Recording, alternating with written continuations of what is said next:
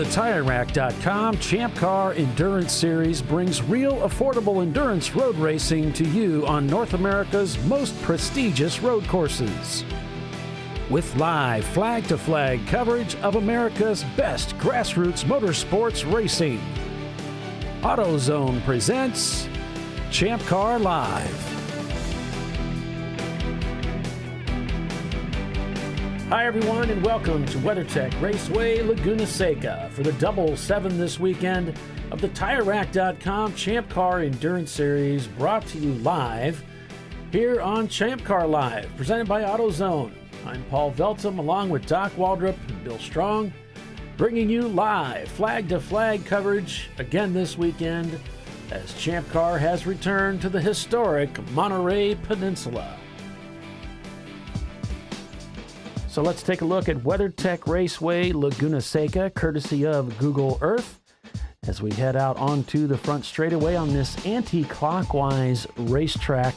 The pits off to the left here as we head down that long front straightaway, climbing to the bridge, and then a descent as we go through turn 1. Just a kink to the left, taking us down into the Andretti hairpin, a double apex left-hander. That leads us through turn 3 with the setup for a rather fast turn 4, trying to keep the car on the racetrack, easy to get off into the sand on the left there. Bit of a kink to the right as we head under the Mother's Bridge towards turn 5. Then begins the climb uphill as we go under another bridge to the very fast turn 6. Drivers trying to maintain their speed as they begin the climb up Rahal Straight. Through turn 7, that sets the car up then for the world-famous corkscrew at turn 8 with a 450-foot drop down to rainy curve known as turn 9.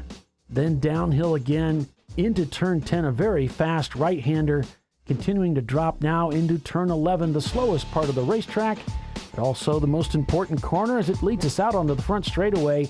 And that's a look at WeatherTech Raceway, Laguna Seca. Distance of 2.238 miles, 11 turns, opened in 1957 with an 80-foot elevation change, and also home to the world-famous corkscrew.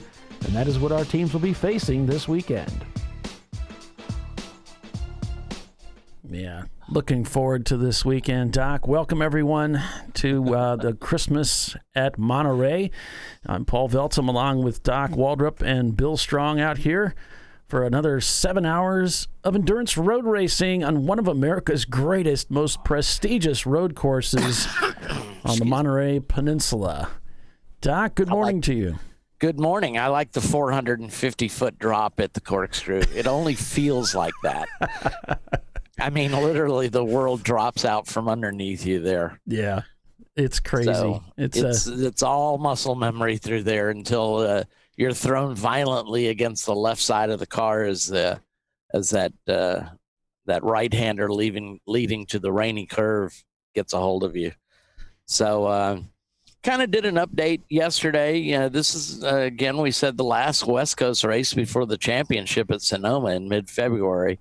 So we kind of did an update. We've got some teams on the bubble looking to get in. Others are qualified already and looking to maybe improve their position or stay in it. So just going through our list yesterday, 901 Motorsports, they had a good run yesterday. Mm-hmm. They had a 10th on Saturday, but that didn't help them at all. They've already got 5 points total. So a few good cylinders. They finished 12th. That was of no help at all. Bandits had a 4th, but they're already in with 5 points with a 4th, and a win at Utah got them in. So they didn't really help themselves. Blown My Wad, no improvement with the 6th. CV Racing had an 11th. That was okay, but, no real help for them either. They needed a better finish to go with their 5th place at Harris Hill. Ergo Labs, they're in with 7 points already, so a 21st didn't help them. Open Source Autosport, that's a C-Class car. They could use a top 3 to get in with their 6th place at Utah, but that car is an EC car this weekend, so that's not going to be counted. Right. Orange Pumpkin they needed a win or a second to get them in. But they finished 29th yesterday. Not a good day for them.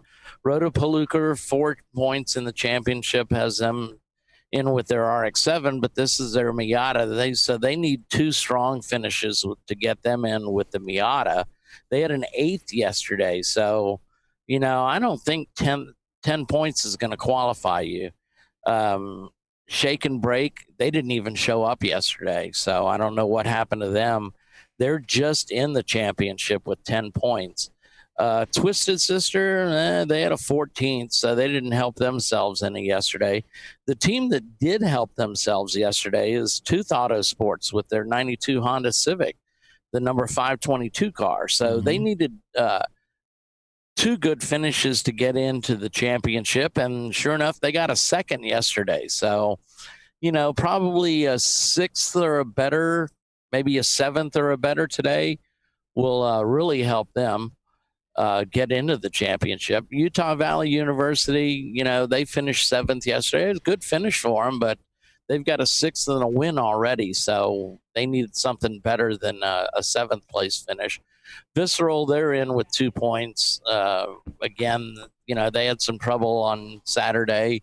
They ended up finding a pull-apart, which amazes me. A pull-apart in Monterey, California is like having an auto parts store in Beverly Hills. I mean, who would use it?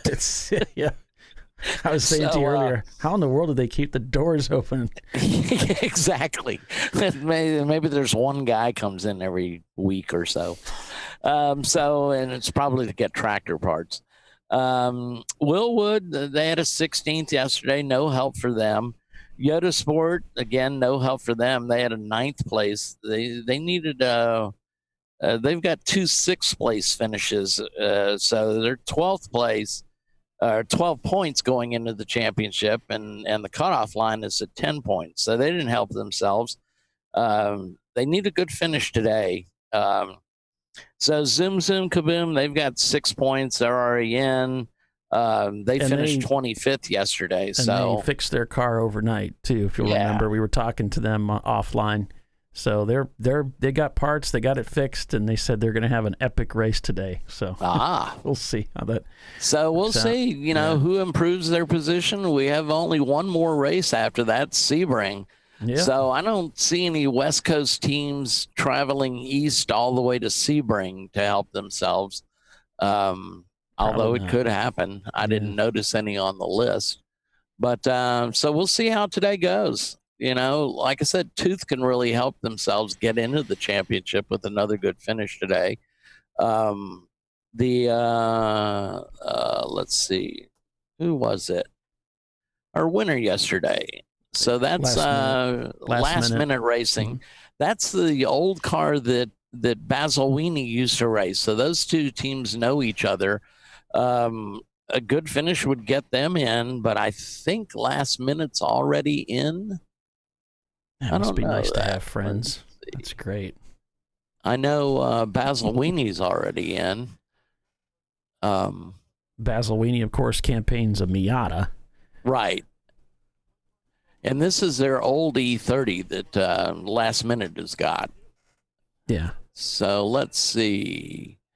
Of course, they're going to have a margin of victory penalty to work off today. So let's see. Last minute racing. What are their 2019 finishes? They've got a 11th and a 9th at Watkins Glen.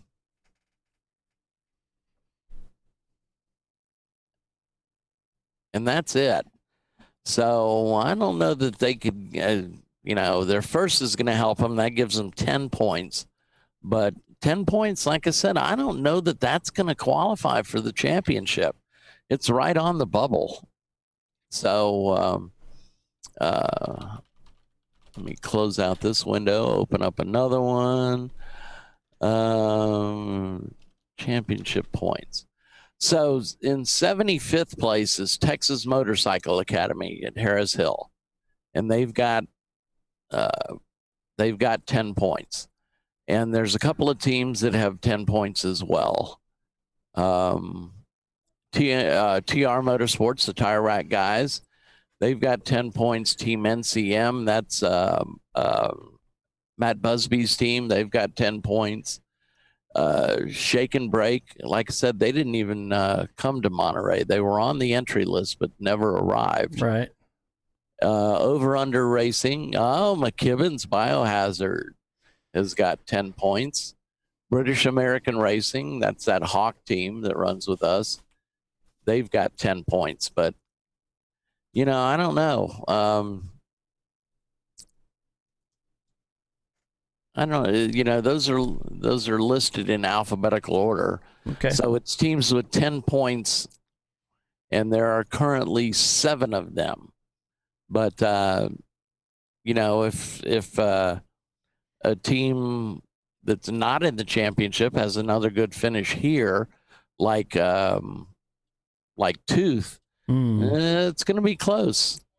So, or a team at Sebring has 2 good finishes, or one to go finish, one good finish gets them in. So we'll have to see how this all plays out.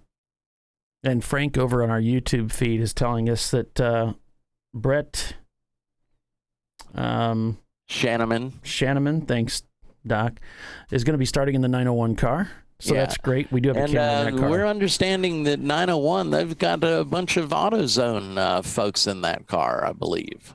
Yeah, and also Alchemy Racers, they're going to be starting from pole. Their pit stall 17, I think, was the one that was picked. So they're going to be leading the field out today. Yeah, and that's not the Alchemy. That's not the Alchemy Autosport team that we're used to seeing. So right. This is Alchemy Racers, I think they call themselves. It's a little bit different team. So that's what we got right now. So yesterday it was Last Minute Racing taking the win with Tooth Autosport in second, the 522 car. Then it was Petrolheads in third, and Bandits in fourth place with that Pontiac Trans Am's got the screaming chicken on it, the kind of the Burt Reynolds tribute thing going on there. So very cool.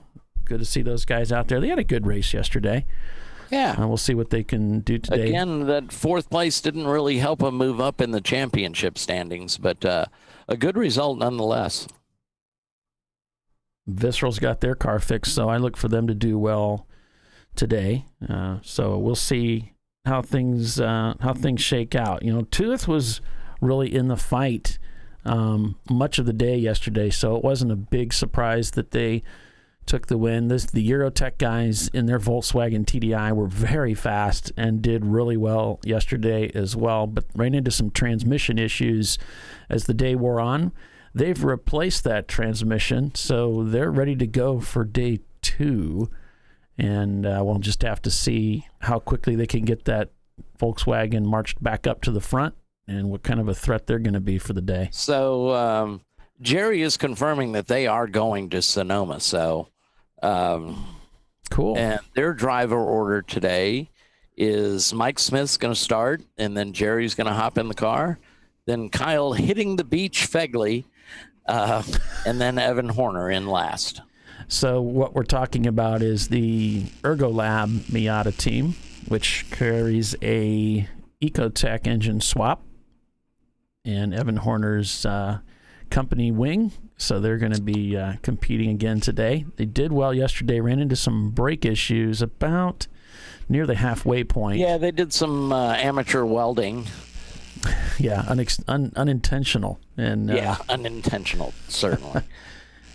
And but they've hopefully got those brake issues solved, so they'll be able to run full today. We heard that the brake pads that he was running were not brand new.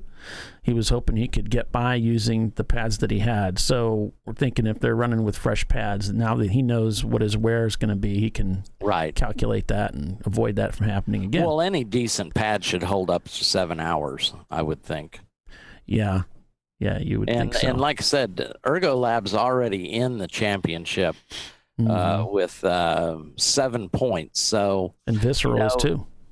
Visceral, yeah. The Visceral can't do anything but practice, really. They've got 2 points, so even a win doesn't move them up. But Ergo Labs, with 7 points, Jerry could move up a little bit. I don't see a driver in the 901 car yet. So, he is in there. It's fashionably he's late. He's just tucked back in there. No, he's in there. He's just tucked back in there. I see him moving around now. Cool. A view from inside the tooth car. Some of our cameras aren't quite ready to be cooperative yet until these guys get going. There we go. I'm not willing to be cooperative yet either, so I can't say that I blame them. Yeah, looks like they're jockeying for position, trying to get in line here as we get started here at Mazda Raceway, Laguna Seca. Thank you, everybody. If you're just tuning in, yeah, it's a Monterey Christmas at WeatherTech Raceway, Laguna Seca. I got to get used to saying that. Here on ChampCar.Live, presented by AutoZone. I'm Paul Veltum, joined by Doc Waldrop and Bill Strong, the usual suspects, bringing you full-length race coverage again this weekend. And we sure appreciate your participation over on our YouTube channel. Thanks for liking and sharing this feed, and for your subscription to our YouTube channel. And thanks for keeping us on point there yesterday. We managed to miss about, 20 minutes, 20 laps of the race yesterday. Yeah. And Clive is telling us Visceral's still working on their car, so hopefully they'll get it fixed and get back out there. So we want to, and he wants to wish everyone a good luck and safe drive today at Laguna Seca, this 2.238 mile, 11 corner road course with 680 feet of elevation change. And I'm kidding, of course. There is a 45-foot drop from the bus stop. They wouldn't have a bus stop from the corkscrew down to Rainy Curve, turn 9. We can take a look at that track map and just kind of ooh and ah over that and wish that we were there instead of wherever we're at. But there it is. I wonder what's the weather like out there today. Looks 55. Nice and sunny. Yeah, it's high is going to be 56 degrees, partly sunny. About the same as yesterday. Mm-hmm. There was rain expected over the evening hour, but not today. So it's going to be a beautiful day for a motor race. Aye, it's a great day for a motor race. That line should really only be said when it's pouring. But So, yep, and we've got some things to talk about. Some things that were mentioned, I guess, at the drivers' meeting, maybe. And one of those things has to do with just the way that we do things in Champ Car. Sometimes it doesn't. Not everybody's aware of it until they get to the track and find out for themselves. For instance, you're not supposed to stand up or jump up onto the wall. There's no fuel bottles or anything that's supposed to be propped up onto the pit wall. Yep. All that stuff stays behind the wall. Can't go over the wall until your car is at a complete stop. Yes, and so the procedure would be car comes to a complete stop, and then you can jump over the wall, and you cannot bring fuel over the wall until the power has to be shut off to the car. So typically on a pit stop, the driver's responsibility is to bring the car in, give yourself enough space to the wall you can open your door fully and still get around, and then hit the kill switch as soon as you come to a stop so that the guys can begin fueling and there's no problems. Yeah, we saw a couple of drivers get in without their gloves on. Now can't see if they were fueling or not, but the driver has to be kitted head to toe, just like the fire extinguisher guy and like the fuel guy and like the driver getting out. So we saw, some of the cars that pit out. We were in car one time with a driver that did not have his shoulder belt over his Hans device. Mm-hmm. So they helped him get that done. Yeah, of course, that needs to be done before you arrive at pit out. And it's kind of a big deal because that Hans device won't work at all without the belt on top of it. That's the way a Hans device works. So, be careful out there. Some of these guys, they don't race very often with us, so maybe once a year or something like that. So it's just good to have a refresher, remember all of that. So if you're following alone at home, Race Hero is going to be disabled today. Right. Because it was giving us some interference issues with the track loops. So we're just going to have Race Monitor today. Right. Yep, we're just going to use Race Monitor today, and that'll that'll hopefully appease everybody. So we're on board with 901 Motorsports. Again, Alchemy is going to be starting the race today. Yesterday we went green with about 35 cars. We had 40 that were registered. I might hear from Ben today if he has a chance to tell us when or how many cars we have starting. We know we had a little bit of attrition. We had Westu blow an engine yesterday, and word was that they didn't have a spare, so they were going to go do some Christmas shopping.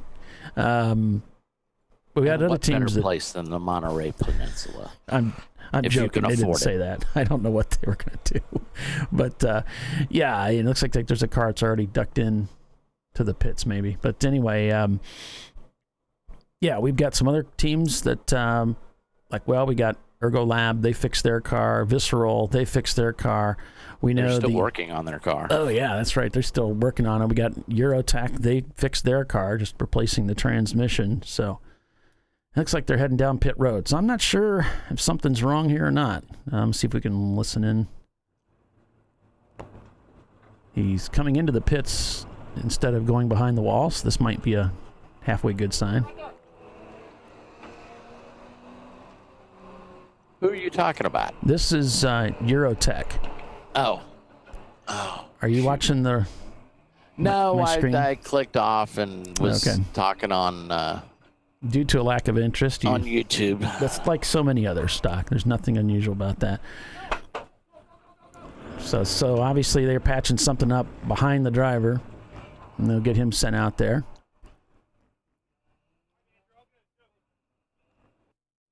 And we'll watch from the front straightaway here. But should be going green here pretty soon. I don't... looking at my clock here. Now, the clock you see running down there in the bottom, that's not official. That's actually just a little countdown clock that I type up. I look at my clock and I say, we'll be done in about, 7.5 hours, and I start it. Yeah. So that's literally all that is. It's not anything official. I'm looking at my clock on the wall, and it's about 4 minutes after the top of the hour. So I don't see that we're green yet. But generally, the way Champ Car officials start these races is they'll call the beginning of the race at the top of the hour, so that it's easier to calculate the stint times for everybody and whatever else reasons they have. I don't know. But that's, from a racer standpoint, I think that always makes it easier. But, we're looking out across the start-finish line from underneath the flagger stand. So there's a bridge there that leads over to the other side of the track, and the building there, I think that is the building where the timing and scoring and race control is. That looks like the building where I was at. That used to be the old press room. Okay. Yeah, I think that's what that is. That looks familiar. I think that's where I would sit, over in the far right corner there, looking out the glass there. That's where I was at. So sometimes we run these shows from the track, and sometimes we don't. This year I decided, I really don't need to go. I have my daughter having a birthday this weekend, and I wanted to celebrate that with her. Well, tell her happy birthday. Well, thank you. I will, Doc. I appreciate that. Here we go, guys, coming down the front straightaway, peeling out of that last corner, turn 11, which is a corner that seems to be pretty challenging yesterday. A lot of guys having trouble getting through the corner without losing the back end. And we are green here at Monterey. Woohoo! Yes, it is the Christmas at Monterey. 7 hours of racing begins here with roughly 35 competitors in the TireRack.com Champ Car Endurance Series.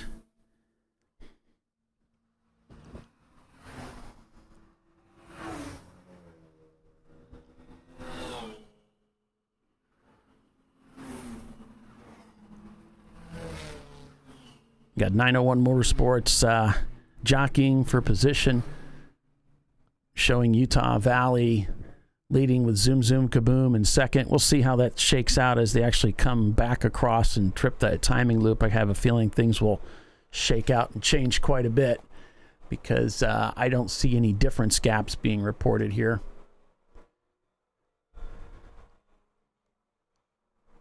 So we shall see.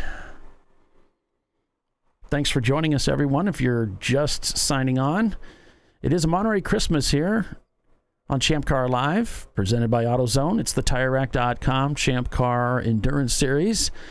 And we're just beginning. We just went green for 7 hours of continuous endurance road racing on the best endurance series on the planet. It is Champ Car. By the way, if you're in the area and you'd like to stop by and see the race, please do. We could certainly use the volunteers, so that'd be a great way to come out and get into the action, be a part of it.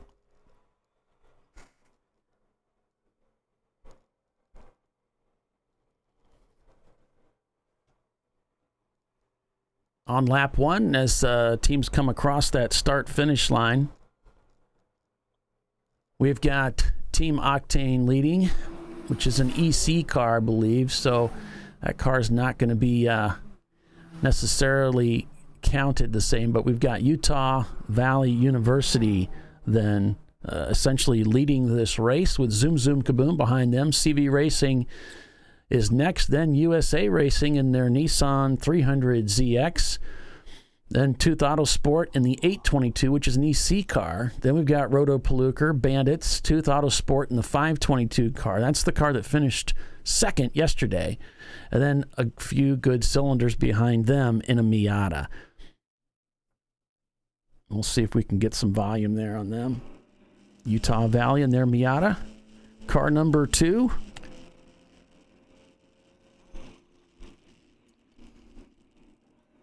Through turn 6 here.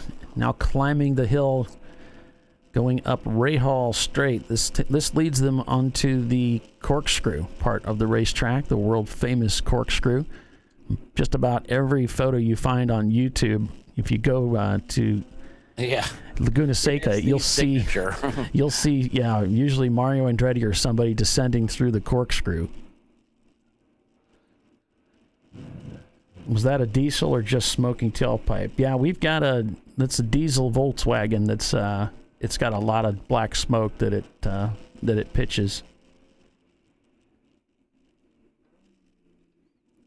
Nice crisp downshift from Utah Valley. Got that rotation going there on the back end of the car. Chased it nicely out to the exit.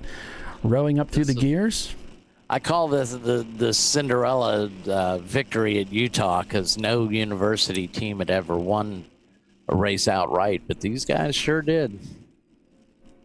Yeah, it was really great. I mean, you could see they had stars in their eyes. They couldn't believe it. Yeah, they had their instructors with them out there, so. Very special day for those guys, and winning a Champ Car race is much harder than winning any of the other competitive series races. It's so difficult. So these guys, they've certainly got a reason to be proud of their team and proud of that accomplishment. Yeah, so they're in the championship. They've got 7 points. They had the 6th place on Saturday, and then at Utah, and then pulled off the win on Sunday. So on the second lap, we've got Team Octane.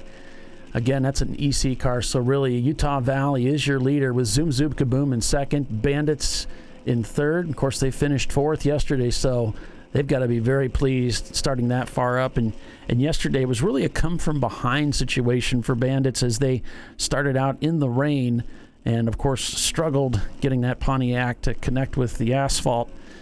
Now starting in much more favorable position, conditions, rather, for that Pontiac. Then it's CV Racing, Roto Palooka, USA Racing, Tooth Autosport in the 522 car. A few good cylinders. Yep. APT Racing, Yoda Sport, Ketron Racing, and 901 down in about 13th spot now if you pull the EC cars out.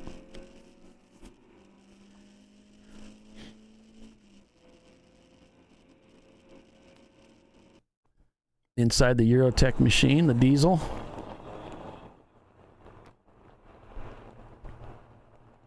So we were talking offline a little bit before. There's threats that Bill's going to put change the engine in his MR2 and make it an automatic for NCM that's coming up in March.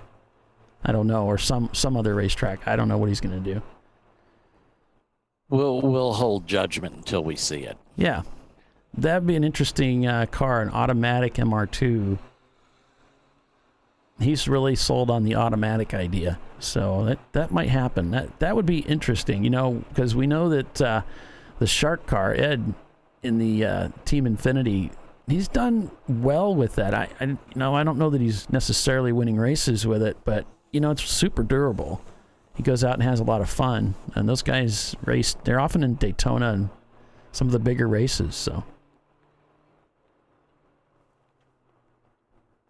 thanks, more. Appreciate that. Maybe Jason's driving. Cool. Well, the conditions are definitely a little bit better for most of the teams. I would imagine Eurotech was pretty happy with the wet conditions yesterday, being a front-wheel drive car. But most of the teams are going to be happy with this. The track historically is a little bit slippery anyway, even in the dry. So add some water to that, and I'm sure it was kind of eye-opening. We had quite a few drivers struggling with turn 11. That seems to be the common place for the back end to want to step out as they cycle through there. Of course, everybody's trying to get to power as early as they can, and that's a rather slow and tight corner there. So Team Infinity had a 9th at Road Atlanta. Oh, that was bad. Wait, I need to get to 2019. Bandits has moved up into second place, about 13 seconds behind the leader, Utah Valley. Then we've got Zoom Zoom Kaboom, Rotor Paluker, CV Racing, Tooth Auto Sport. Oh, yep. And then USA Racing behind them. Team Infinity, of course, Ed knows Sebring well. He had a 3rd there in that automatic J30. But not a lot of people run automatics.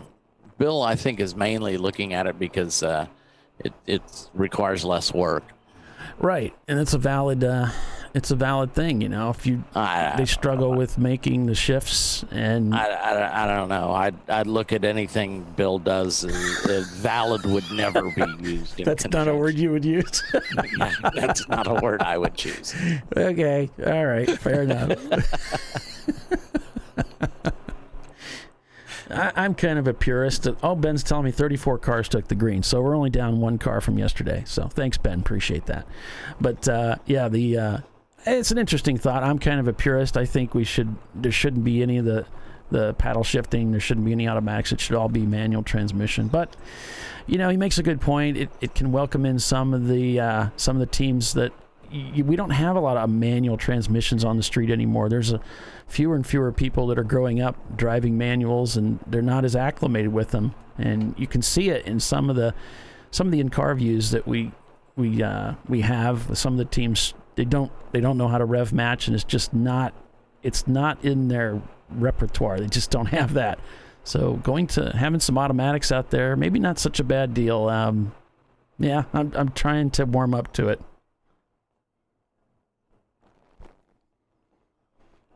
And Morb saying the TCR cars are all automatic. I don't know what the TCR cars are. Yeah, we've got a few of them in the series.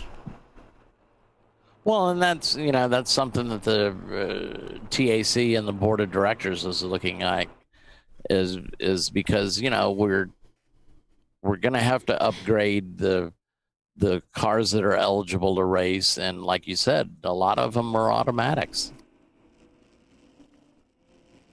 Yeah, or at least they got the sissy paddles, the flippy paddles on them. Right. And so however you look at that, it's these cars are only getting older. Yeah. It's only a matter of time, and we can't keep racing Datsuns. I mean, but it's going to it's going to open up the same can of worms that when we went to OBD2 cars, right, is that we had a no chip rule, but sure, once you let the OBD2 cars in, that can adjust things on the fly, we had to open it up to the other cars like, the E30s, like I race. Right. That puts us at a distinct disadvantage. So without that, right. Well, it's unfortunately time marches on, and changes have to be made. It certainly does. Getting old sucks. Unless you run like some kind of a spec series thing where you got this, a radical chassis, where it's just they're all the same and there's no concerns about that. But that's not this type of series, and so I always try to keep the opinion that as long as it's the same rules for everybody, it's okay. Yeah. Not everybody's going to agree with that, but that's okay. It's I think the series is doing a great job with trying to keep things fair. All right, so we got 489 maybe losing fluid. Corner's told to keep an eye out for the number 489 car. I'm looking at my sheet. Looks like that's the Ergo Lab car. Now that's the Jerry Anger entry. We were talking about them a little bit earlier. And we've got a car that just left the pits, and that's the No Gray Matter Racing team. So the gap right now, I just had it, about 22 seconds. And Bandits has overtaken the lead of this race away from Utah Valley. They've got about a 22 second, let me see if I can get this right. I think that's... Yeah, that's right. Is it to the lead though? Because I haven't used this app in so long. I think it is to the lead. So yeah, I think you're right. Looking at the other numbers, it doesn't really give us a gap to the next position that we typically enjoy. But lap times continuing to fall. Their last. Aha! What? I found out how to do it. Oh, okay. Well, at least on my phone. Awesome. So Bandits, the difference is showing 1 lap right now because, but then ahead, Team Octane is 147 ahead, and behind is Sweet Spot Race. I had to wait. Hang on a second. Hang on. Okay, I so thought I understood it. Looks like 490, the Weathertech guys did have to dive into the pits again. They were assessing some damage. They had to tear off a wheel flare. They're back out onto the racetrack, so we're back on board with them again. So they had obviously some problems there. So I don't know how you're looking at Race Monitor, but there's a series of arrows. Okay. So I don't know if I'll be able to figure this out. I'm an analog guy living in a digital world. Back on board with 901 Motorsport. 901. So ahead, when you flip on Bandits, ahead it says Team Octane 147, and behind Sweet Spot Racing is 147 behind them. But then there's another thing. I guess that's their lap time, and then you could see the difference. So Sweet Spot is behind by 0.137. I'm going to figure out how to manipulate this thing.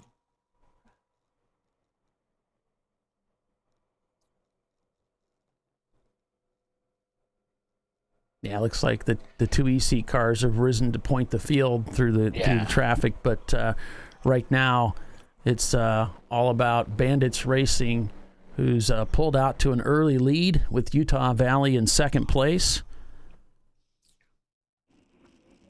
Behind them, we've got Zoom Zoom Kaboom and their Miata, Roto Palooker, CB Racing, Tooth Auto Sport, Petrolheads, and Orange Pumpkin. So as they currently run, this would help Bandits because their second best finish is a 4th. And this would also help Utah Valley University. So it looks like the USA Racing team and their Nissan 300ZX and the Weathertech car made contact with a third car. They tried to go 3 wide through the corkscrew, and it didn't work out too well. So there was contact, and that explains why the Weathertech tuning team had to come in and, let's say, service the vehicle. Yeah, and it explains why 901 dropped so far at the beginning of the race. Frank's telling us that the 901 car is down on power because the ECU and a restricted exhaust system. We're at 83 decibels. Now, I know they were having some spark problems, I think, if my memory's any good, which I know it isn't, yesterday. No, it was during practice, and they got that fixed.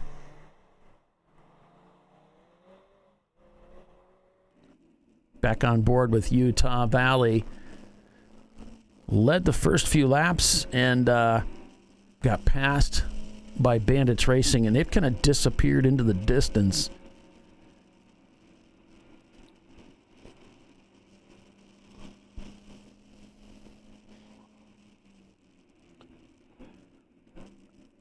The team that did so well at the Utah race we had earlier this year.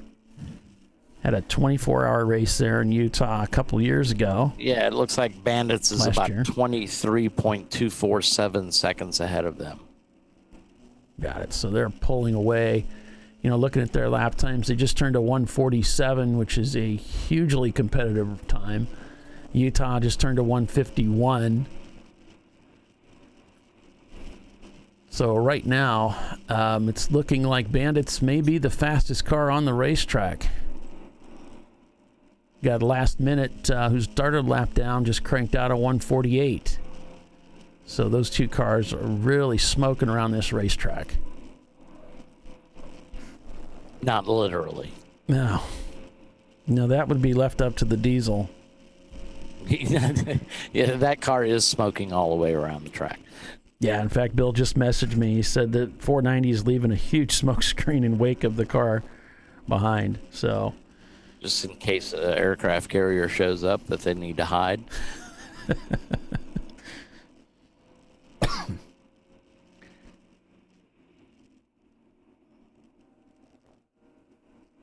More ones like, give me the manually operated transmission all day. Yeah, I like it.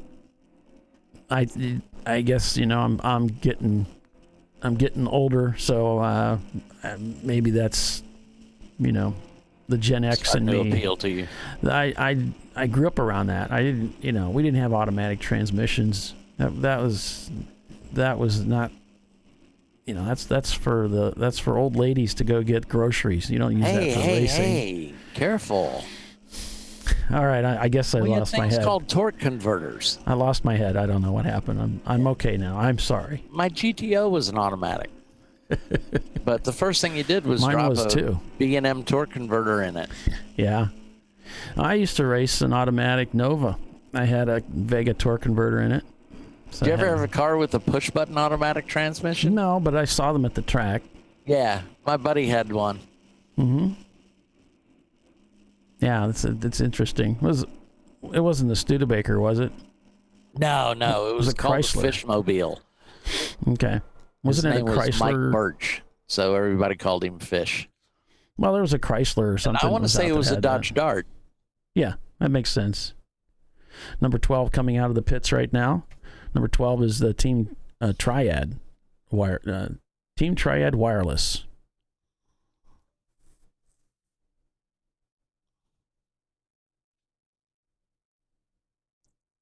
Turn 2 and turn 1. We have two cars door banging. 74 and 901 we're banging. The 744 spun in turn 2. And Swankles Wankers.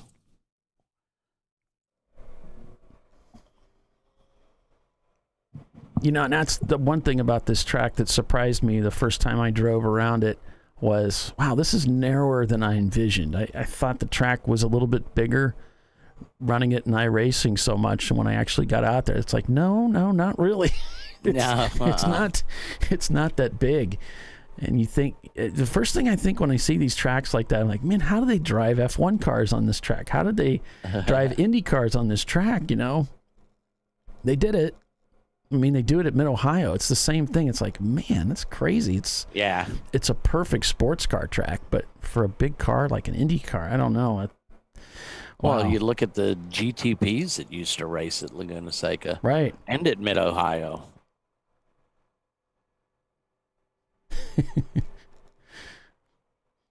On board with 901 Motorsports. Let's see right now where they're down in about 15th spot.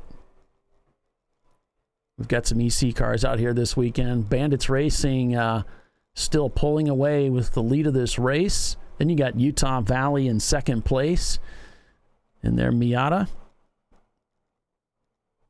Behind them, you've got Roto Paluker, Zoom Zoom Kaboom, CB Racing, and Tooth Autosport. We'll see if we can get that camera to come back up again, but I'm losing faith in it quickly. Kind of like the way our listeners are about our broadcast. Yeah. The fact that they had any to start with is amazing. Right. I know better. Looks like Zoom Zoom Kaboom was reported off in turn number 4 and then rejoined, which is that's kind of a common spot to lose it. You're just gathering more and more speed, carrying more and more speed through each corner subsequently. And 4, you just try to go all out through there, and it's easy to get off into the sand on the left at the exit there, and you're going pretty quick. Ugh.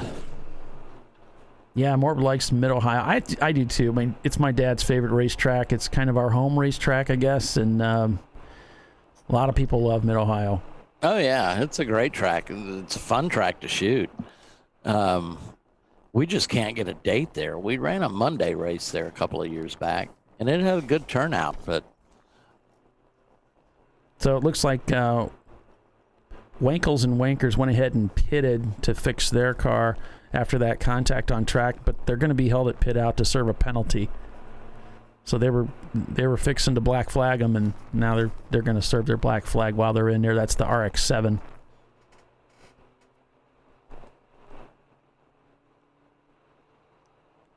Oh, thanks, Morb. Appreciate that. keep repeating that. It may come true.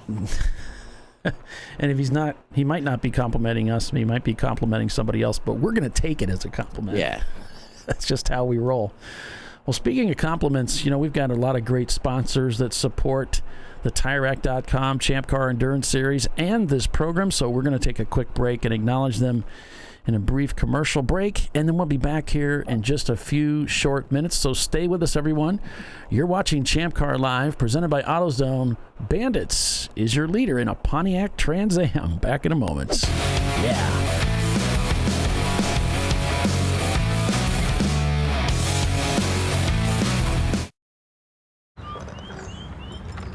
I think I'm going to try buying tires online. TireRack.com can help you with that. I guess I could buy the same ones I have. No need to guess. Our tire decision.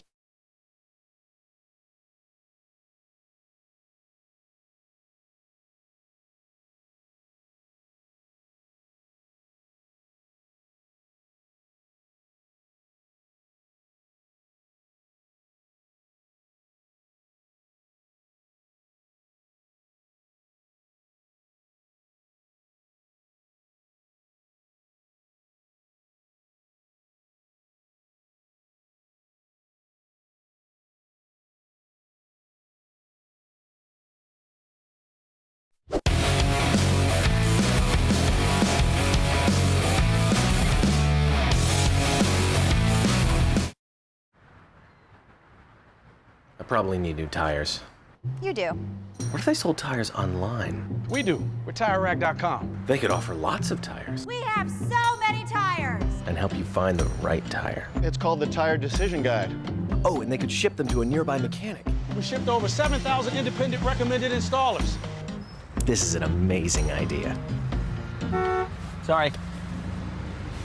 TireRack.com, the way tire buying should be. I did it.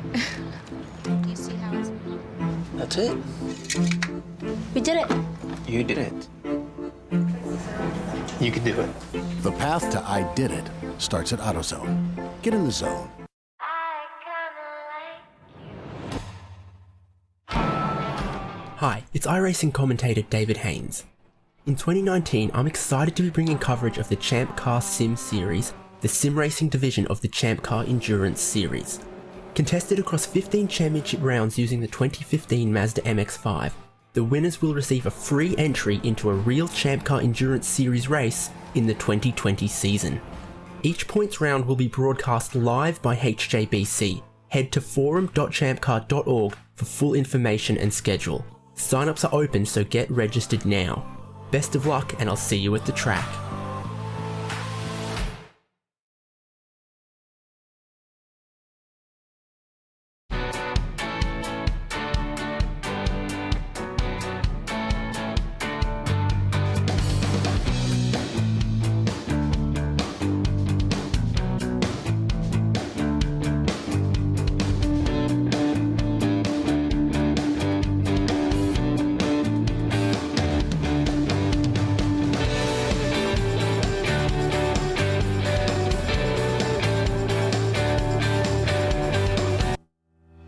Lifeline USA is a leading manufacturer of onboard fire suppression systems. Lifeline's continuous commitment to research and development ensures that we supply the most innovative and cutting-edge products available. Used by the majority of the world's motorsport championship-winning teams and constructors, Lifeline has a proven history of success.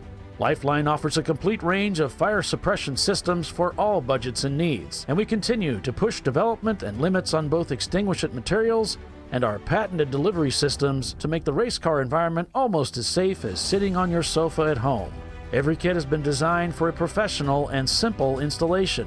For more information and to purchase your Champ Car fire suppression system, go to www.lifeline-fire.com.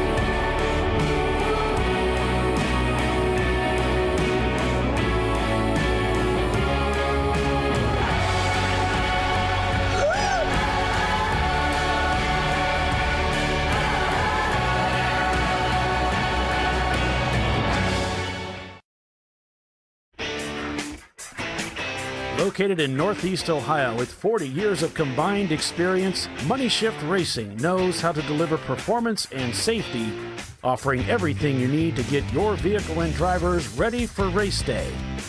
From safety equipment to full engine assembly and repair, in-house fabrication, 3D design, and rapid prototyping. Money Shift Racing. Performance done right. At AutoZone, you get what you need when you need it. Got a today job?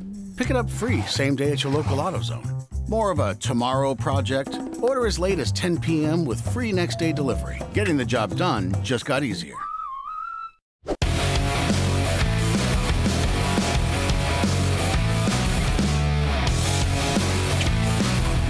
Welcome back, everyone, to a Monterey Christmas here on ChampCar.Live, brought to you by AutoZone. And Bandits continuing to put a spanking on this field as they lead this race with Roto Pluker now in second place. We've got Zoom Zoom Kaboom behind them. Utah Valley has tumbled down to fifth. Then we've got, that would be fourth. Then it's Tooth Autosport, Petrolhead CB Racing, APT Racing, and Orange Pumpkin rounding out the top 10.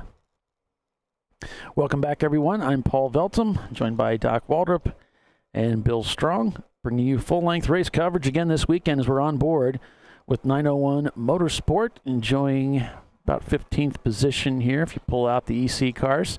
You may have noticed we're not using Race Hero this weekend, at least not today, as we've had problems with it yesterday. It's created some sort of issue up in the tower. So they've decided we're going to nix that for today, and we're just going to be using Race Monitor. So you can get to Race Monitor by going to their website and watching it there if you want to follow along with your favorite teams, or you can try and keep you appraised of the championship implications as the teams run.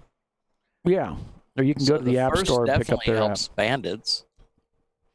Yeah, that would be a big plus for them if they could pull off a win. We got a lot of racing to do, but exactly, they're in a great spot. They worked so hard yesterday to get up to 4th place. This would help Roto Palookas too, because the championship takes your 2 best finishes. So Roto Palooka, let's see, where are they on my sheet? They have 4 points in the championship. So this would certainly help them, because now they would have 3 points. Zoom, kaboom. Let's see how this affects them. And just real quick, 6 points, but yeah, so this would help them on their quest. And just real quick, Winkles and Winkers are still in the pits working on their car, the 744. Go ahead, Doc. This would help Utah Valley because they're currently in the championship with a 6th and a 1st. Mm-hmm. So a 4th would certainly be better than 6th. I also got a message from Bill that Visceral is still up on jack stands. Not even sure if they started the race yet. Tooth Auto Sports in the 522, they're currently running in 5th. This would certainly help them to go with their 1st place yesterday, or 2nd place yesterday. Sorry about that. So yeah, it looks like Visceral being reported. They're working on the back of the car. The car's still in the paddock right now. On board with Utah Valley, currently in 4th place, and trying not to lose any more ground. Just turned a 152 on their last lap. Dropping into the carousel around Rainy Curve now.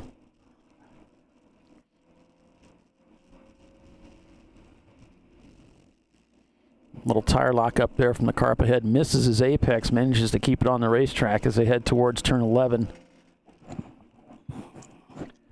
My buddy Barry Henderson is tuned in from Germany. Hey, Barry. Is that the fellow that took my autographed picture home with him? Yes, I haven't mailed it to him, Paulie. I'm sure he's pining for it. I got his Brew Crew T-shirts off to him. Yeah. All right, great. I don't think he's quite despondent yet, but he's probably getting there.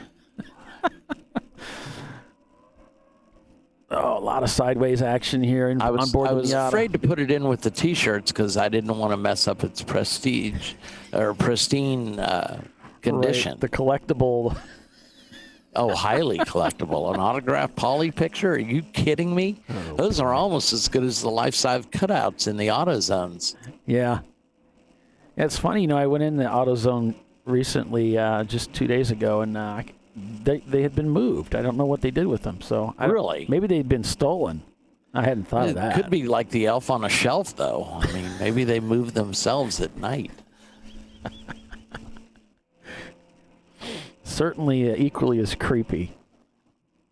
Easily. Oh, really hustling through 6 there. Man, what a fun racetrack this is. Got it nice and hung out there. Utah Valley not leaving anything on the table. Down into the corkscrew here with that Miata.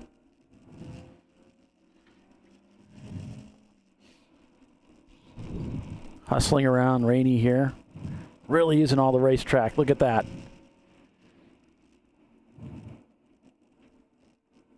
A break and a turn in and turn in 4th gear. Here come the downshifts.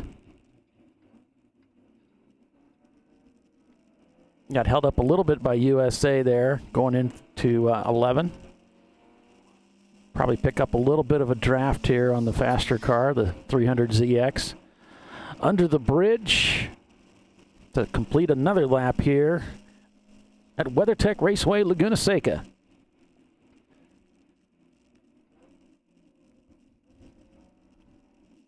Want to thank everybody for tuning in. Oh, Barry says he has an empty picture frame in his house waiting for it. That's great, man. That's great. Here's what he's waiting for. I just sent you a picture, Paulie.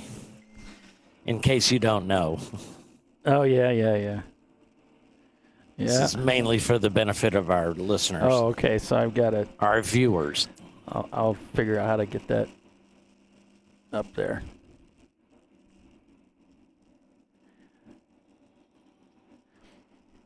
Bandit's still looking really strong out there. They just turned another fastest lap time of 1:46.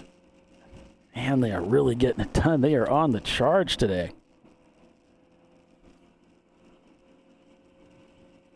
Visceral reported in the paddock, still working on their Porsche 944 as we're on board with Utah Valley University. Heading towards the corkscrew, thinks the better of just about got his nose in there. Like, no, not quite. Not going to do it. It's the responsibility of the passer to conduct a safe, clean pass. And the car ahead has the right to hold the line, the racing line, so really need to make that, you need to get up alongside and make that pass happen. Got a note from Bill here, first black flag for sound violation.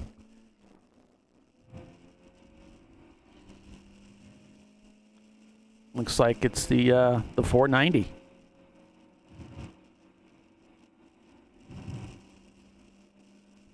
I don't know how that could be, but I guess they were tagged at 92 decibels in the Volkswagen.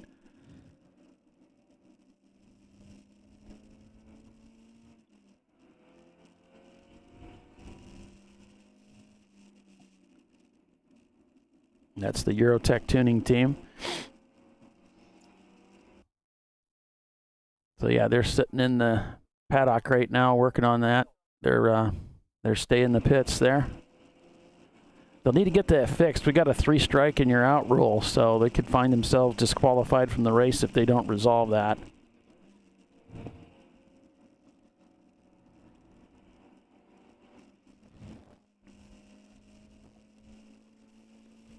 Looks like there was another big spin in turn 11. It's such a tricky corner.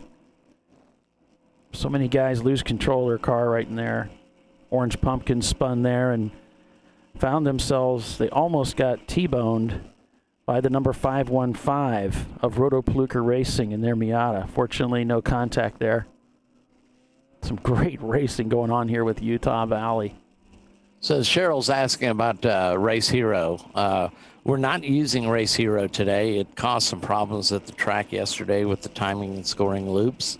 So it's the race is only available on Race Monitor at the moment.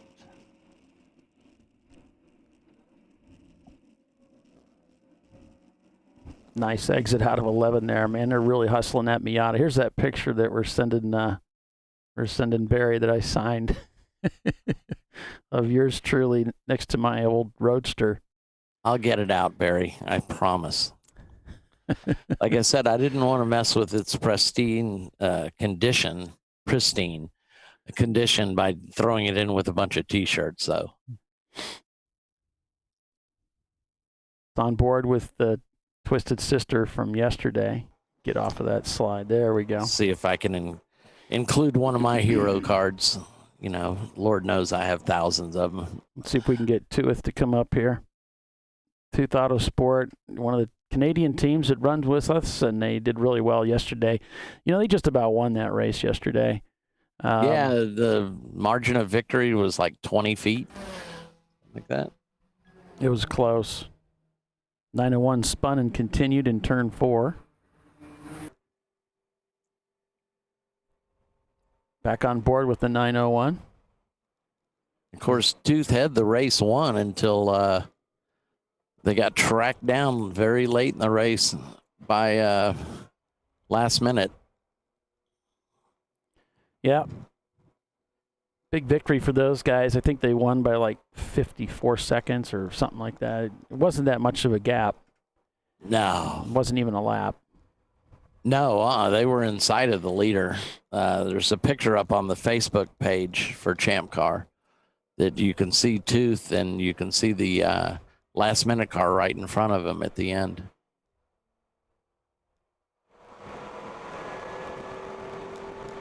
'91 Motorsports, team that travel a lot of the Champ Car circuit with us. Out here in Monterey, California.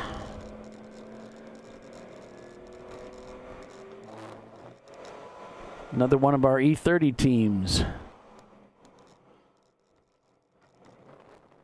Looks like there's a cone been reported on the racetrack between turns 10 and 11.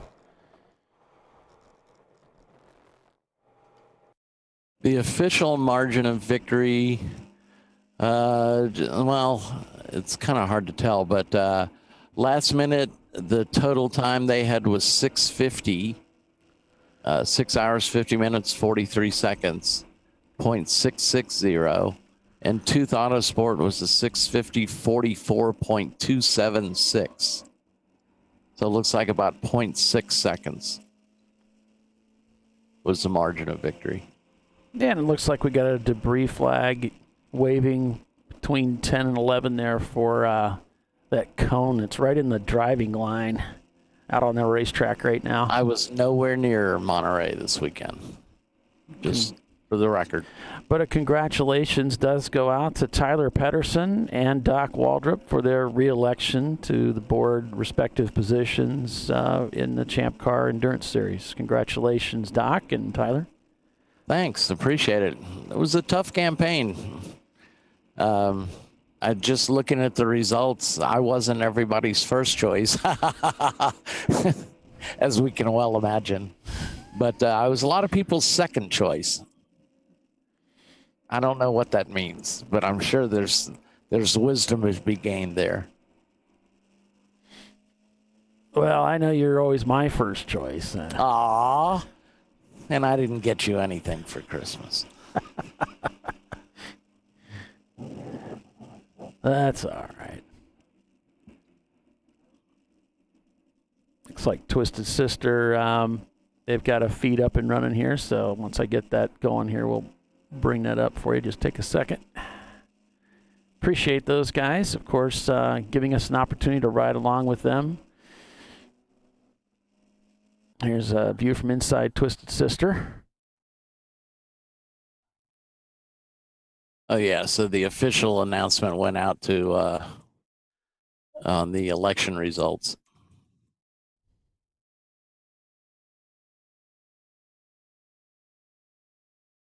Yeah, that's great. I think Bernie had probably the strongest qualifications for dealing with our rules, certainly. Looks like Wankles and Wankers doing a toe adjustment on that RX-7 after they had contact. And also that cone has been moved. I imagine one of the cars helped it get out of the way. But yeah, it was like dead center right in the track. Between 10 and 11, they got that taken care of. So glad to see that's no longer in play.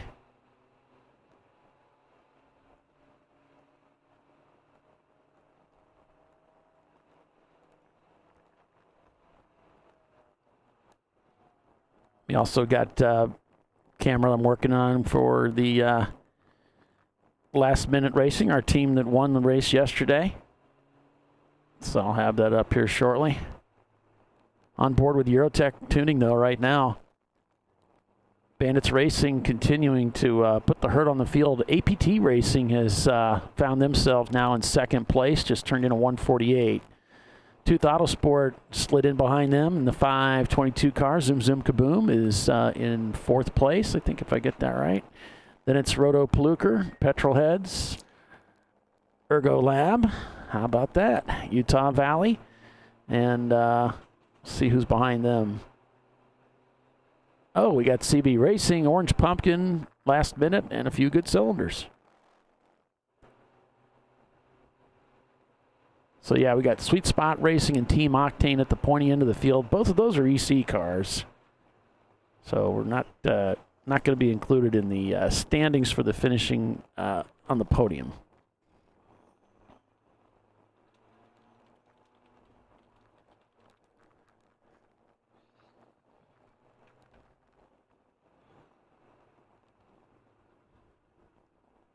And here's a view from inside Last Minute Racing. And this is the Last Minute Racing and Basil Weenie effort. And they won the race yesterday, so they're trying to overcome their one-lap deficit that they are assessed at the beginning of this race for winning the race yesterday. So it looks like the Pontiac had a massive tank slapper coming out of turn 11.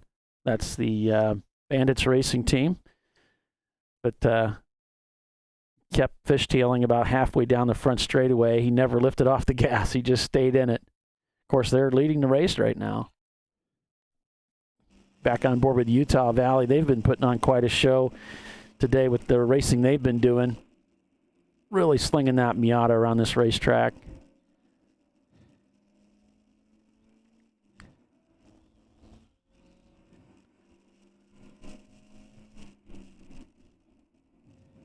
Thanks for tuning in, everybody who's watching over on our YouTube feed. Great having you. Love to hear from you.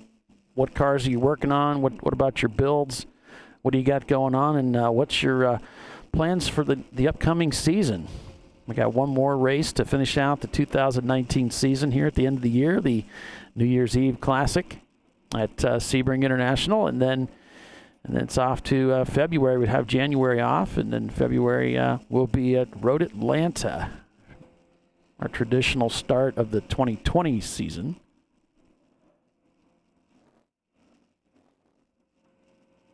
Looks like the MX-3 is headed back to the paddock.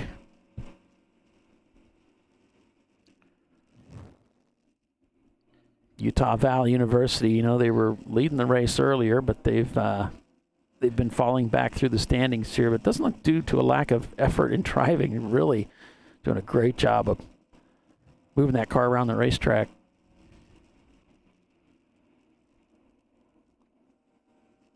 Coming into turn 11 here, just up ahead. Yeah, I don't see that pylon in the way any longer. Probably kick that can on down the road. Yep. And I swear I was never near Laguna Seca.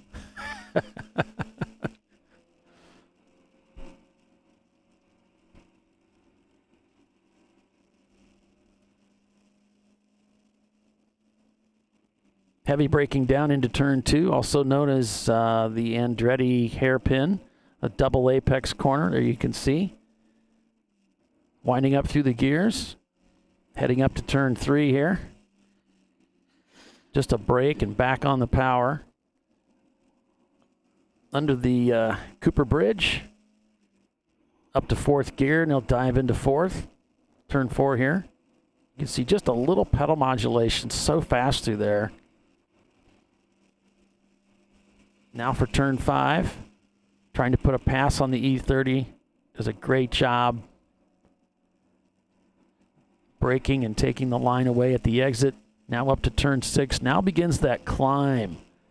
You start continually climbing up through the back part of the racetrack towards the corkscrew.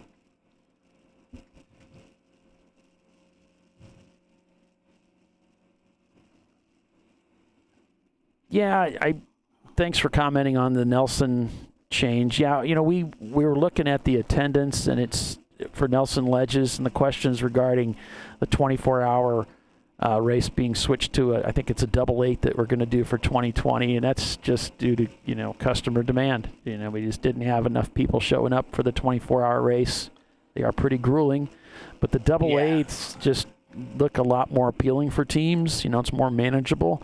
So we're hoping we get a little bit better turnout for Nelson Ledges, so that like all of the races on the calendar, we want to keep them on the schedule, right? And it is a business. You got to have enough people show up to make it, viable. So, right, and the 24 hours is brutal on the staff. It's hard on the staff. It's hard on the teams, everybody. So, yeah. VIR is a natural for 24-hour racing. Number one, it's one of the tracks that allows for 24-hour racing. And since the staff is all kind of relatively close to that track, it's easier to do double duty there. Mm-hmm. Then we got a report that Team Axe had 4 wheels off and got back onto the racetrack.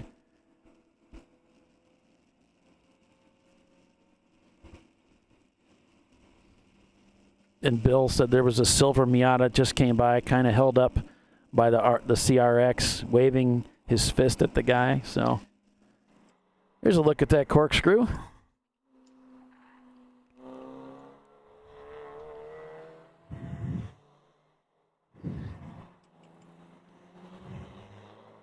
Right now we got Bandits leading the way with APT Racing in second place in their yellow E36. And then it's the Tooth Autosport number 522 behind them in third. Then it's Zoom Zoom Kaboom, Ergo Lab, Petrolheads, Roto Paluker, and Utah Valley University. And yes, the Ergo Lab is the Jerry Inger entry. We had a camera in their car yesterday.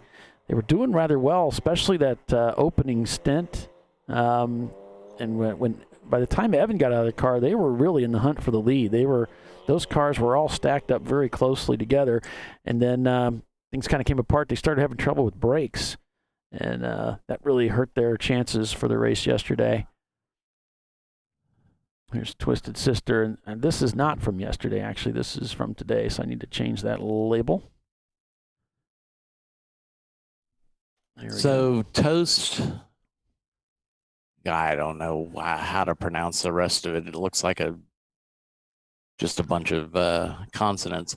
But anyway, he's saying, has this been a factor in scrapping the 24 and doing your standard split race weekend? Well, it's interesting how our schedule works out. It's going to be shuffled up quite a bit next year, simply because the available dates at tracks. You know, we raced at Indy in July last year, but NASCAR moved the traditional race on July 4th weekend to Indy this year versus Daytona. So that affected Indy. So it moved back to September.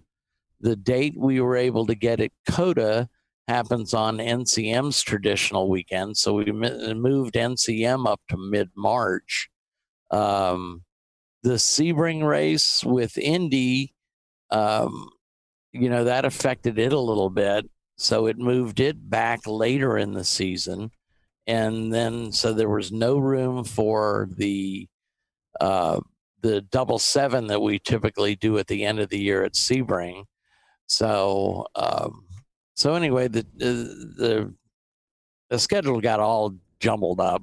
And one of the things you'll notice in our schedules up near the beginning of the year, there's a lot more longer races, i.e. 14s at Road Atlanta, at Daytona, at Charlotte. And then as the season goes on, they more or less ship to double sevens or an 8 plus a 7. So, and I don't know historically how that happened, but I suspect it has a lot to do with, as the year wears on, it gets harder and harder to keep these cars up for long races. So yeah, we're watching just pure speculation on my point, which is pretty much anything that comes out of my mouth. Nice pass in 6th there by the leader over the EC Mini Cooper there. And D. Benzer goes by as well in the last minute racing machine as they head up towards the corkscrew. We got to take a break for our sponsors, folks. Commercial break. We'll be back here in 5, so stay with us. Bandits is your leader. Back in a moment.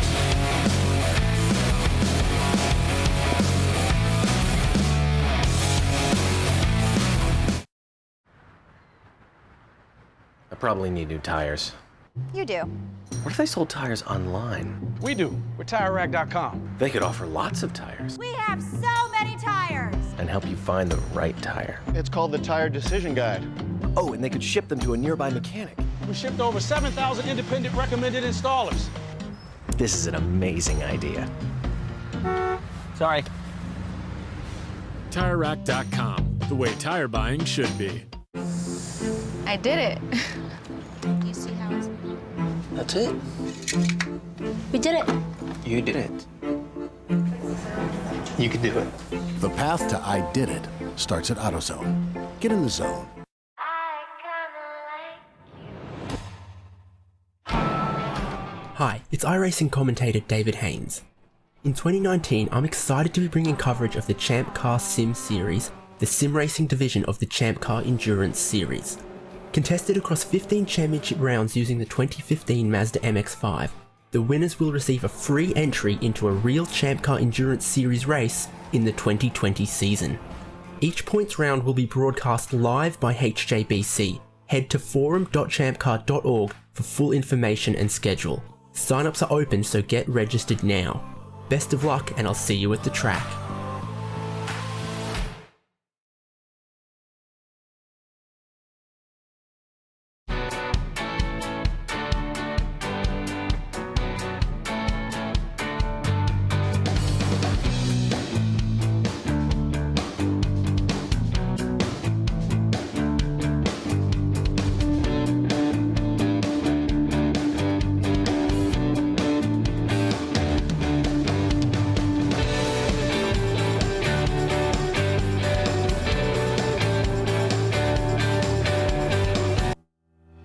Lifeline USA is a leading manufacturer of onboard fire suppression systems. Lifeline's continuous commitment to research and development ensures that we supply the most innovative and cutting-edge products available. Used by the majority of the world's motorsport championship-winning teams and constructors, Lifeline has a proven history of success. Lifeline offers a complete range of fire suppression systems for all budgets and needs, and we continue to push development and limits on both extinguishant materials and our patented delivery systems to make the race car environment almost as safe as sitting on your sofa at home. Every kit has been designed for a professional and simple installation. For more information and to purchase your Champ Car fire suppression system, go to www.lifeline-fire.com.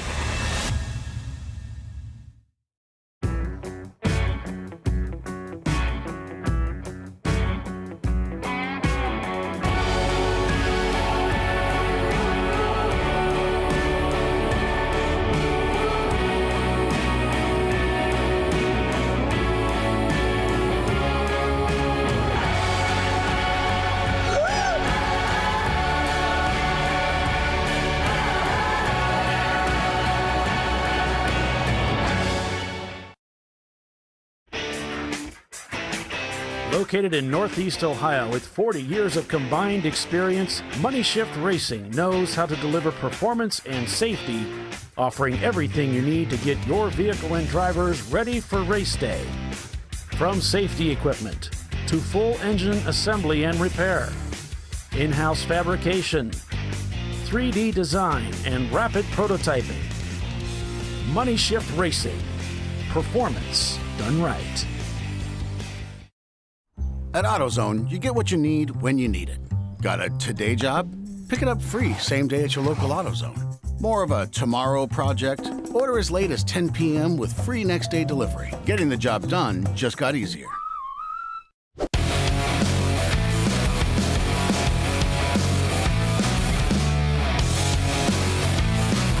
And welcome back to Monterey Christmas here at Laguna Seca. It is the WeatherTech Raceway Laguna Seca. I'm Paul Veltum along with Doc Waldrop, and Bill Strong is at the track today, although we probably won't hear a whole lot from him as he's trying to do like 8 things at the same time because we don't have a lot of volunteers at the track this weekend, which brings up a great point. If you guys would like to come out and see the race, hey, we'd love to have you come out and help out too, and it's a great way to get involved.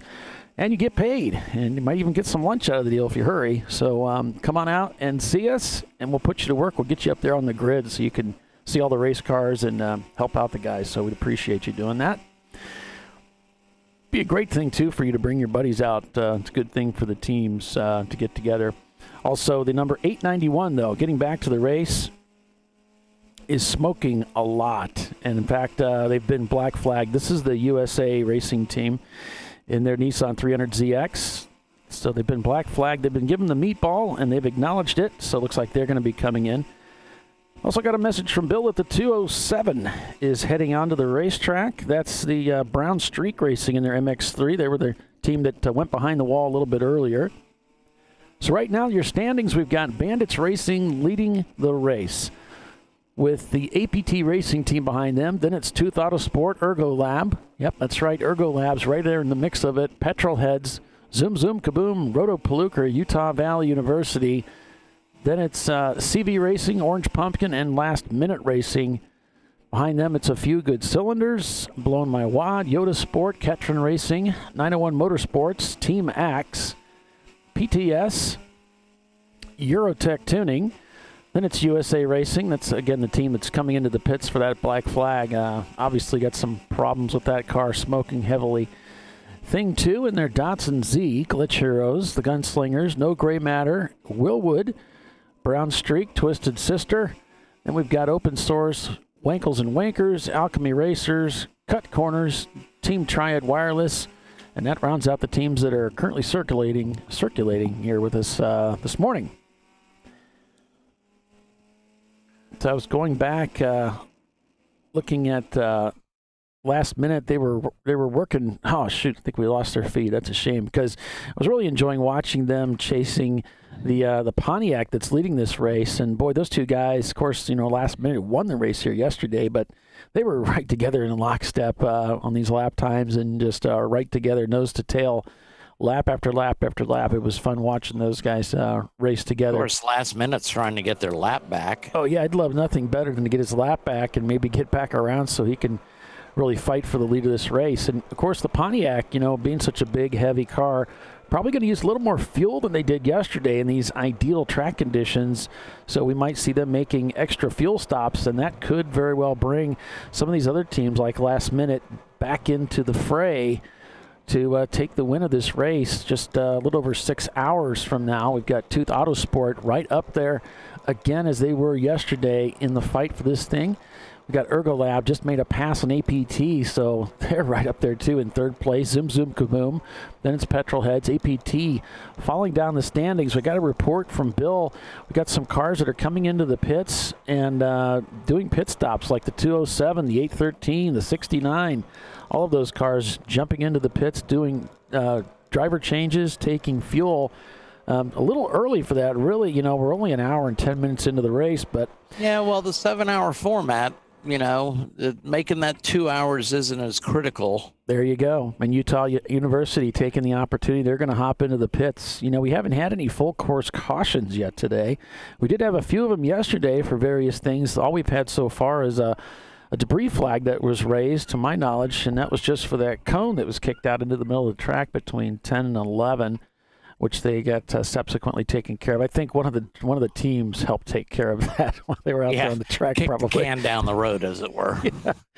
But Utah Valley doesn't look like a standard pit stop. Looks like they're under the hood checking some things. I see some smoke coming from underneath the hood. Probably, being a Miata, one of the things we run into frequently on these cars is the blow-by coming through and oiling down the headers, exhaust manifold. You can see some more smoke coming out of that left front there. They might be underneath the car looking at the wheel. They need to find out what's causing that smoke and take care of it so they can get their driver back out there. It's a real shame, too. That was a car that was leading the race here earlier. Oh, looks like we have a car that's stranded off driver's right on Ray Hall Straight. 901 Motorsports giving a wave to the cars behind as he goes by, as that area of the track is no doubt under yellow. Should be green now. Line of sight to these other corners. Looks like he's putting a pass as he heads down into Rainy Curve. And that'll round him down to turn 10 very fast. Report that's the 18 car. Got it, the number 18. Don't have an 18. Don't have an 18 that I see. Oh, looks like that's Sweet Spot. No, that's Sweet Spot. That's the BMW. That's one of the EC cars. Yeah. They're actually, technically, they were leading the event, but they really technically aren't because they're EC. So your actual leader is Bandits Racing in their Pontiac Trans Am. It's a 79 black Trans Am. They got the Screaming Chicken on there and everything. It's pretty cool. Then you got Tooth Autosport in second place. They just turned a 147 to the Bandits 150 on that last lap. Of course, the laps will be compromised a little bit because you do need to slow a little bit as you're going by any yellowed corners. So you should be seeing a yellow there. To be 50 to 75%. Right. So if it's standing, it should be what? That should be 75% of and waving speed, is and then 50%. waving's 50%. Yeah. My handle is Toast and Jam, TNJ, LOL. Yeah, okay. that was the name I was trying to figure out. It was way too many consonants. Got it all slammed together there. So yeah, report that the EC car, the Sweet Spot Racing team is stranded on the racetrack, so they'll be sending a wrecker out to pick them up if they can't get underway. Let's see. We're in that same spot, so let's see if we still see that car. It's kind of hard to see from our camera angle here. I just kind of caught it out of the corner of my eye. I don't see it now, so maybe they've managed to go on, or I just missed it. I don't know. So 901 Motorsports, a team that runs with Champ Car a lot, finds himself in about 15th place right now. Take out the EC cars. Utah Valley University still in the pits right now, working on that machine over on the driver's side of the engine compartment. And I don't know what it is about the Miata engines. They just tend to, there is baffling in that valve cover, but there's still, it can be quite a lot of oil that gets blown out through the ventilation system there. It's better to come out there than the bottom of the engine. Yeah, and whatever you do, don't close it off, because then you just start blowing seals, and that's not cool either. So on board with Twisted Sister out here this weekend with us. Wankles and Wankers, of course, reported earlier they were in the pits looking at their car. Twisted Sister back in 29th place right now. 34 cars started the race today. We had 35 yesterday. See if we can get a view of the front straightaway. There we go. You can see some of the action from the front straightaway. This is right underneath the flag stand on the front straight. So there's the start-finish line there. And just off to our left is where race control is. Guys that are making it all happen for us. Let's see if we can get the Tooth Autosport camera to come up for us. Yeah, I'm still being disobedient. What about Eurotech? There's Eurotech. This is, they've been viewed for all the smoke that car's pitching out, but it's just because it's a diesel and they're running it rich.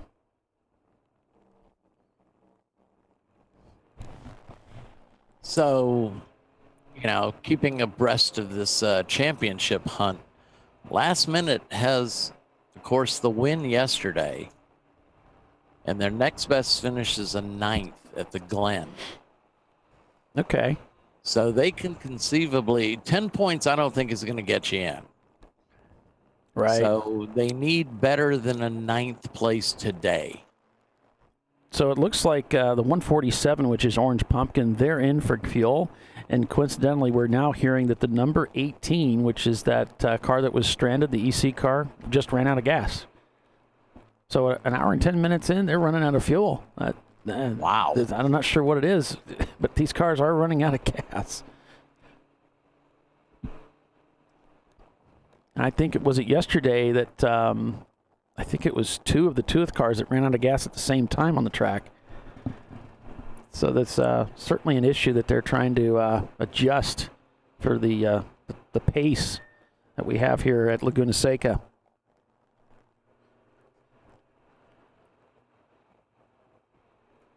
Thanks for joining us, everyone, here on ChampCar.Live, presented by AutoZone. I'm Paul Veltum, along with Doc Waldrop this weekend. Bill's at the racetrack, but doing like 8 different things, and among one of which is feeding me information. Eating ice cream. And eating ice cream, yeah. No, he's working hard, so we'll pass along information to you. Just don't tell him that we said he was working hard. We don't want him to hear that. Yeah, we don't want to encourage him at all. It's just a bad idea.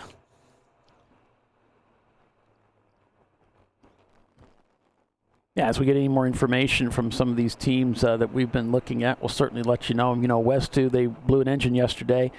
They are not racing with us today. Visceral Racing Group, they broke a torque tube. They did find one at a pickup part somewhere out there, and they brought that in and worked on it last night. Still working on that car. Apparently, it's not turning laps down in 37th spot. They took a picture, and man, they had a lot of parts on the ground. Yeah. In memory of Orange Yeller, they're not turning laps. Neither is the team Triad Wireless.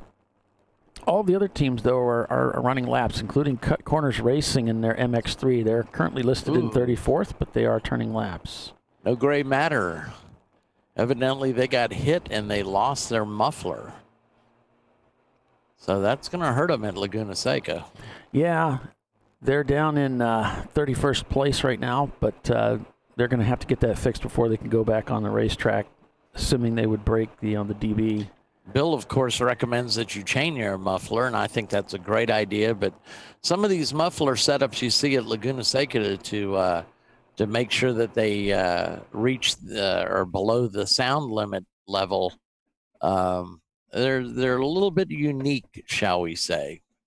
Looks like Utah Valley, they're elevating the car back in the paddock area, so they're definitely going to work on that car to get it back onto the racetrack.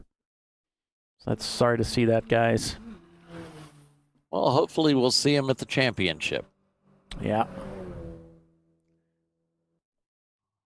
Last minute racing. Looks like their feed may have come back up, so they're out here turning laps.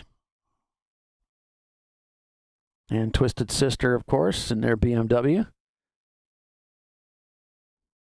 But, if a lot of these teams are having to come into the pits to do driver changes and take fuel now, a lot of these guys are just about done with their stint. With a 7-hour race, like you alluded to earlier, Doc, you can probably do about an hour and a half and then take your pit stop and take fuel, make the driver change, and move on. So let's see who's all entered for the championship so far. Okay. At Sonoma in mid-February. We've got Dead Pedal Racing and their Maserati. We got District Motor Club. I'm not familiar with them, but that's a BMW 325 AS. It's to be a E46 or 328i. Ergo Lab, of course, that's Jerry. He's qualified for the championship. A couple of West Coast teams, Flying Hawaiians and 2 white guys, as well as Rotopalooker in their RX-7. That car's qualified. Uncommon Friends, of course, in that familiar Datsun 280Z. They're qualified. Visceral Racing Group, all the way from Connecticut. They are firmly in. Winkler Motorsports, I'll have to check on them. We see 9-4 Motorsports has both of their cars in. The familiar Lexus SC300 and the Toyota Supra. They're qualified. They've got a long tow. Certainly not any longer tow than Visceral. 9-4 is based in the Florida Panhandle. Winkler Motorsports and their Mazda Miata. Let's see if Winkler's in there.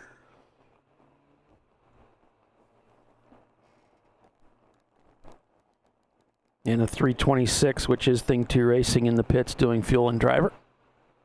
We know those guys will come down for the championships should they qualify that car.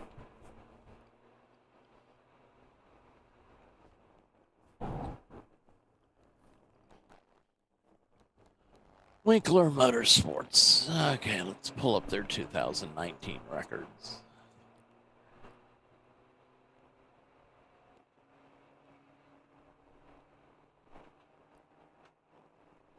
And we got a report that the number 614 was off in turn 4, all 4, and continued. That's the CB Racing team in their Miata.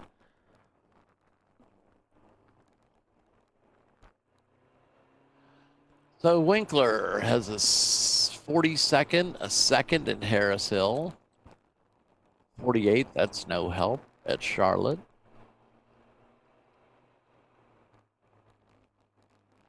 Oh, and a first at Harris Hill in the fall race there. So they're firmly in with 3 points.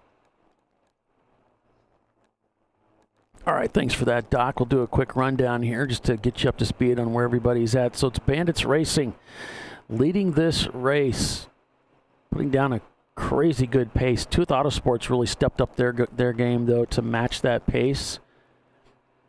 Then we've got Ergo Lab back in 3rd place. Petrolheads is next with Zoom Zoom Kaboom. Rotopalooker, Last Minute Racing, has worked their way up to 8th. Excuse me, that would be 7th. Then it's Tooth Autosport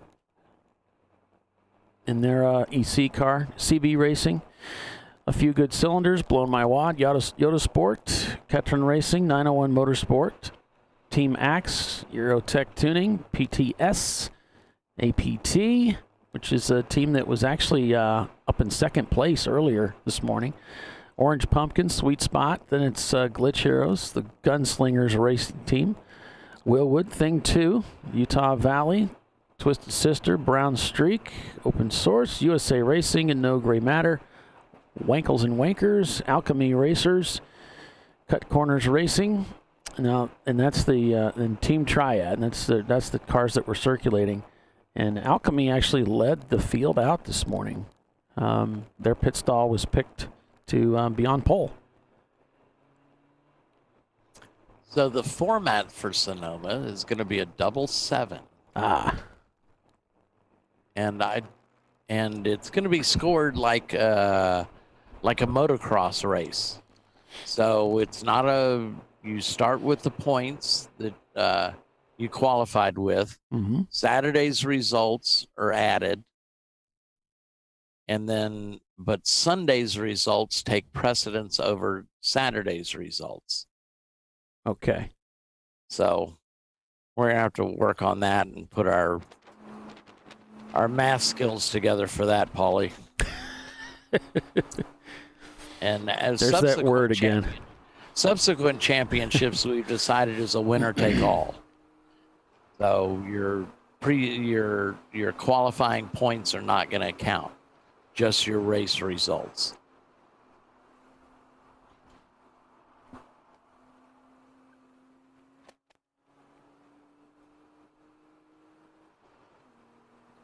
So I have a feeling a lot of teams are going to wait to sign up for that.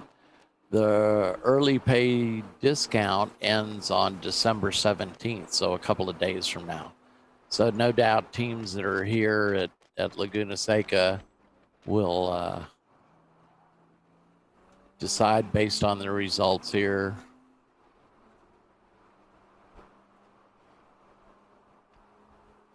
Looks like we got a report that our leader had contact on track, but continued. That's the Bandits team and their Pontiac. Also, Bill is observing the Bandits car is going slow up the hill at turn 5. And the message I'm getting is that they hit a brick wall. Damage to the right front. I don't know where we have a brick wall at Laguna Seca. Must be one somewhere. There's one outside of Rainey, but it takes a while to get there. There's a huge runoff there. Yeah. There's also the wall up at the Corkscrew. If you go straight off and don't negotiate that left. Mm-hmm.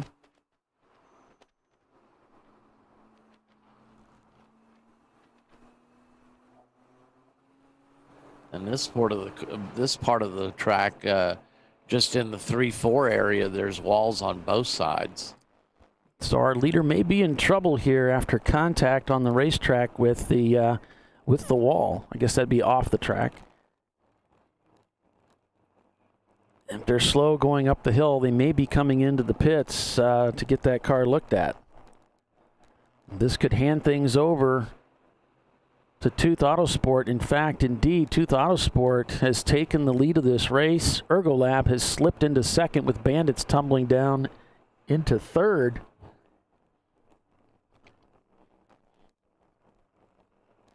Bandits' last lap time of 1:52. That's several seconds off the pace. Bandits has now slipped down to 6th place. They may have come into the pits. Zoom Zoom Kaboom is now past them. So is Petrolheads. So if you're gonna hit a wall, I guess that Pontiac Trans Am would be a better choice than a Miata. Yeah, or a front-wheel drive car. It's just going to fold up on you. And the accident, of course, is going to happen blocks away from you.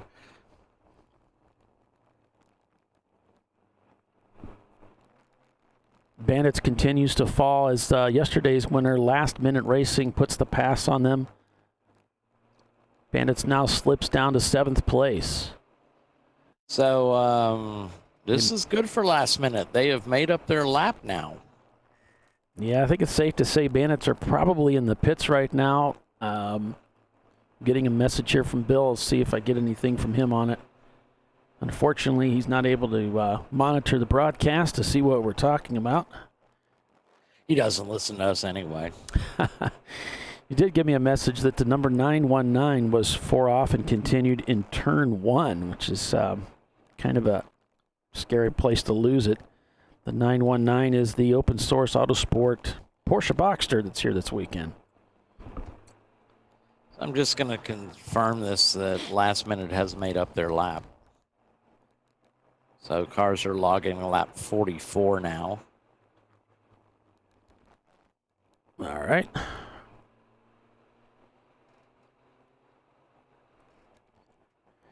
And looks like Frank's letting us know that Grant McGee is getting in next for the 901 Motorsport team. And they're expecting them to pit right at the 2-hour mark, which would be about 32 minutes from now. Thanks for that info, Frank. Appreciate that. So many great races coming up next for the TireRack.com Champ Car Endurance Series. As we look to 2020, make sure you check out that schedule and last plan minute accordingly. has indeed made up their lap. All right. So last minute racing, yesterday's winner is now scored in 6th place. Just turned in a 1:48 on that last lap. Their fastest lap time so far today, a 1:47, and that's tracking with the kind of lap times that they were turning yesterday. The Bandits team continuing to drop through the standings. They're now down in 15th place, so fair to say that they're in the pits right now, getting that car worked on.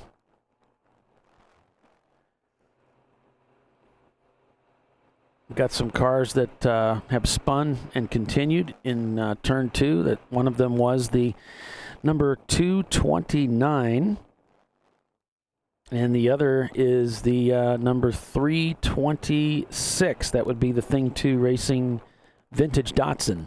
1:48, 1:06 is about the fastest lap I see out on the track right now. So last minute's got the bit between their teeth.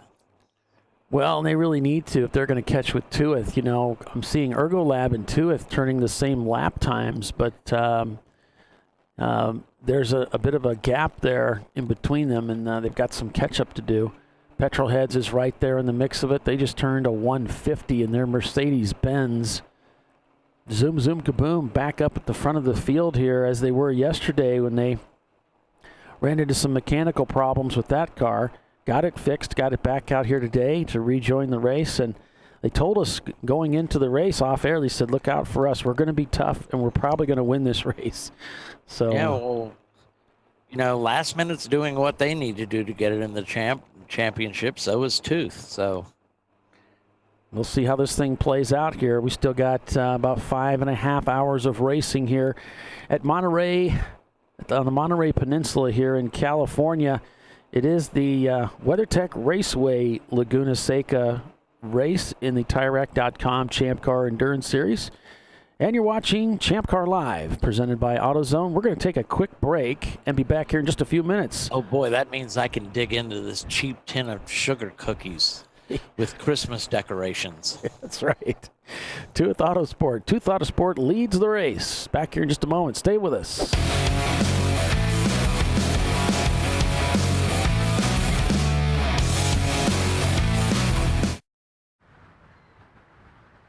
I probably need new tires. You do. What if they sold tires online? We do. We're TireRack.com. They could offer lots of tires We have so many tires. and help you find the right tire. It's called the Tire Decision Guide. Oh, and they could ship them to a nearby mechanic. We shipped over 7,000 independent recommended installers. This is an amazing idea. Sorry. TireRack.com, the way tire buying should be. I did it. You see how it's... That's it. We did it. You did it.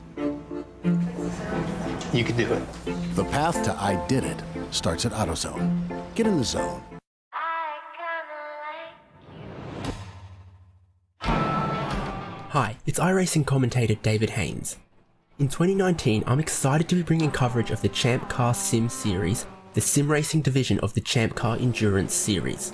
Contested across 15 championship rounds using the 2015 Mazda MX-5, The winners will receive a free entry into a real Champ Car Endurance Series race in the 2020 season.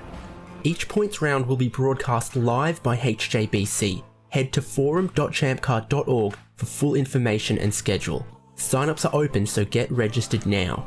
Best of luck, and I'll see you at the track.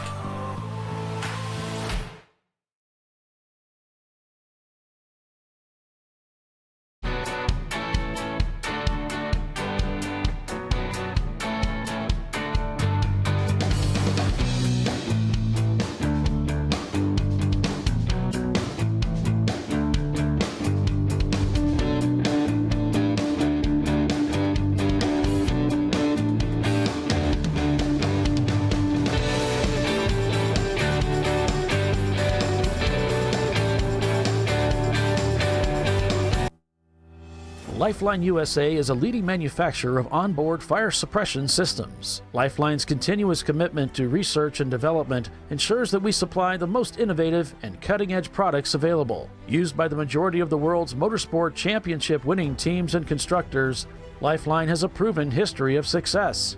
Lifeline offers a complete range of fire suppression systems for all budgets and needs, and we continue to push development and limits on both extinguishant materials and our patented delivery systems to make the race car environment almost as safe as sitting on your sofa at home.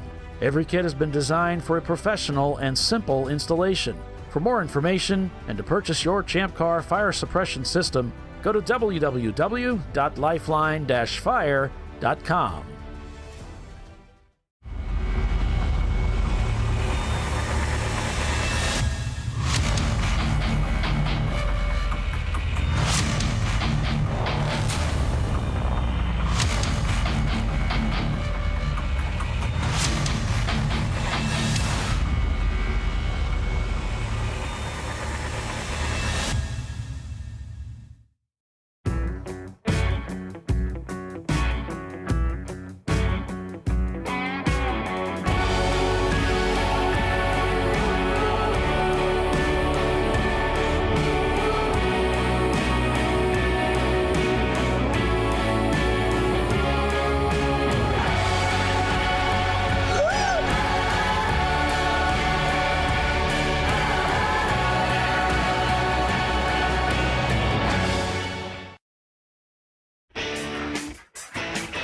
Located in Northeast Ohio with 40 years of combined experience, Money Shift Racing knows how to deliver performance and safety, offering everything you need to get your vehicle and drivers ready for race day.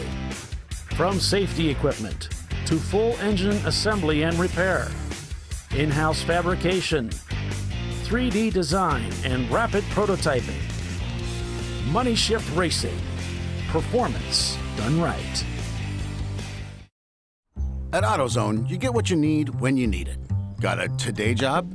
Pick it up free same day at your local AutoZone. More of a tomorrow project? Order as late as 10 p.m. with free next day delivery. Getting the job done just got easier.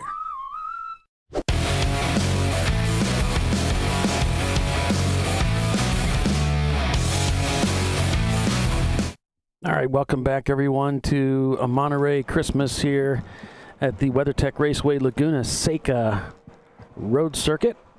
It is the TireRack.com Champ Car Endurance Series, and I'm Paul Veltum, along with Doc Waldrop and Bill Strong, the usual suspects, bringing you full-length race coverage again this weekend. Thanks for joining us, everybody. Thanks for watching the show and tuning in.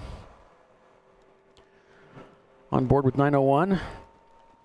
As they're working this way, we're way around the racetrack, and we're hearing that Frank McGee is going to be getting in that car here next. And I was also perusing, it's a message from Kyle. I saw he posted something. Looks like Mike Smith is in the Ergo Lab Miata. Yeah, he was going to start the race. Jerry Inger's going to go in next. Then Kyle, and then Evan's going to be taking the car home to the checker, Evan Horner. So Mike should be coming in fairly soon. Also got a message that the Pontiac that was leading this race, Bandits, went behind the wall with the right front tire pointed in the wrong direction. So they need to work on that car and get it fixed, and it's such a shame they had that happen. Looks like we got a message. The 822 is slow. Drivers left as they're headed up the front straightaway. The 822, that's the Tooth Autosport EC entry. Yeah. And it looks like they pulled off into pit out there at the top of the hill. Also, if you're a Utah Valley University team fan, they've got their car behind the wall, and they're working on that right now. Looks like they're under the hood there, so trying to get that car fixed and back out there. And then there's the Weathertech team. So quick yesterday. Ran into some transmission problems yesterday. Right now they find themselves in about 15th spot.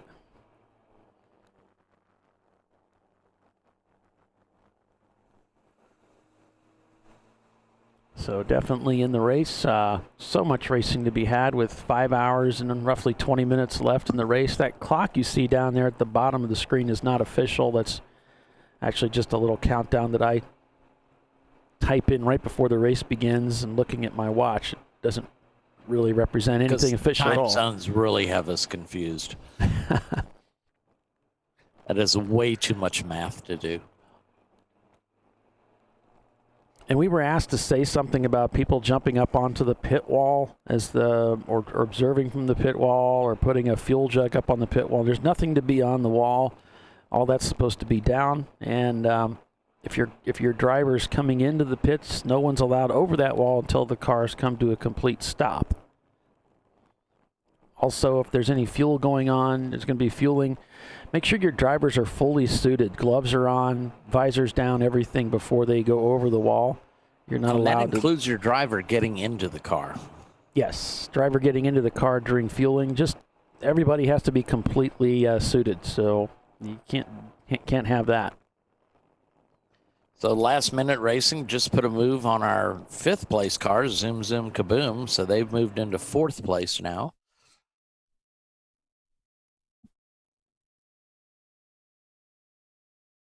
Yeah, so we'll keep an eye on those guys.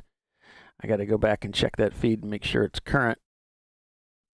That we're not watching yesterday's race. Yeah, I'm pretty sure this is the same fellow that was. Oh, we got a car sideways there on the racetrack.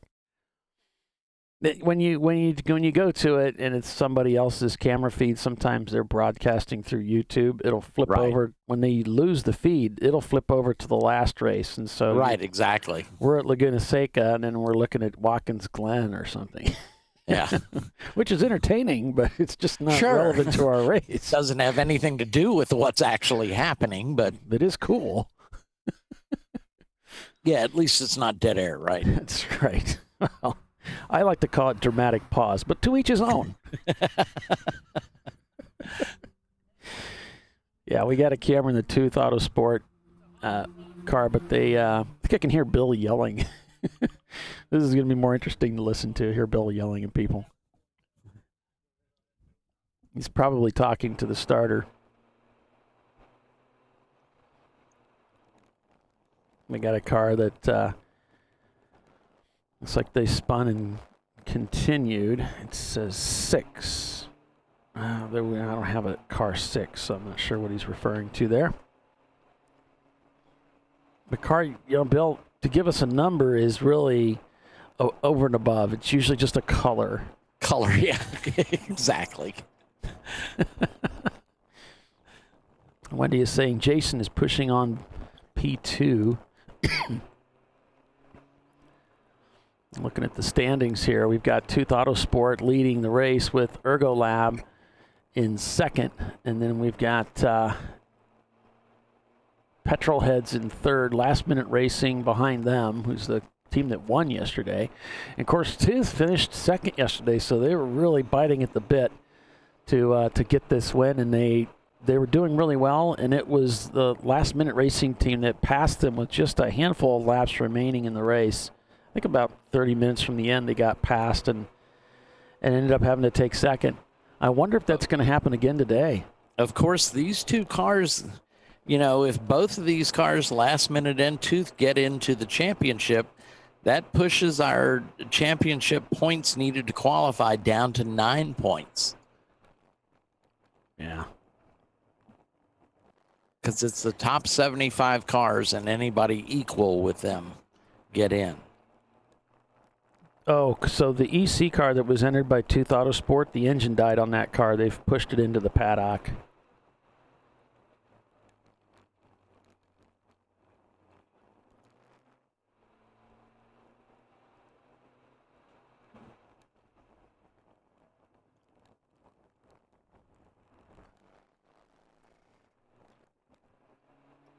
So those are the standings as we have them right now. And if you're just tuning in, yes, the Race Hero is offline for today. They were having some problems with it. It was causing issues in the tower, so we're not going to run Race Hero today. And as y'all well know, we have enough issues to deal with. Oh, yeah. Well, they got to deal with us two jokers just to begin with. And then you throw Bill into the mix. Goes downhill quickly, like over a cliff.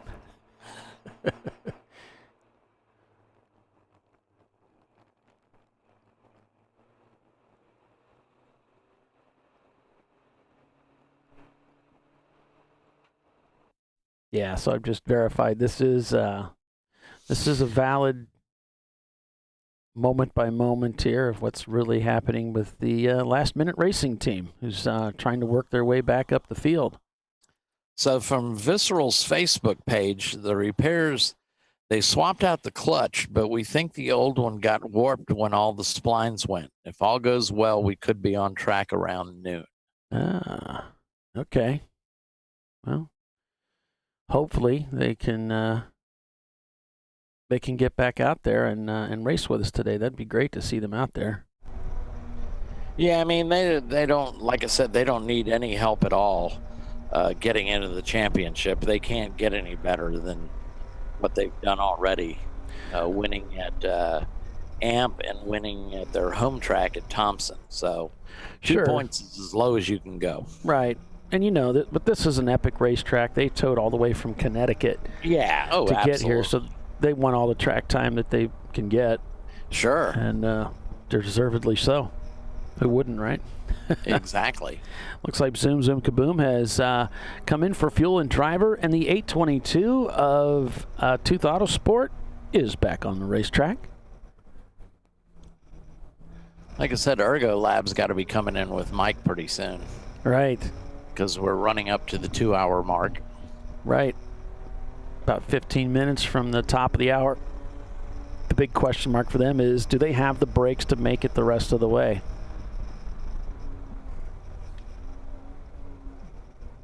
Bill is noticing that we've got a car that's taking the that last corner super wide, almost That's into the sand trap. Car, which we don't have. I don't know if that's even a car number. Yeah, I don't know what. What color is it, Bill? We should message back. Which race are you watching anyway? Of course, we would be the ones watching the wrong race because he's actually there. Yeah. Yeah, we have to go a little light on Bill. Which is not our standard MO. No, it's not at all. Back on board with the Ergo Lab. We got to report that they are indeed in the pits. Okay. So fuel and driver. Gary should be getting in, right? If I'm to believe the message he sent me. So Team Octane, just an EC car, so in that Mini Cooper. So it's really Tooth Autosport leading with Ergo Lab in second. Then it's Last Minute Racing, Roto Pluker, Petrol Heads, Blown My Wad, A Few Good Cylinders, Yoda Sport, Team Axe, and finally in 10th place, 901 Motorsport. And they just set their fastest lap time of the day with that 151. They're a little off the pace from where the front runners are at, but they are working their way up the field. It looks like the Mercedes is now in for fuel and a driver.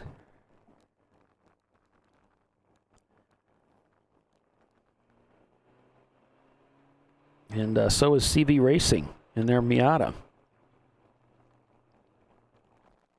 Yeah, the Petrolheads guys, so they're in the pits along with the CV Racing guys.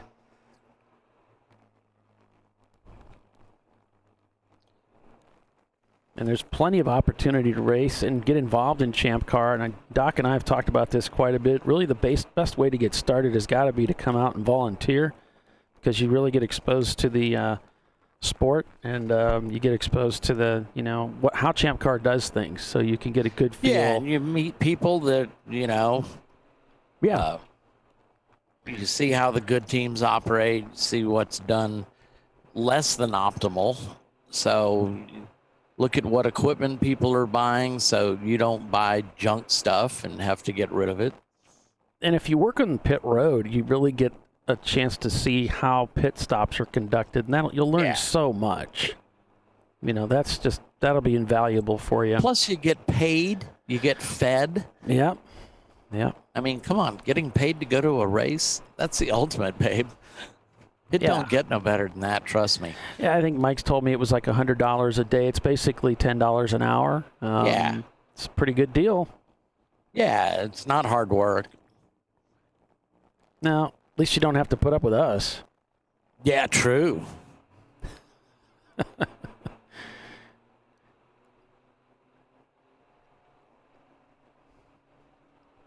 Unless we happen to be at the track, and then they usually isolate us.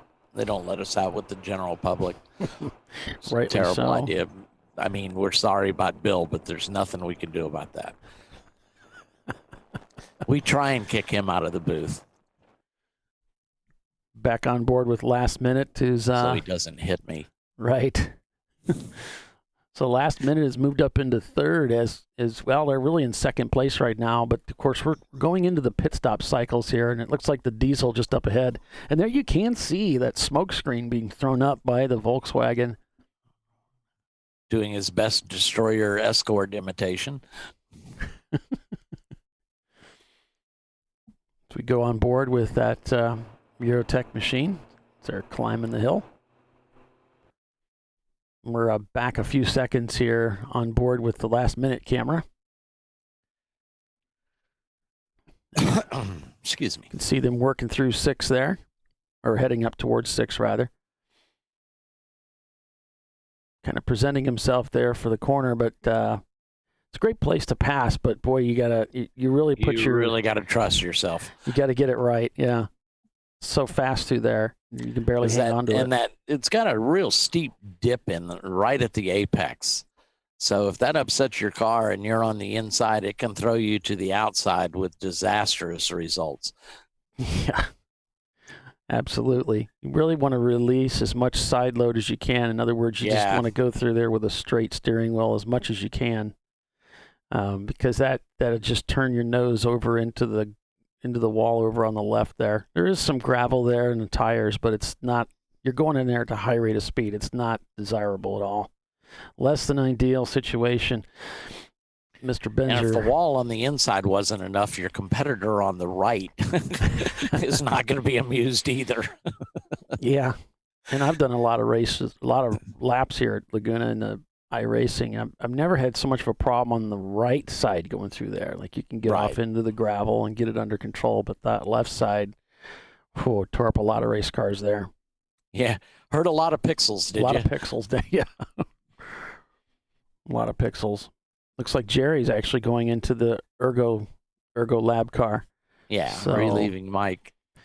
So he's hopping in next, and boy, are they in a great spot. You got Tooth Auto Sport leading with Last Minute in second. Roto Pluker, Yoda Sport has found themselves up at the front as they just turned their fastest lap time of the race, a stout 1:49 in that E30. And then it's Team Axe 901, Ketron, Eurotech, and Ergolab. We'll see how things shake out as they go through these pit stops. Looks like Tooth has stepped it up a little bit since Last Minute was getting larger in their mirrors. Yeah. Last Minute ran a 149.025, and Tooth dropped down to a 148.8. They are going to send a black flag, what we call a courtesy black flag, out to the Willwood team because they're having some issues with their radios. So a courtesy black flag is when, let's say, we've got these communication systems in our cars and we can't get a hold of the driver and we really want them to come in to do their pit stop. we can't communicate with them, you can go to the race control or, start with one of the grid marshals and say, hey, would you guys black flag our guy for us? So when he comes in, just send him down here to the pits so that we can get him in. And that's what a courtesy black flag is.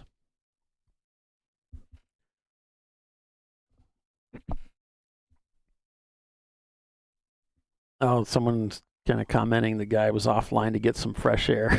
Yeah, I've done that many a times, especially under pace, those long full course cautions.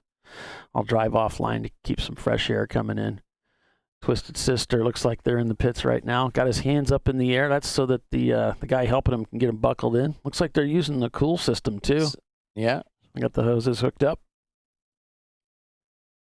Very colorful suit that he's got on there. Yeah, I thought he was the corner at Coda for a second. You see they got the surgical tubes there holding the belts up out of the way. That stuff's, I think it's good. You buy your Schroth belts, it's included. They don't use surgical tubes, it's just an elastic cord. But the last car that I was putting together, the guy didn't like it. He was like, no, I think it loosens the belts. I don't want you to put them on there. I'm like, okay. But I think they work real well. I could see that as a concern. That was his concern, so we left him off. Yeah. I mean, it's always a good idea every once in a while to reach up and give your shoulder belts a tug. Yep. Because they do loosen up. Oh, definitely. I haven't been in a car yet where they stayed as tight as I put them in. I suppose the surgical tube could. I don't think it does. I mean, I don't think it does either. Because it's just putting tension on it. More noticeable than anything. They don't. You just set them up so they're just strong enough to lift the belt. Right. And exactly. They're not putting 5 pounds of pressure on it or anything. It's just lift it out of the way. But to each his own. Yeah. It's one of those personal preferences. Yeah, it really is. Back on the front straight here with Laguna Seca. Yeah, it's a Monterey Christmas here. So Merry Christmas, Happy Hanukkah, and Happy Holidays to all of our viewers, listeners, and members. Hope you all have a grand holiday season. Of course, we still have one race left on the schedule, Doc. We're going to be at Sebring at the end of the year. Why, yes, we are. 28th and 29th for a double 7. I'll be down there. Kenny will be down there. If all goes to plan, then it will be Kenny's last race as a defending track record holder. God, I hope Bill's listening because that drives him nuts. You should probably talk to Sebring, and since you're retiring the car, they may want to put that in the museum or somewhere. Yeah, that's a good point. Dad's asking, listen, I wish I could turn up the audio in the cars. Here's the problem with turning up the audio in the cars, guys.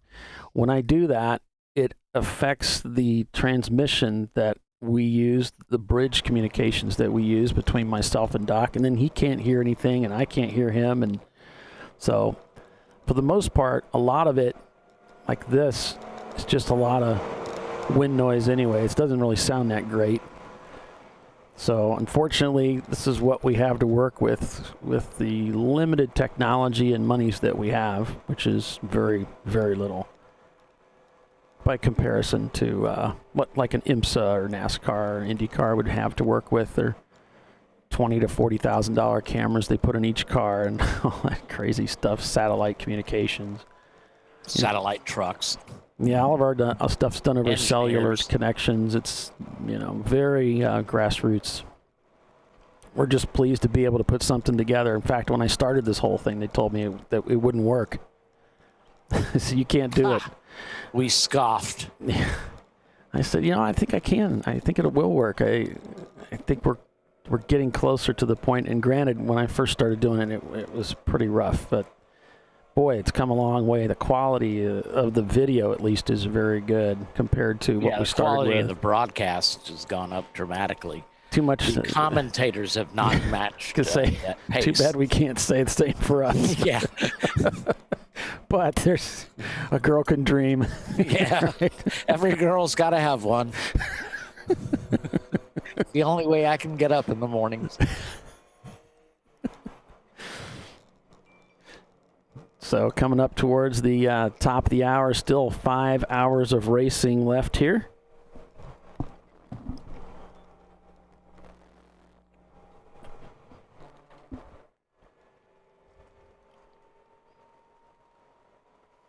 By the way, if you're interested in getting involved in Champ Car, well, you've come to the right place as far as getting involved in racing, because it's an ideal way to get started in racing. Champ Car is a budget-minded endurance road racing series, and it's for people just like you who have always wanted to go road racing, but without all the hassles, the huge rule book, or obscene expense. All you need is a valid driver's license, some safety gear, and a race car, which you can rent from Arrive and Drive teams, or you can build your own car. So Champ Car is the simplest path and North America's largest endurance road racing series. While we often see new racers from outside the world of motorsports, our series is a diverse mix of automotive enthusiasts, weekend warriors, and race series veterans. Yeah, I mean, we're on board with 901 Motorsports, which we understand is being piloted by several AutoZone executives, and we'd like to thank them for sponsoring ChampCar.Live. See him dive into the pits here. Yeah, it's definitely that time. Speaking of that time, it's be a good time to take a break for commercial. So we're going to do that as the teams come in and make their driver changes and take fuel. And then we'll come back and see just how the standings shake out as we head into the next phase of this endurance 7-hour race in Monterey, California. So back in just a moment. Stay with us, everyone. You're watching Champ Car Live, presented by AutoZone. Last minute racing shown in the lead.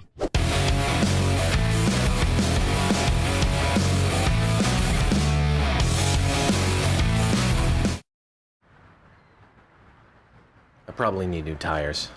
You do.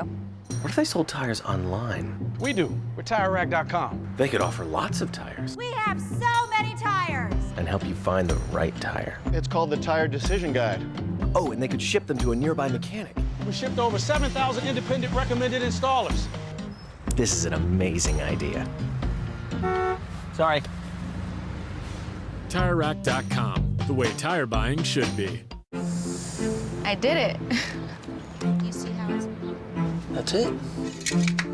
We did it. You did it. You can do it. The path to I Did It starts at AutoZone. Get in the zone.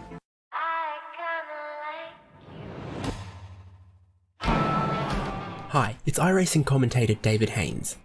In 2019, I'm excited to be bringing coverage of the Champ Car Sim Series, the sim racing division of the Champ Car Endurance Series. Contested across 15 championship rounds using the 2015 Mazda MX-5, the winners will receive a free entry into a real Champ Car Endurance Series race in the 2020 season. Each points round will be broadcast live by HJBC. Head to forum.champcar.org for full information and schedule. Sign-ups are open, so get registered now. Best of luck, and I'll see you at the track.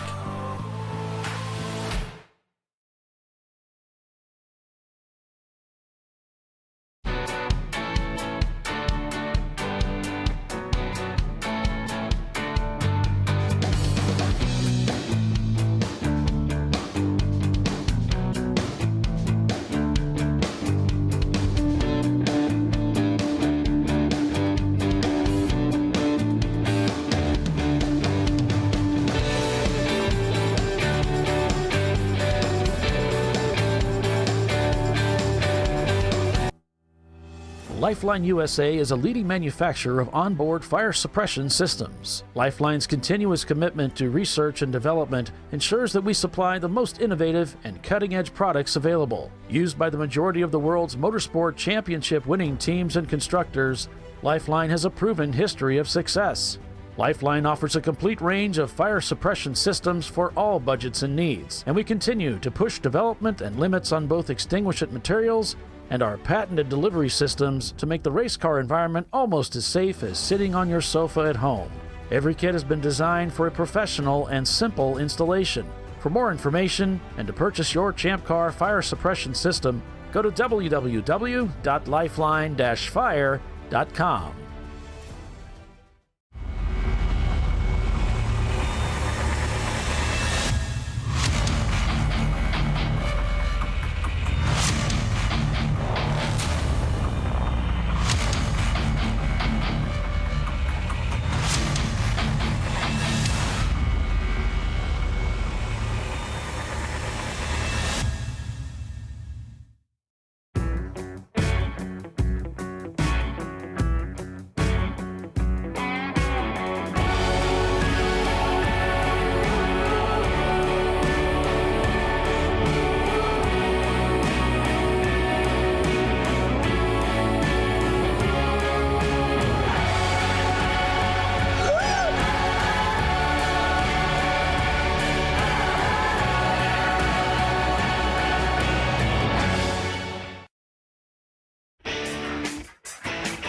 Located in Northeast Ohio with 40 years of combined experience, Money Shift Racing knows how to deliver performance and safety, offering everything you need to get your vehicle and drivers ready for race day. From safety equipment to full engine assembly and repair, in-house fabrication, 3D design, and rapid prototyping. Money Shift Racing. Performance done right. At AutoZone, you get what you need when you need it. Got a today job? Pick it up free same day at your local AutoZone. More of a tomorrow project? Order as late as 10 p.m. with free next day delivery. Getting the job done just got easier.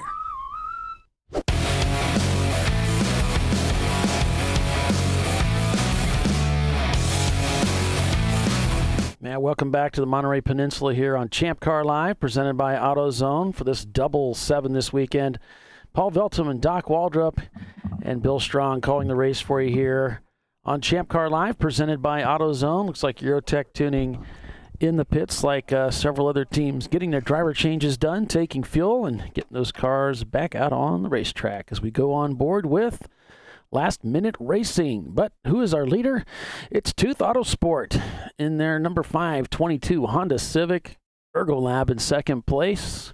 Looks like Jerry Enger at the wheel, one of our board members here in the Champ Car Endurance Series. Team Octane shown in third, but that's an EC car. So then in third place, it's actually last-minute racing. Then Petrolheads, Orange Pumpkin, APT Racing, Zoom Zoom Kaboom, Roto Palooka, 901 Motorsport. And rounding out the top 10 is Blown My Wad. Got a report from Lake Hartwell that the first layer of sugar Danish cookies are gone. Oh. Well done. We're all proud of you, though. Thank you. I'm ahead of my pace yesterday. So Bill's been sending me quite a bit of information about all these cars coming into the pits, but one of the things he brought up was one of the EC cars didn't get a timer as they came in under tow, and so they're going to have to serve some time for a short stop for fueling on their way out. 2 minutes and 30 seconds will be added to their next pit stop, looks like. So that's so we the story. didn't get a definitive report. Carl was asking about the Utah Valley University car. They are back in the paddock, but I see on our notes that they had they were warned about their strike, their exhaust note. They were recorded with a 93.1. And that's their first strike as far as a noise violation. So, and you're only allowed 3 and you're out of the race. So I suspect that's what they're going to be working on. Yeah, it looks like they're under the hood for sure. And over on that driver's left side, which is where the exhaust manifold is on the Miata engine. So they could be working on a header that might be cracked. They could be working on a manifold or the way that it mates up to the collector. Not sure what the story is there for sure, but that's what we're seeing there. And Weathertech still in the pits. Looks like they're just getting ready to fire that engine up and get back out there. Last Minute Racing, who won the race here yesterday, shown in third place right now amongst the cars that qualify for podium position, going through the Andretti hairpin, turn 2. And what comes after 2? Turn 3. How about that? Hey. Stab the brakes, dive into 3 under the Cooper Tire Bridge. You know, during sound checks, they always count, 1, 2, check. You know why? Because if they say 3, they have to lift. Production humor. Yeah. Rim shot.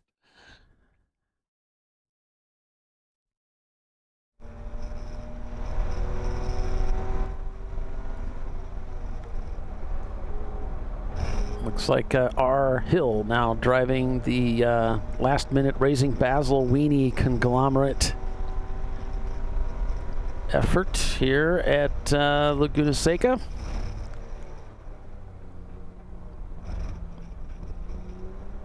And they find themselves in 3rd place right now. The fastest lap time so far for that car is a 147.1. They just turned in a 151.8.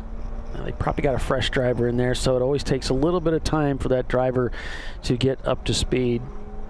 And of course, we talked about noise issues, and we're under quite a bit of restriction here at Laguna Seca to keep the cars quiet. So there are many teams changing their exhaust systems, running much larger mufflers. Some of them are running 2 mufflers. So it's really quieted the cars down and the event quite a bit. It also makes it challenging. Rick Hill driving right at the moment. We'll give him a first name. Here's Twisted Sister in their BMW out here this weekend. Running towards the back of the pack, but nevertheless, they're out here having some fun with that car. And their 94 BMW 325i, that's going to be an E36. Why, yes, it is. I have my cheat sheet here. Nicely done through the corkscrew there. They work their way towards turn 9. That's a rainy curve. He's got 3 competitors up ahead, dicing for position. Looks like most of them are Miatas. Makes a downshift for 3rd to get a good run out of 10. Probably typically wouldn't do that, but he's got some people in front of him holding him up a little bit. Now down into turn 11 here. Grabbing 2nd gear for a good pull out of turn 11 onto the front straightaway. And go racing by Bill Strong, who's at the track. He better be.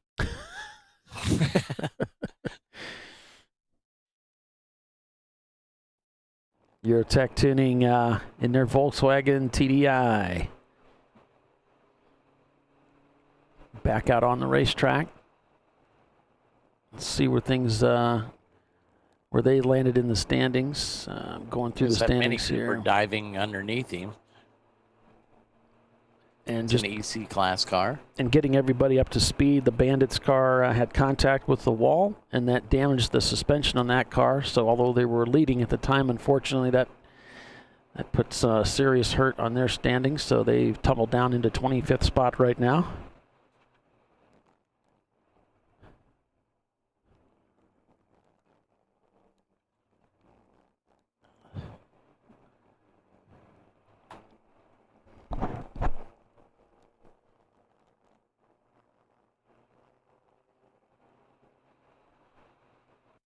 So many teams that come here and compete in the series from all over the United States, from all walks of life, and just about everybody should be able to feel as though they can participate. We've got several efforts, including the effort from one of the managers of the track at the Indianapolis Motor Speedway, who helped put teams together for disabled veterans. There's I think it's Racing for Heroes. Is that the name of that other one that we have often show up at our races, Doc? Yeah. Yep.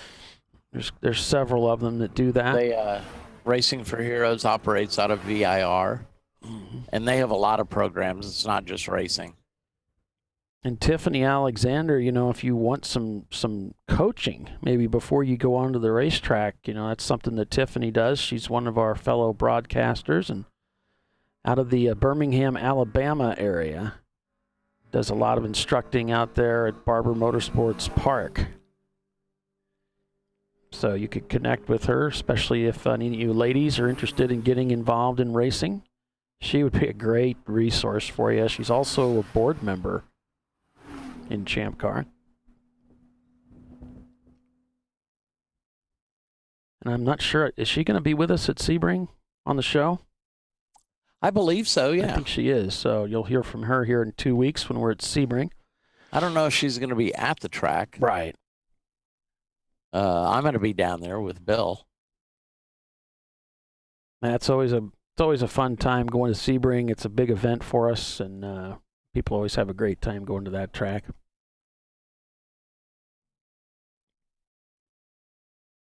Yeah, we were originally slated to run the 14-hour there, but frankly, after the fire at NCM, running Indy, and then running the VIR 24, we just couldn't see doing the Sebring 14-hour. I mean, that's a rather ambitious schedule, so we decided we'd do the New Year's Eve race at Sebring, which is a double 7, so it's a little bit easier on the car and the crew for that matter. Sure. And Paul is asking us over here on our YouTube channel, how long is the TDI car going on fuel? Well, they just left the pits, so I think they're going potentially the full 2 hours. I can't drill back and see now because of we're not running Race Hero today, so I can't quickly look and see unless there's a trick way to do it with Race Monitor. Coleman 9 is asking, how many laps did Sweet Spot start? They didn't start any laps down. Yeah, they're an EC car, so they would have started with everybody else. Yeah. Only the winner of the race gets a margin of victory. And since that is an EC car, they aren't eligible for the overall win since they're not running in our rule set. So yeah, I mean, if they were going to run, like, say, in C class or B class with that car, then they would be assessed, so many laps. That's always an option. You can choose not to run an EC, but you're going to be assessed laps, and it might be so many laps they chose to not even bother and just run EC. But really, I don't really get that information. It's something that's determined, at Tech, and that information's not brought to me, so I don't know. I wouldn't know if it was, the case.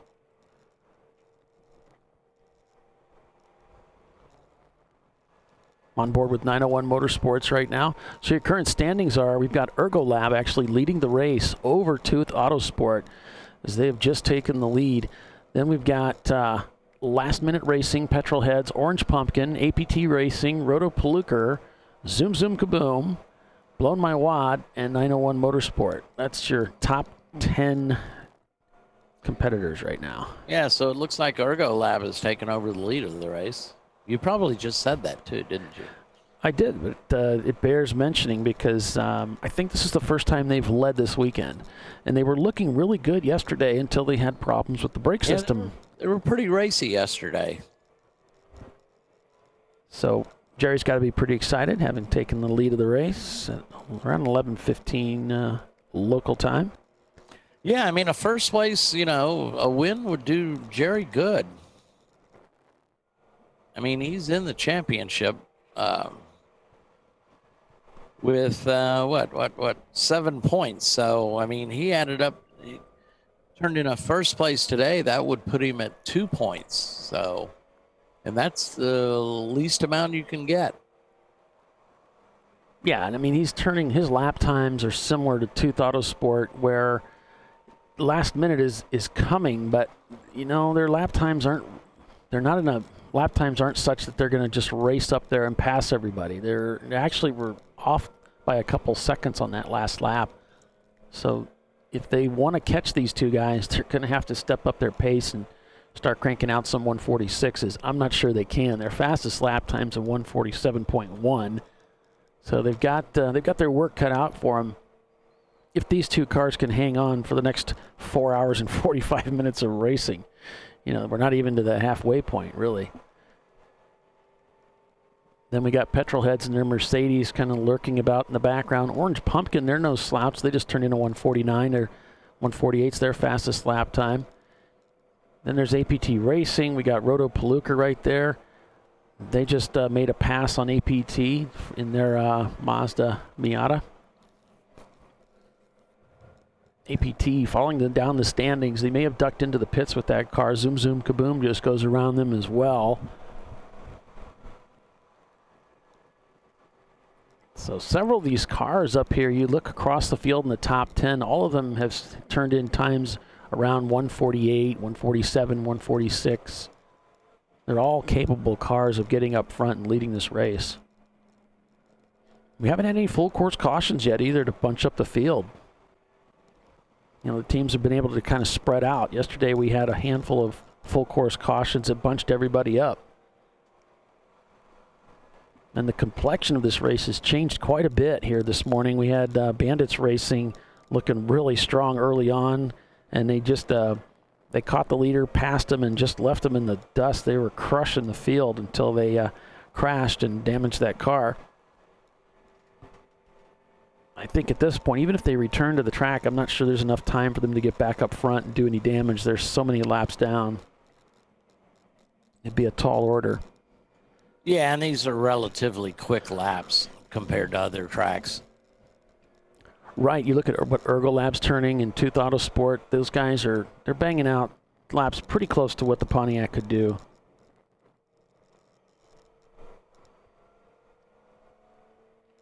Now Jerry just turned in a 147. That's a really stout lap time. It's a low 147. About as low as they go in the 147s. Yeah. 0.098. How low can you go? Go. Well, if you've listened to the broadcast, that's a rhetorical You've question. gotten pretty low if you're, yeah. Yeah. We're so sorry.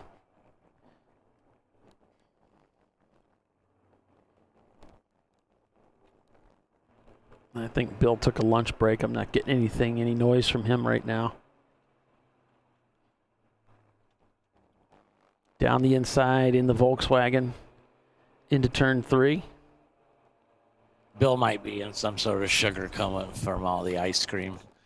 Of course, TireRack.com is the series sponsor for the Champ Car Endurance Series this year. And it bears mentioning you get free shipping on all orders over $50. So you can order a full set of tires and have them shipped to your door and pay no freight. And that goes for not just tires, but for brakes. They have wheels, suspension, all the parts and accessories. Yeah, it's, as they say, it's the way tire buying should be. They have this thing called a tire decision guide.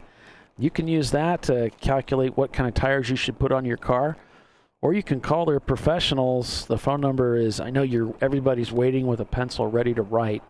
It's 888-541-1777. But I've worked with these guys before, and they're fantastic. They're really, really knowledgeable. Just do a great job of helping you make sure that you get what's right and best for your car and your application. You know, we toured the warehouse here in South Bend, and they actually open up all the wheel boxes and inspect them. Before they get sold, they make sure that if they're including lug nuts for you, that they're the proper lug nuts between your car and that wheel, and that the count is right. I mean, they really go the extra mile to make sure their customers are going to be happy. That's the kind of a vendor you want to work with. That's the kind of company you want to work with. They've got just a huge variety, too. So many different types of tires you can work with. So, and wheels. So make sure you check them out, TireRack.com, and give them a call.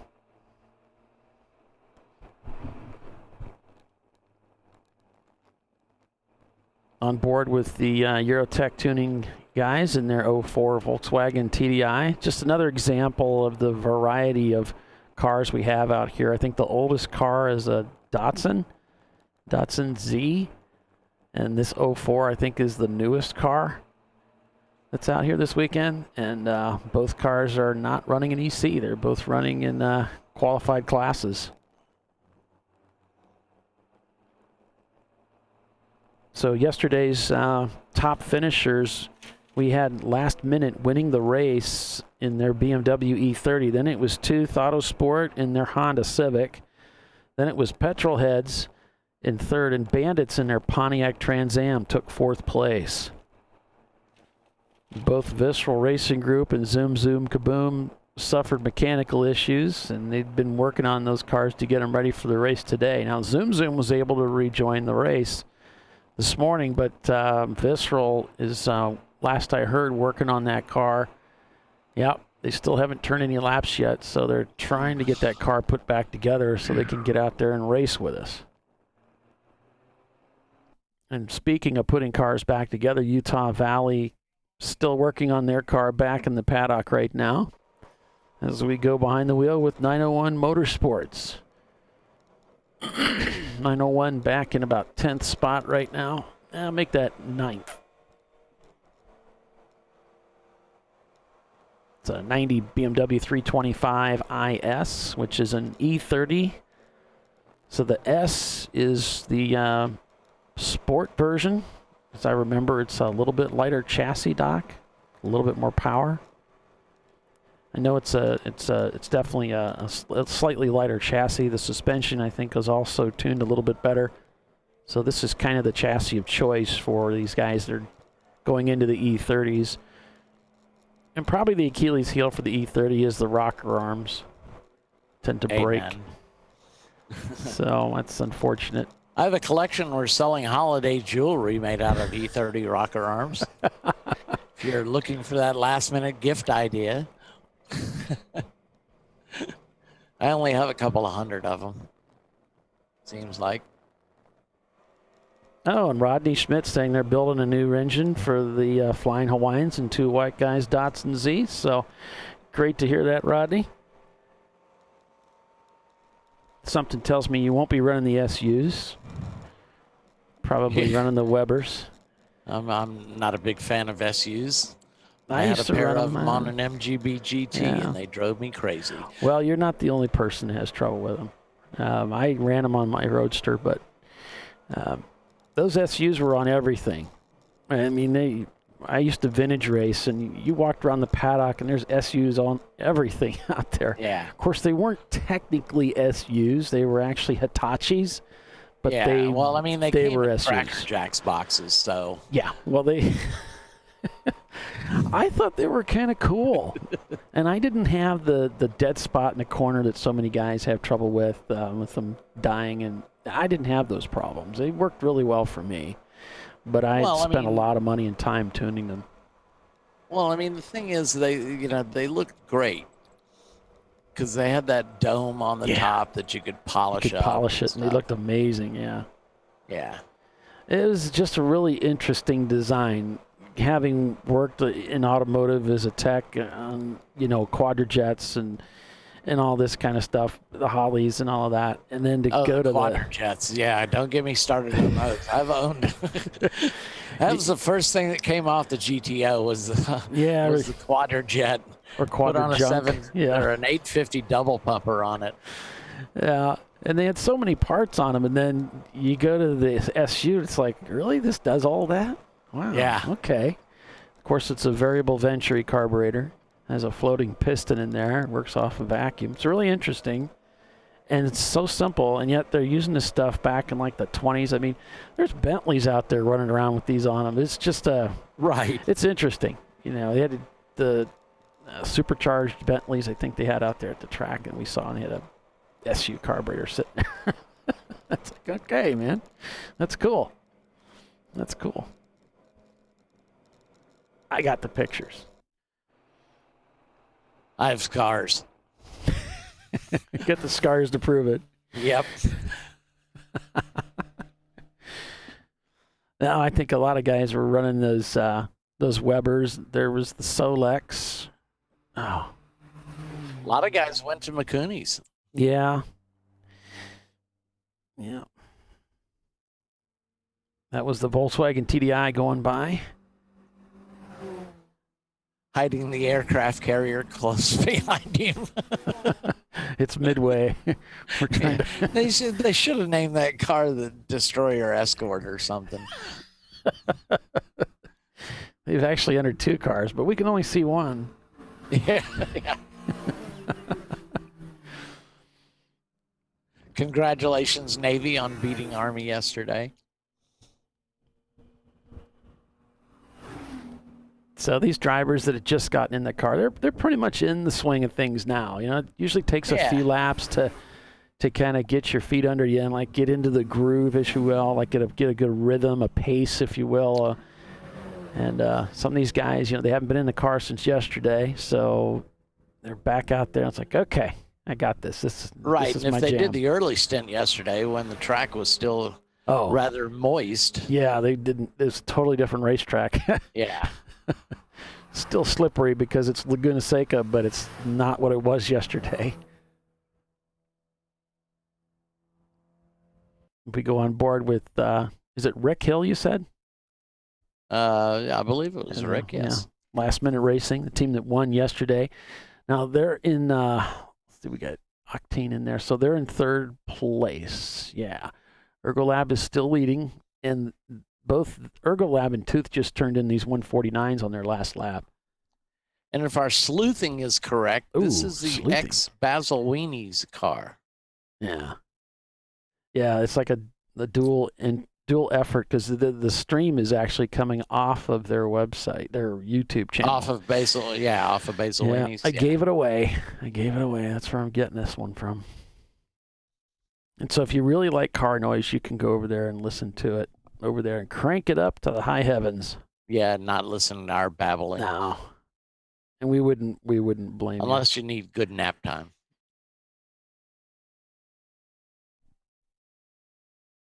So, of course, these E30s are just kind of a staple of Champ Car. There's so many guys that run them, including Doc, getting ready to change your chassis over into. So are you guys going to carry the paint job over and everything to the new car? Oh, hell yes. So it's going to get the paint job and it may get a little upgrade. Okay. I imagine you're going to move the seat over and keep a lot of the same components. Oh, yeah. Yeah. There's no reason to buying that stuff twice if you're only going to run one car. Yeah, exactly. So, and like you said, Sebring has put in a bid on the old Kenny being the Champ Car track record holder at Sebring. I would imagine they're going to want that on display. Yeah. Yeah. All right.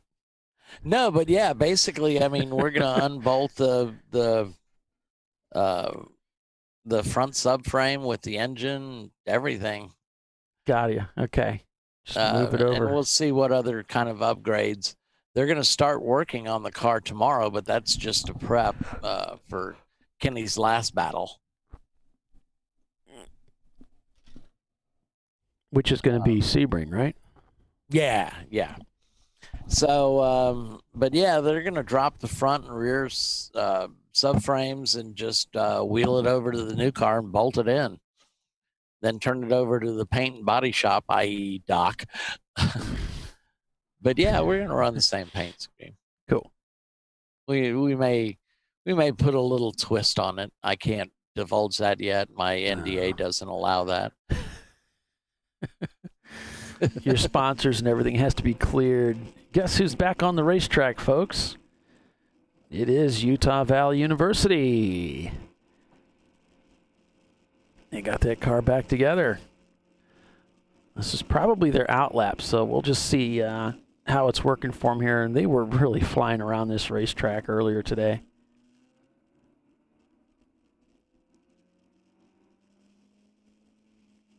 It sounds like he's completely up to speed. He's using all the racetrack there. This is pit in coming up here after this corner, so if he stays track left, we'll know he's coming in. Now he's upshifting here, headed towards 11. It must be working good for him. On the power, nice and early coming out of 11. Car's well driven. For a bunch of kids. For a bunch of kids, they're getting it done. Of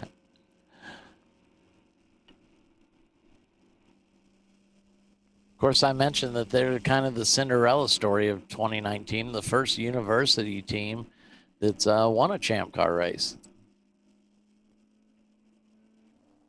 You know, Doc, we've got some really special companies that support and sponsor not only ChampCar.Live, but also the Champ Car Endurance Series. We're going to break for commercial so you folks get a chance to see some of the products and services that some of our sponsors provide. We'll be back here in just a few short minutes, so stay with us, everyone. You're watching ChampCar.Live, presented by AutoZone. ErgoLab.com is your leader. Back in a moment.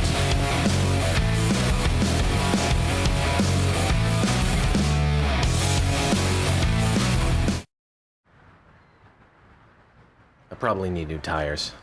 You do. What if they sold tires online? We do. We're TireRack.com. They could offer lots of tires We have so many tires. and help you find the right tire. It's called the Tire Decision Guide. Oh, and they could ship them to a nearby mechanic. We shipped to over 7,000 independent recommended installers.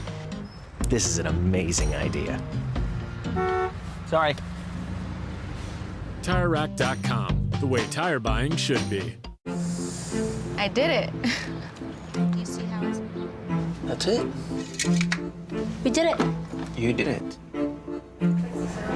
You can do it. The path to I Did It starts at AutoZone. Get in the zone. Hi, it's iRacing commentator David Haynes. In 2019, I'm excited to be bringing coverage of the Champ Car Sim Series, the sim racing division of the Champ Car Endurance Series. Contested across 15 championship rounds using the 2015 Mazda MX-5, the winners will receive a free entry into a real Champ Car Endurance Series race in the 2020 season. Each points round will be broadcast live by HJBC. Head to forum.champcar.org for full information and schedule. Sign-ups are open, so get registered now. Best of luck, and I'll see you at the track.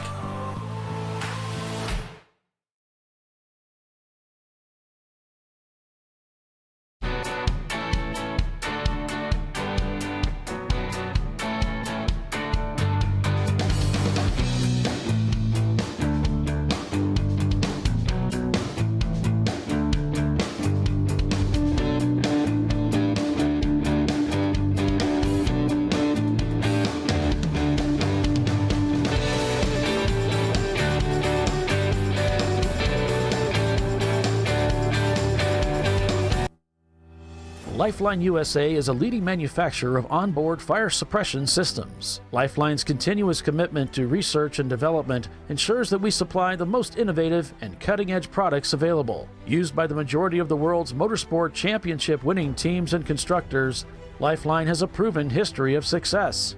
Lifeline offers a complete range of fire suppression systems for all budgets and needs, and we continue to push development and limits on both extinguishant materials and our patented delivery systems to make the race car environment almost as safe as sitting on your sofa at home. Every kit has been designed for a professional and simple installation. For more information and to purchase your Champ Car fire suppression system, go to www.lifeline-fire.com.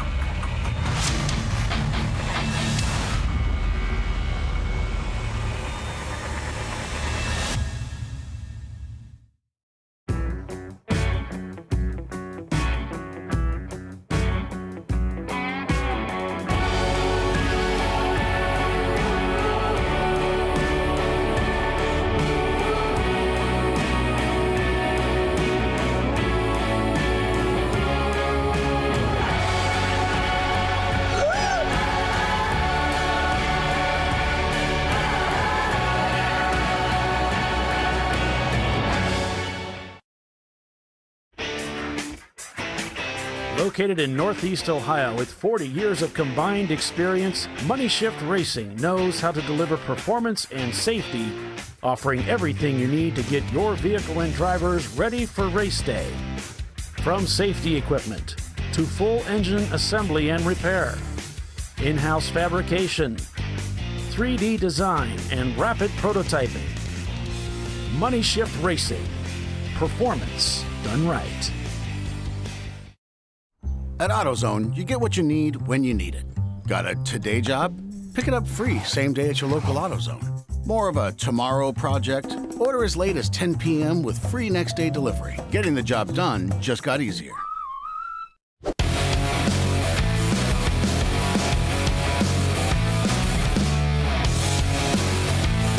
79 laps completed here at WeatherTech Raceway, Laguna Seca for the TireRack.com Champ Car Endurance Series. Welcome back, everyone.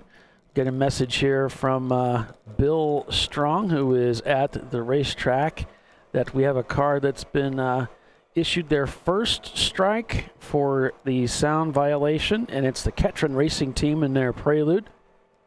Also getting a message that the Team Triad wireless car and their 240SX is behind the wall. I know they've been back there for the most part today. But probably the best news that's come up as of late is the Utah Valley University guys got that Miata back on the racetrack, and they're out there splatting bugs. So congratulations, guys. Good to see that. I got to correct you there, Paulie. Bugs are not allowed in California. They've been outlawed. Okay. I did a lot of clean up the state. I did a lot of damage at Road America, though, man. There's so much. I've killed so many bugs out there. Not as many as you can kill at Sebring, baby. Oh, the love bugs. Oh yeah. Gosh, that's an epidemic out there. That's bad. Oh yeah, your trailer gets hammered. Unbelievable. So, guess who's leading the race? Ergolab.com with Tooth Autosport. Way to go, Jerry. Well done. He's got to be pretty happy in the car right now, leading the race at Laguna Seca. I know my buddy Tyler Pedersen knows what that feels like. That's got to be a great feeling. Tooth Autosport is currently in second place. This is like deja vu all over again for those guys. Like, come on, man. What do I have to do to lead this race at the end? Then we've got Team Octane. Oh, Team Octane and Sweet Spot. Both of those cars are EC cars. So we jump down to Orange Pumpkin, who's actually running in third place now. Zoom Zoom Kaboom has tumbled down to eighth. So then we've got behind Orange Pumpkin, we've got Last Minute. Then it's Petrol Heads, Blown My Wad, Roto Palooker, Zoom Zoom, Team Axe, and 901 Motorsport. That rounds out the top 10 of the cars that'll qualify for the podium. Well, Jerry's got to be happy with Ergo Labs. That's a relatively new build. He's got the Ecotech swap in it. So he had a 33 and a 43 at Road America in the spring race. And then had a first at Hastings. So another first would put Jerry firmly in the championships. He's already in with 7 points, but another first would drop him down to 2 points, and that's the best you can possibly do. Yeah, it'd be a real big payoff for them making this tow all the way out here to race to come Colorado out and win the race at Laguna Seca. I mean, that would be such a prize. Well, I mean, this is Jerry's favorite track. That's all he talks about, it seems like. Well, that definitely plays into it. When you like the racetrack, you're probably going to drive your best there. You're just going to be enjoying yourself so much, you know. If you're uncomfortable with the track, likewise, that's going to affect how well you perform on the track. And I was at the race in the spring at Road America, and there was so much downforce on that rear wing, it was actually breaking the car. So they had to reinforce how it was attached to the car. So, it's certainly changed. There's an emergency vehicle off, driver's right, as you're heading into turn 3. So there's something up over there. If we get any message back, we'll certainly relay that to you. Yeah, it looks like it's a black Miata. So I wonder if it's the Willwood car. You know, we've got a lot of Miatas out here this weekend, but... can't swing a dead cat and not hit one. That's right. Yeah, there's that Miata stranded and the EV just in front of them. Again, no full course caution. So Utah Valley kind of wraps the steering wheel. I tried to get by that guy, a little frustrated. And they're getting away from him.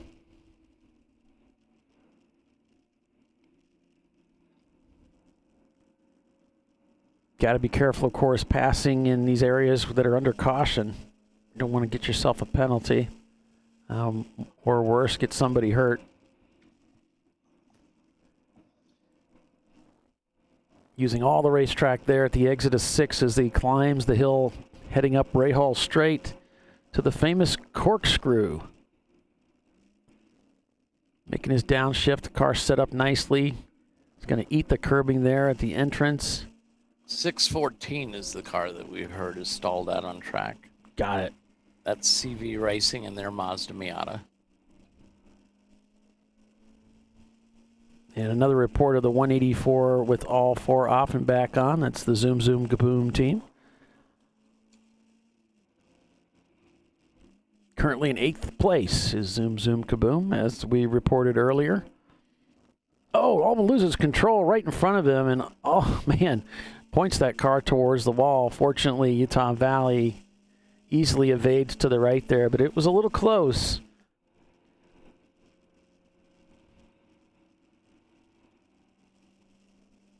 You know, you come through 11 there and you're trying to make that corner, you really get the car pinched. And there's a lot of grip on the front tires, and it just wants to bring the back end of that car around. It's one of the few places that has decent grip, and it just wants to turn the car around. Lots of skids and tire smoke. Both cars continued. The driver's having a good time. He's hooping and hollering inside the car there. Fun racetrack. That's a relief laugh, if nothing else. Yeah, Bill reporting that a couple cars may have had contact. The Willwood car and the Wankles and Wankers. Of course, this is the track where Willwood lost a car. It was written off in an accident on track.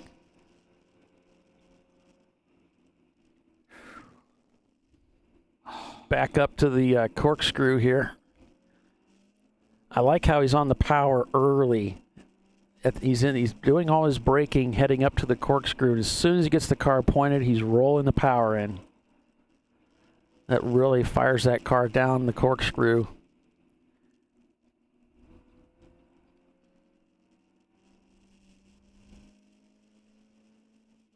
No upshift there. He comes out of there with good revs. He's right in the range where he wants to be. Rowing up through the gears. He's got a good run on this car. Coming down the inside, he's in a great place to complete the pass. Coming through turn 1. Takes the corner away. He's in control. Turn 2 comes in pretty hot. Manages to hang on to it. Definitely makes the clipping point for the first part of turn 2. A little wide at the exit for 2.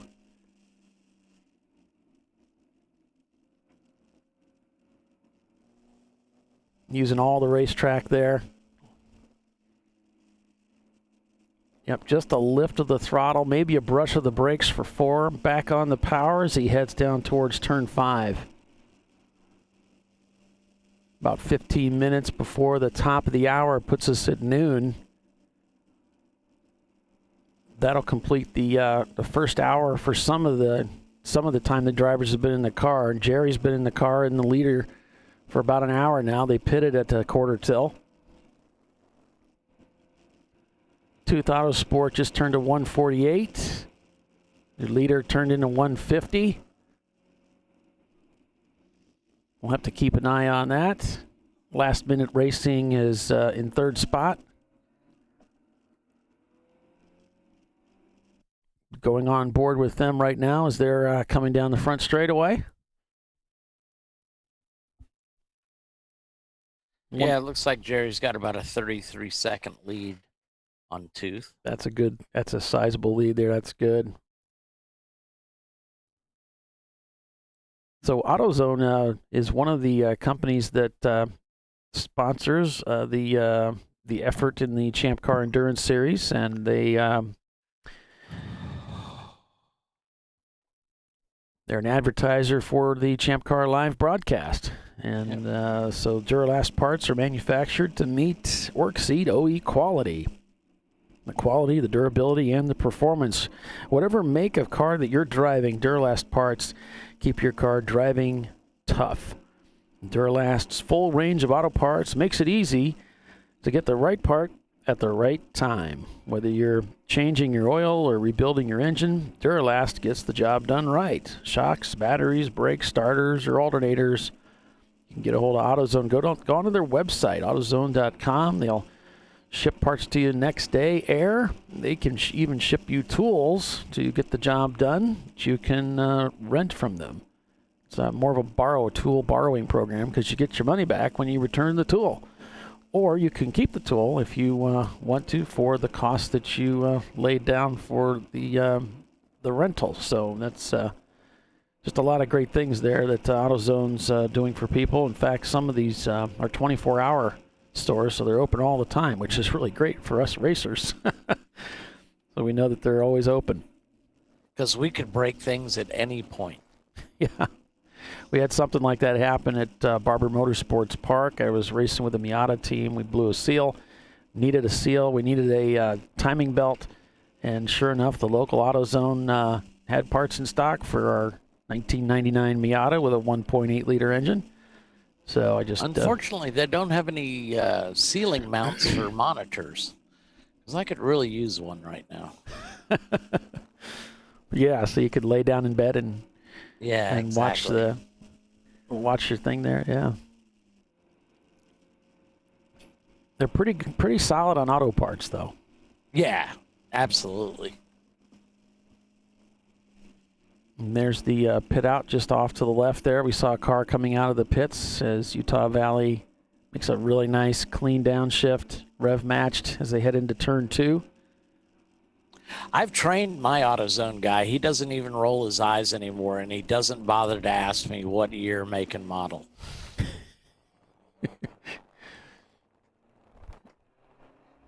Does he just say, is this for that same thing again? Yeah. He just is usually followed by, and he's kept the audible size down. Like, oh, Lord, So I broke him of that. He's a really nice guy. Carl says, well, if there's hooting and hollering in Utah Valley University's Miata, that'd be driver and Autotech faculty Matt Hassara. We can hear him 3 classrooms away. No one sleeps in his class. Yeah, he's hooping and hollering in there just about every other lap. You can hear him he's having a good time in that car. As well he should. Yeah, it's a great racetrack. It's a lot of fun.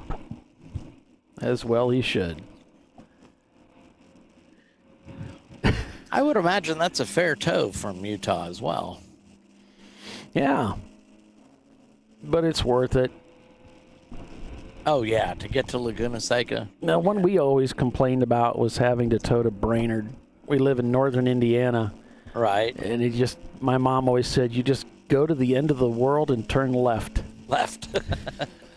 Well, I pointed out, of course, I live in Atlanta, in Hartwell, actually, and there's a bunch of tracks close to us, Mm-hmm. Charlotte's about a 5-hour tow away.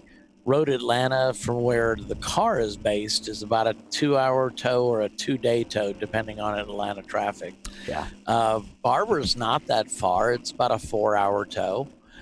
Or a 4-hour drive for me. It's about a 2-hour tow for the car. So Daytona's not that bad, but the interesting thing is Sebring is further away for us than Indy is. Gotcha. NCM's an easy day tow and That's one good. of our favorite tracks.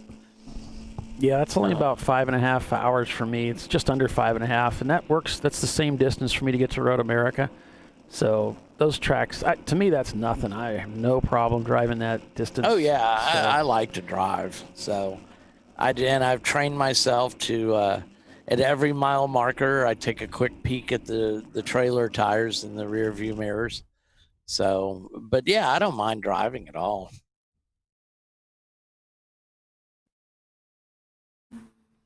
a quick look at the front straightaway here. out here at Laguna Seca. You can kind of get an idea of just how fast the cars really are. You know, a lot of these cars are just stock, engines. There's not a whole lot going on as far as performance gains. There's a little bit here and there with ECU tuning, but what's really cool about Champ Car is our cars are running slow enough that, we're running on purpose-built road courses that are really built for faster cars. So when we do lose control and slide off the track, it's usually just off into a gravel trap somewhere, and we just go back on the racetrack. So it's not as dangerous as these much faster race cars that race like in Trans Am, IndyCar, Formula One, all of that kind of stuff. Yeah, I mean, we have virtually every bit of safety gear that you'd expect to find in a car. Full roll cages, welded roll cages. We've got fire suppression systems. We're all required to wear the Hans device. So it's about as safe as you can get. Well, we're required to wear some kind of head restraint systems. You can wear next gen if you want to, but you get the idea. He's talking about that whole restraint system. Hans devices are great for that lateral forward and backward. They don't do much for side to side. And the next gen kind of comes in and takes care of that. But there's so many teams like Twisted Sister here running more of these Halo style seats that protect the neck and the head and all of that too. You can see that here in the 901 car, that you can run the Hans device, and that's the piece that I invested in, and I don't have to I don't have to change if I'm concerned about that. Those types of seats work good. I like them, but in a smaller we've car. got the Sparco Evo 2 seat. Okay. And it's not a full containment seat. Mm-hmm. It's got some pretty generous side wings. Yeah. This has kind of that wing type thing to it. And it's the only downside to these is, especially like in a Miata, it can make it a little difficult getting in and out of the car because it points into the window area. So you're sort of running out of room there. I like them more in the bigger cars like the E36, the E30.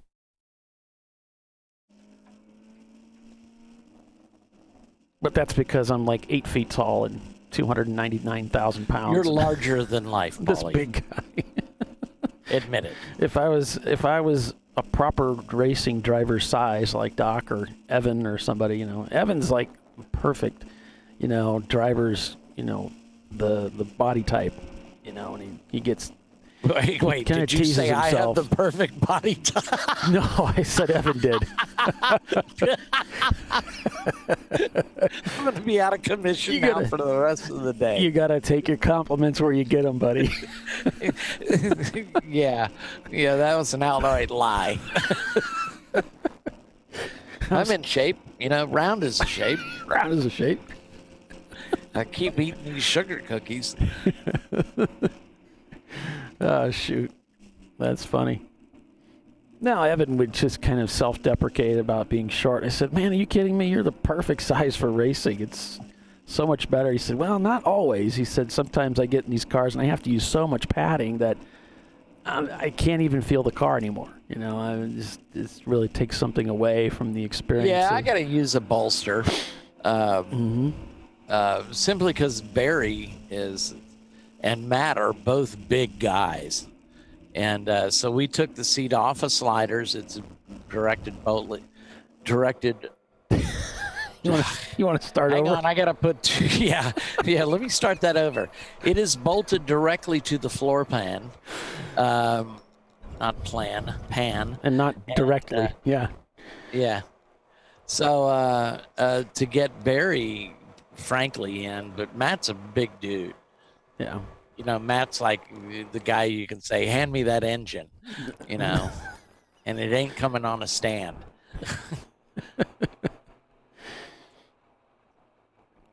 I like that we've had these young guys that are like 14 or 15 or something racing with us, and we've had a guy that's, what was it, deep into his 80s that was racing with us. Yeah. At Pitt, I think it was. That was pretty cool. Yeah, I hearken back to the days when the tires were skinny and the drivers were fat. Bill was there before me, though. Yeah. Yeah, Bill just had a birthday. Andrea just had a birthday, but we're not going to tease Andrea. We're going to tease Bill. What do you mean we're not? I'm not going to tease Andrea. I like Andrea. Oh, I won't tease Andrea. No way. But Bill, on the other hand, make my life a living hell. Bill just hits me, and he hits like a girl, so.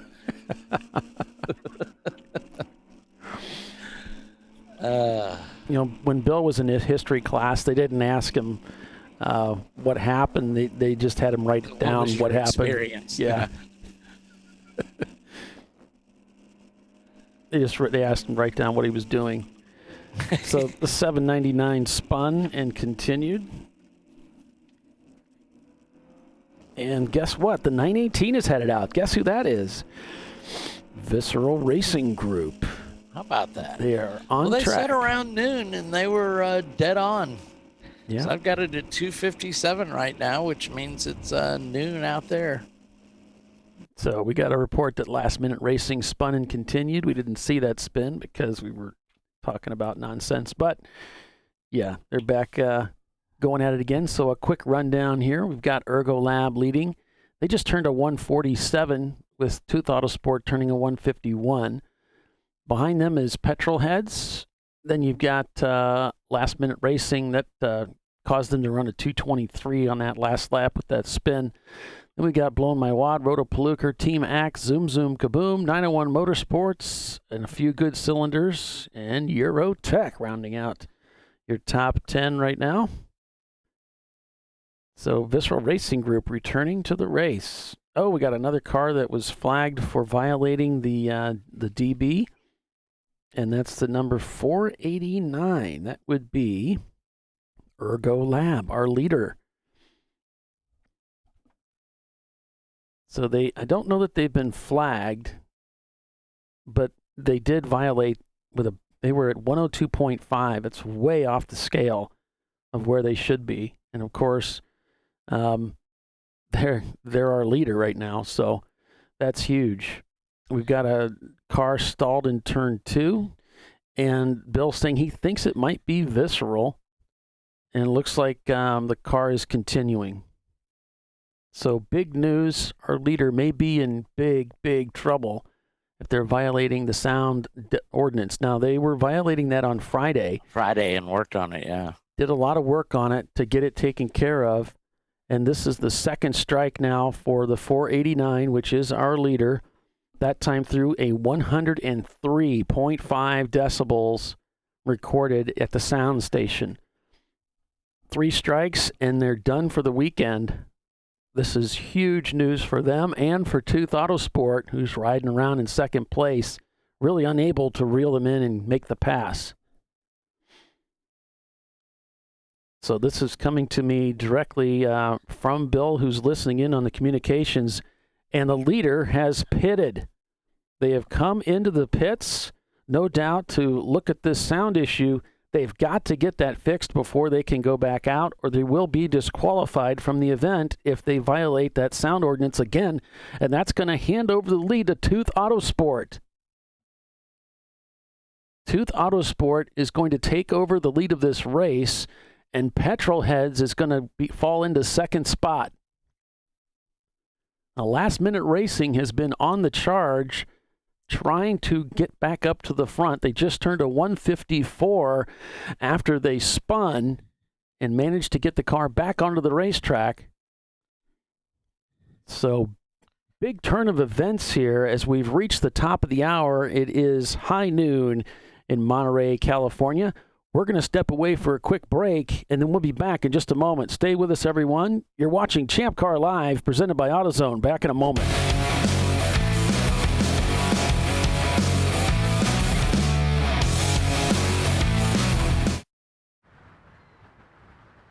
I probably need new tires.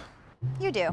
What if they sold tires online? We do. We're TireRack.com. They could offer lots of tires We have so many tires. and help you find the right tire. It's called the Tire Decision Guide. Oh, and they could ship them to a nearby mechanic. We shipped over 7,000 independent recommended installers. This is an amazing idea. Sorry. TireRack.com, the way tire buying should be. I did it. Do you see how it's... That's it. We did it. You did it. You can do it. The path to I did it starts at AutoZone. Get in the zone. Hi, it's iRacing commentator David Haynes. In 2019, I'm excited to be bringing coverage of the Champ Car Sim Series, the sim racing division of the Champ Car Endurance Series. Contested across 15 championship rounds using the 2015 Mazda MX-5, the winners will receive a free entry into a real Champ Car Endurance Series race in the 2020 season. Each points round will be broadcast live by HJBC. Head to forum.champcar.org for full information and schedule. Sign-ups are open, so get registered now. Best of luck, and I'll see you at the track.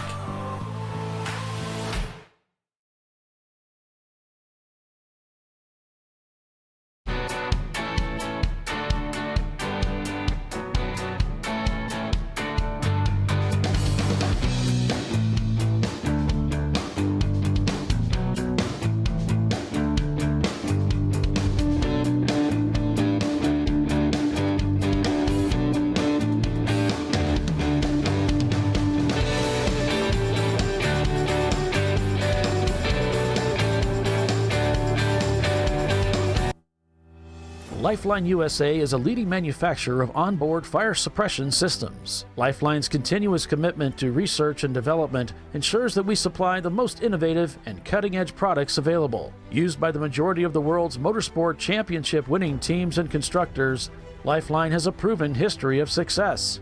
Lifeline offers a complete range of fire suppression systems for all budgets and needs, and we continue to push development and limits on both extinguishant materials and our patented delivery systems to make the race car environment almost as safe as sitting on your sofa at home.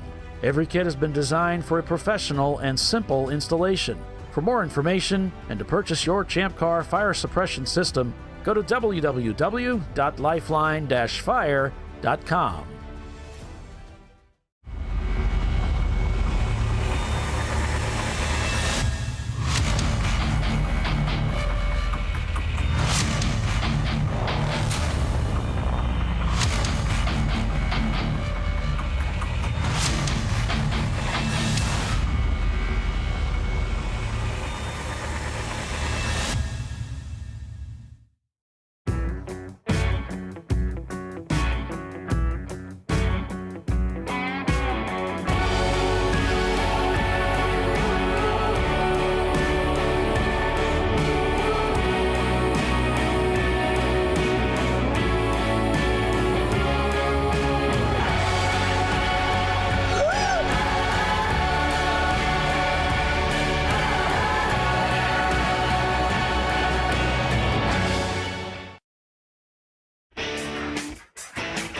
Located in Northeast Ohio with 40 years of combined experience, Money Shift Racing knows how to deliver performance and safety, offering everything you need to get your vehicle and drivers ready for race day. From safety equipment to full engine assembly and repair, in-house fabrication, 3D design, and rapid prototyping. Money Shift Racing. Performance done right. At AutoZone, you get what you need when you need it. Got a today job? Pick it up free same day at your local AutoZone. More of a tomorrow project? Order as late as 10 p.m. with free next day delivery. Getting the job done just got easier.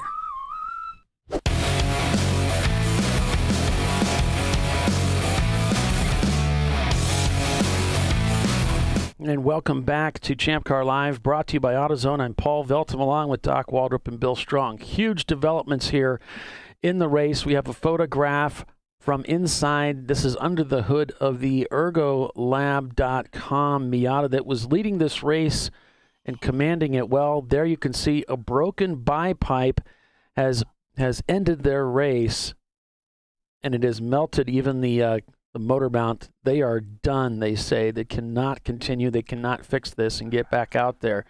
So their day has come to an end. And your new leader, Tooth Autosport. That's a shame. Well, thanks, guys, for getting us a picture of that.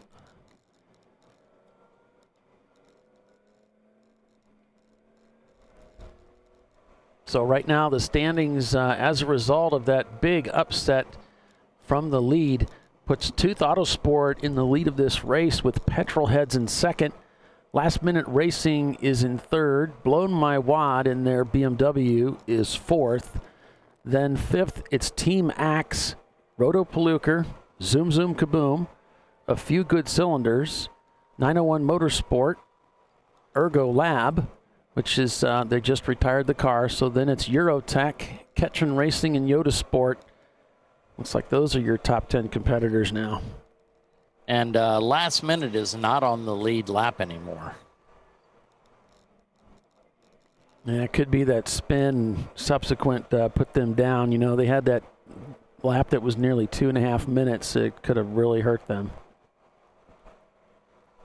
Thanks, everyone, for joining us here on ChampCar.Live. It is a Monterey Christmas here at WeatherTech Raceway, Laguna, Seca for the TireRack.com Endurance Series, Champ Car Endurance Series. I'm Paul Veltum along with Doc Waldrop. Bill Strong is at the track, sending us information about what's going on.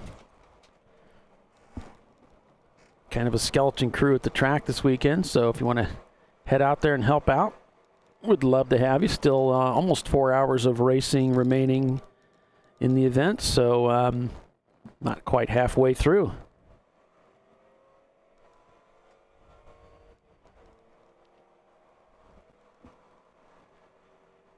Couple weeks, we're going to be out at Sebring International for, I believe it's a double 7. So make sure you check us out for that. And of course, the 2020 calendar is out. So you can go out to ChampCar.org and look at the schedule there. There's also the opportunity to sign up to become a member of Champ Car there on the website. And you can sign up to be a volunteer at one of our events. You get paid, get lunch, and you learn a lot about Champ Car as well. So I got a report 317 is off track and back on. And 317 belonging to Yoda Sport. But we're on board with 901 Motorsports right now. They find themselves in 8th place in their BMW E30. Looks like they're rocking the solid mount shifter there. That's why it's so tall.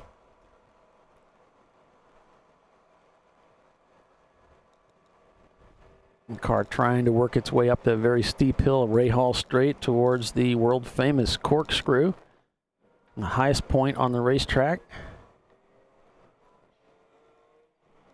In other news, Utah Valley University, they've got their car out there on the racetrack.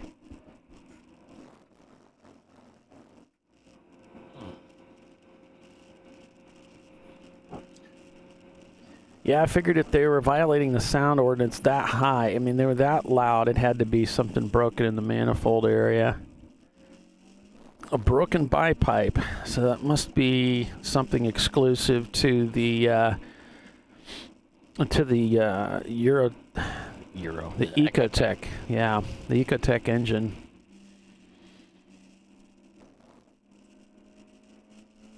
You know, a lot of these Miatas come with 1.6 or 1.8 liter engine. And it's a pretty reliable engine, really. A little sideways there from Utah Valley, gets it under control. Rowing up through the gears to complete another lap here at Laguna Seca. This 2.238 mile 11 corner road circuit with about 70 feet of elevation change. Planning on being out here again next year. It's probably going to be, would you say, at the end of the year? Maybe the final race of the year. They're still finalizing the details. So that's why it doesn't appear on the schedule just yet. Yeah, we don't publish them until we get the signed contract in our hot little hands. We're going to have a couple races in Canada, and we're going to be back at Circuit of the Americas again. A track that Mike said we would never go back to. We're going back. Never say never. It's like James Bond. Yeah. But we're going to have good participation, or we're not going to be able to go back. It's just the way it is. That's why we didn't return right away because, what is going on? That guy slams on the brakes right in front of him. Utah has nowhere to go. Jams on the brakes. That upsets the car. He loses control of it. No fault of the driver, but the guy up ahead, apparently not real confident with turn 6, really jumped on the binders there. And, boy, he was not expecting that. I don't think anybody would have been. I don't think any one of us were. But he just about came to a stop on the racetrack. Whew. That was a moment. Just about wrecked the car. Just about ended both of their days. Jeez. Yeah, I wasn't looking at my screen, so I had to go over to YouTube because it's on a delay. Mm-hmm. So, yeah, that was a moment. You don't hear the Utah Valley guy laughing. No, he's probably not finding that humorous at all. No, probably not. Some people are narrow-minded like that. No sense of humor. Yeah, no sense of humor at all. So, Twisted Sister out here this weekend with us. Not running up towards the front of the field, but still having a great time with us.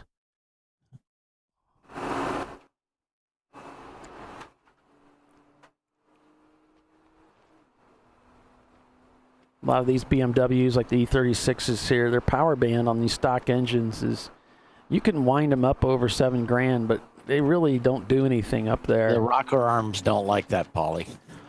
Well, on the E36, it'll float the valves eventually, but there's no power up there. There's no. I know the E30s don't like to go much past 6,500. Yeah. I mean, you can feel the car just kind of nose off after 5,500. Yeah. There's just nothing. There's nothing up there. So there's not a whole lot to be gained except on the upshift. But it's just like you're just you're just winding the engine out. There's really not much to be gained anyway.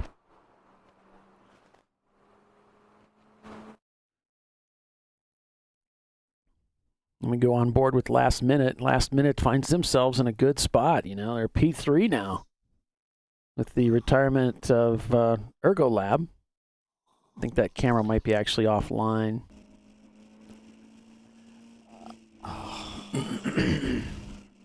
I'm taking a look at that front straightaway camera. Frank telling us that Grant's family's following along, so go 901. Great to hear that families are supporting. You know, we got more people watching the show than have on the track, which is great. That's great. I just want to say thanks to everybody who's watching. It's great having you along. Obviously easily entertained. Yeah, they probably got the sound turned down. They're just watching the pictures, maybe. You would like to think so. 15 minutes after the hour. Standings are as follows, according to what we have unofficially. Tooth Autosport leads in the number 522 Honda Civic. Then we've got Petrolheads in second place.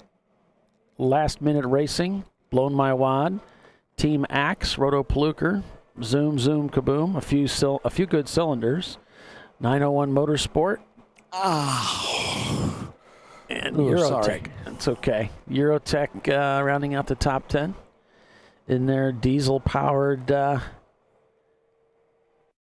Volkswagen TDI.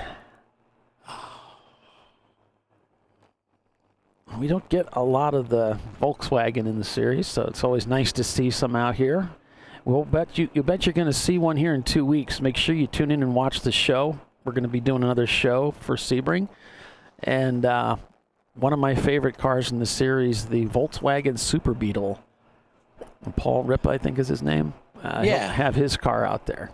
The guys named Paul are usually pretty cool, so you can always bet it's going to be a cool car. That is true. Yeah, he's got a really cool. JB Bugs is a Volkswagen service garage, right? The guy's an expert at fixing those things and supporting them, and so he brings this. I think it's a '77 Super Beetle. That's off the top of my head, so don't Don't quote me on that. Let me see if JB Bugs is entered. Okay. Well, I sure hope so. It's kind of a sky blue, bright blue. With yellow highlights. With yellow highlights. It's fantastic. I don't see him entered. I'm sorry to hear that.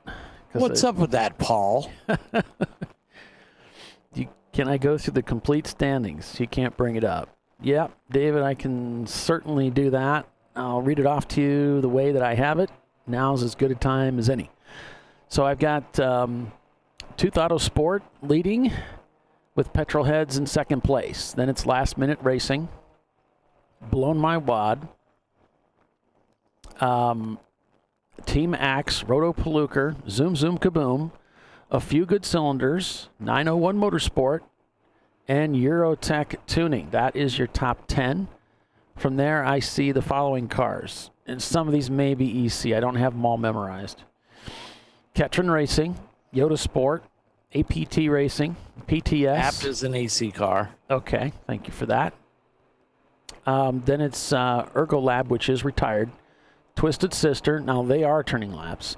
The Gunslingers, Thing 2, Willwood, Brown Streak, Glitch Heroes, Orange Pumpkin, CV Racing, Utah Valley University, Wankles and Wankers. That's an EC car. Bandits, which is shown in 29th, which puts them around 25 with the EC cars ahead, okay? That's roughly where I'm at right now. Then it's Open Source Auto Sport, Alchemy Racers, USA Racing, Cut Corners Racing, No Gray Matter, Team Triad, and that rounds out the cars that are circulating. I think Visceral is actually behind them, and I know they've turned 10 laps. So they may be on the racetrack. So that's your full rundown, folks. Two of our cars yesterday show them not turning laps today. That's in memory of Orange Yeller and the Wetsuit team. And if Wetsuit team, we knew they went out with transmission problems. Yep. And they had no spare transmission with them. And they broke I think they got back out there, but then they blew an engine. So it was, whatever the case is, they're done. They were done early. David, if you're saying you can't find the standings through the complete, try going to Race Monitor and checking it out there. So it's race-monitor.com. We're not running the relay for Race Hero due to issues that surfaced yesterday. Okay? So, I got a message from Bill. The Visceral Racing Group is way off in the sand at turn 11, and then they continued. Turn 11 is that final corner that takes you on the front straight. Well, then he's not way off if he continued. They've been having problems with that turn all weekend. Yeah, well, a lot of guys have. It seems to cause a lot of oversteer. Yeah. Well, we know it's not a magnetic issue because Visceral has drilled out their car. It's mostly tape. Yeah. Yeah. It's the MT version. Mostly tape.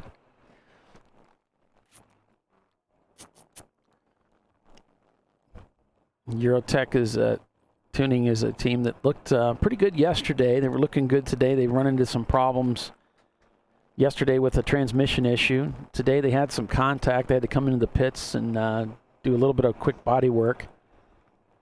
Yeah, they lost fifth gear and then fourth gear and then third gear finally gave up on them too.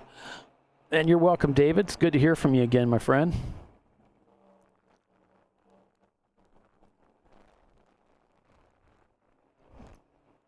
So Tooth Auto Sport pretty consistently turning in these 151s. Pretty safe lap time for that car. We know it's capable of going quicker, but having it wound down just a little bit gives you some of that margin for safety. Well, their immediate threat behind them is Team Octane, and that's an EC car, so why worry about them? Yeah, really their next concern is going to be Petrolheads for sure. Yeah, and Petrolheads is showing 2 laps down from them. And like I said, Tooth could use that good finish that they're planning on. They finished second yesterday. They get a win today. That puts them at 3 points, which is in great standing for the championship at Sonoma. So, Yeah, I mean, you look through the top 10 cars right now, lap time-wise, they're actually the fastest car out there. There may be, I don't know if there's a local yellow or not. Everybody's, turning over 150 lap time. So they're actually sitting pretty. They're in good shape right now. There's no need to push it. I know it was Jackie Stewart that said he always tries to win the race going as slow as possible. It's possible, yeah. It took me a while to get my head around, like, what's he talking about? How to win the race going as slow as possible. Oh, gets a little sideways from him there in the Weathertech machine, but gathers it up. Of course, the other thing they say is to go fast, you got to have slow hands. Right. Right. If you watch any of the circuit studies put on by Mike Skeen and Johann Schwartz, they talk about that in their various track training sessions that you can take. So, yeah, I mean, if you're feeling a little intimidated, you want to learn something about some of the tracks before you go there, you might check out CircuitStudies.com. They've got several of the tracks that we run in, and they give you a turn-by-turn analysis to give you the 411 on how to get around that racetrack, both in the dry, in the wet. They give you quite a bit of material that you can download and print off, and to make notes and to have that with you. So it's a pretty handy tool. They've been a sponsor of Champ Car in the past, and so yeah, they've got circuits out there like I think VIR is on the schedule. They've got on the list. They've got Daytona. They've got Watkins Glen. So there's quite a few out there, fairly challenging racetracks that the other one that's a pretty good read is Ross Brentley's Speed Secrets. It's a newsletter that comes out every week. Oh yeah, and of course Ross has several books that are kind of the go-to for so many racers. If you're just getting into the sport and you're trying to find out, well, you'll find out real quick that it's hard to drive the cars fast. And then, of course, one thing that we do, we've got our sim series that runs on Wednesday nights on iRacing. Yeah, we've got an East and a West division of the series, and they meet just about every Wednesday, I think it is. Yeah, we'll do a practice round at most tracks, and it mirrors the actual Champ Car schedule. And then we'll do a championship round. In the championship round, you've got to have a minimal license to run those. Mm-hmm. That keeps the riffraff like me out. Just kidding. I actually have a license. It's not a very good one, but it's mine. It's kind of like our friends, Yeah. It's like the broadcast. No. Not a very good one, but it's yours. Yeah. So anyway, you're allowed to, at the end of the year, we'll drop your 4th worst finishes, and the winner on each division, the West Coast or the East Coast, is a free entry into Champ Car, into an actual event. And so there's some serious dollars behind this. Yeah, there really is. So check us out, 6 p.m. on Wednesday, virtually every Wednesday night. Full details, we're still putting the 2020 schedule together. So full details will be on the ChampCar.org website on the forum. iRacing has its own section on the forum, so you can keep abreast of it there. The championship rounds are even broadcast on the Huge Jazz channel, with commentary from David Haynes. Oh, yeah, and Jeff's asking, is there any chance we could get a different display as we had yesterday with the cycling of the timing and scoring? No, I really can't do that because we're not running the Race Hero relay from the timing and scoring tower. So we're not able to bring Race Hero in, so we're stuck with the static there. So, and then Jeff Barrett was asking. Thanks for asking. Yeah, it was a neat little tool that we had put together, and it's worked out really well for me, but when it works. No bueno today. Yeah. And Jeff Barrett's asking, was there a stream in the Sweet Spot E30? And the answer is no, we don't have a camera in that car. That's one of the EC machines, and I don't usually put a camera in that car, so in an EC car. So we just try to focus on the cars that qualify for a podium finish. So, and I don't know, I haven't heard that they had one. You can certainly do a search for that car and that team name on YouTube and see if they might be broadcasting. That's a possibility. They might have their own stream that they didn't tell us about. Right now we're on board with 901 Motorsports in their 1990 325 IS.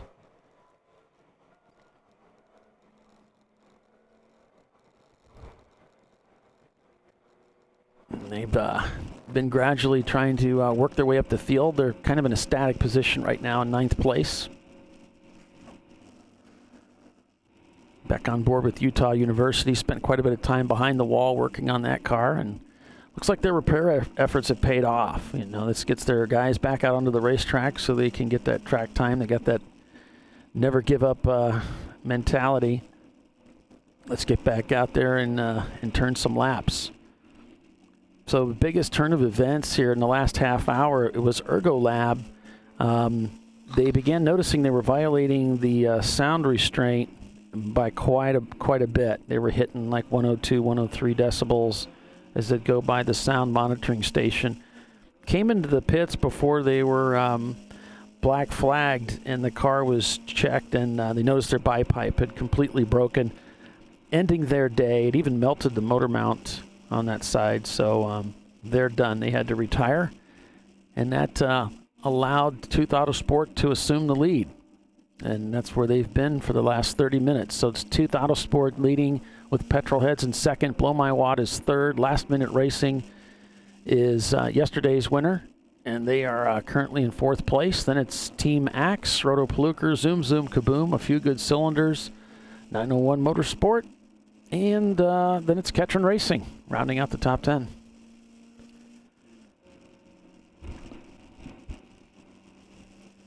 So I'll get these race results entered into our official records, and then forward them to Mr. Chiswick to have a look over to make sure I didn't screw it up. And then we'll get them to Bill Strong to publish to the website and probably the Champ Car page on Facebook. And we'll head on off to Sebring for the last race of the season. Yep. It's been a crazy 10-year anniversary season. Going to Indy was probably the highlight of the season for sure, and certainly one for the history books.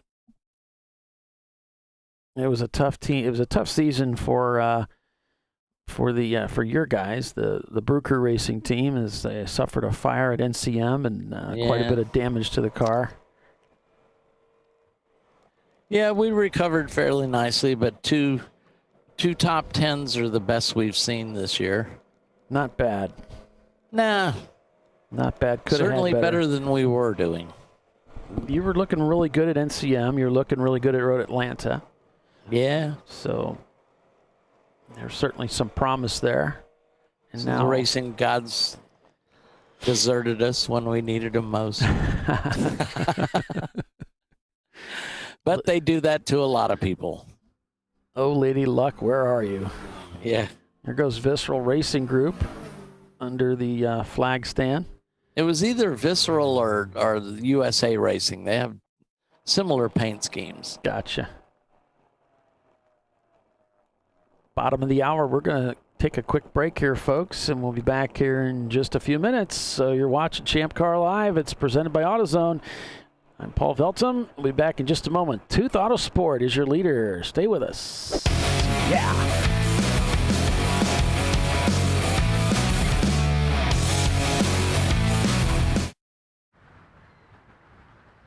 I probably need new tires. You do. What if they sold tires online? We do. We're TireRack.com. They could offer lots of tires We have so many tires. and help you find the right tire. It's called the Tire Decision Guide. Oh, and they could ship them to a nearby mechanic. We shipped over 7,000 independent recommended installers. This is an amazing idea. Sorry. TireRack.com, the way tire buying should be. I did it. Do you see how it's... That's it. We did it. You did it. You can do it. The path to I Did It starts at AutoZone. Get in the zone.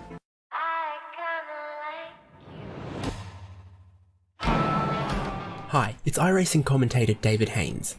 In 2019, I'm excited to be bringing coverage of the Champ Car Sim Series, the sim racing division of the Champ Car Endurance Series. Contested across 15 championship rounds using the 2015 Mazda MX-5, the winners will receive a free entry into a real Champ Car Endurance Series race in the 2020 season. Each points round will be broadcast live by HJBC. Head to forum.champcar.org for full information and schedule. Sign-ups are open, so get registered now. Best of luck, and I'll see you at the track.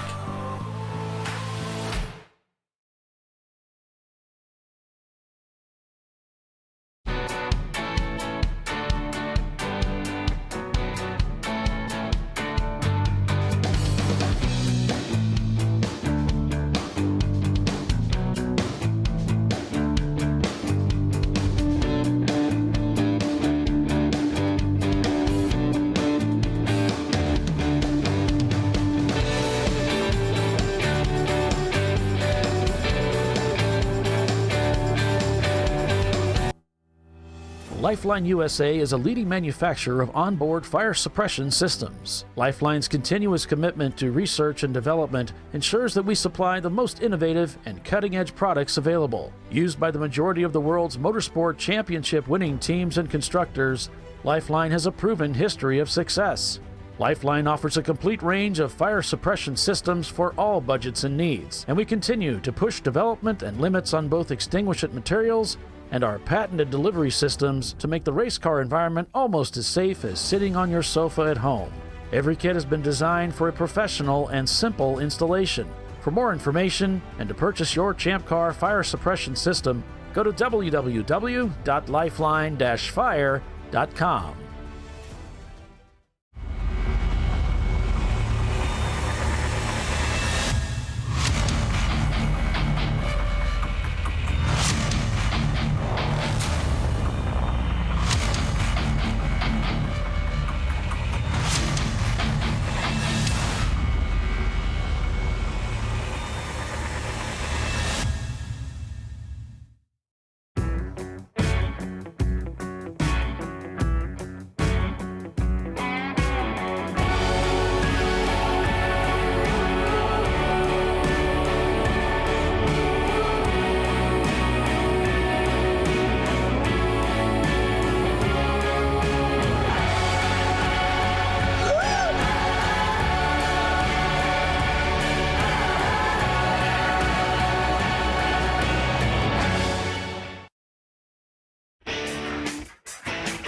Located in Northeast Ohio with 40 years of combined experience, Money Shift Racing knows how to deliver performance and safety, offering everything you need to get your vehicle and drivers ready for race day.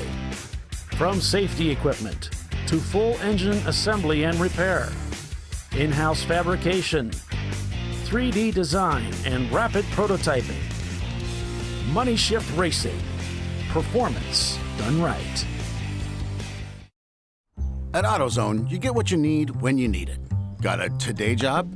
Pick it up free same day at your local AutoZone. More of a tomorrow project? Order as late as 10 p.m. with free next day delivery. Getting the job done just got easier.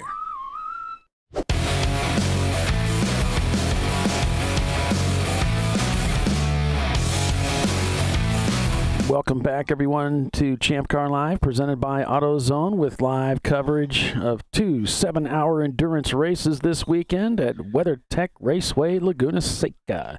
Hey, we're halfway through, too. We're halfway through. I'm Paul Veltum, along with Doc Waldrop here and Bill Strong with you this weekend, bringing you full-length, flag-to-flag race coverage. We're on board with Twisted Sister in a 1994 BMW 325i.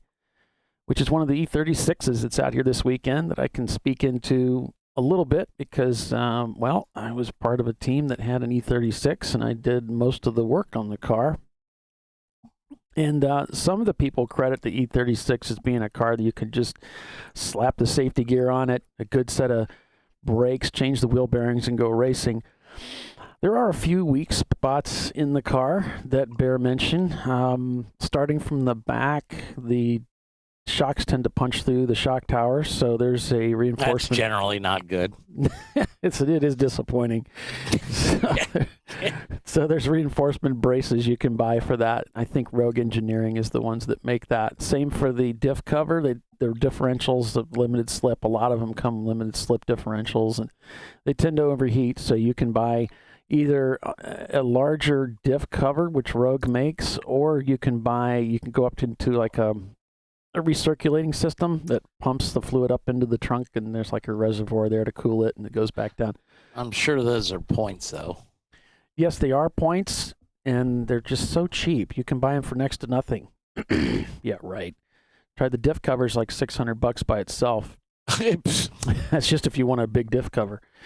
Yeah. So, hey, baby, I got your big diff cover. Okay. All right. Jeez. You know, when Bill's not around, I guess you got to step up to the plate. Is that what this is? Yeah, somebody's got to pick up his slack. Besides, I haven't visited HR in a while. A lot of people complain about money shifting these cars. It is kind of a thing.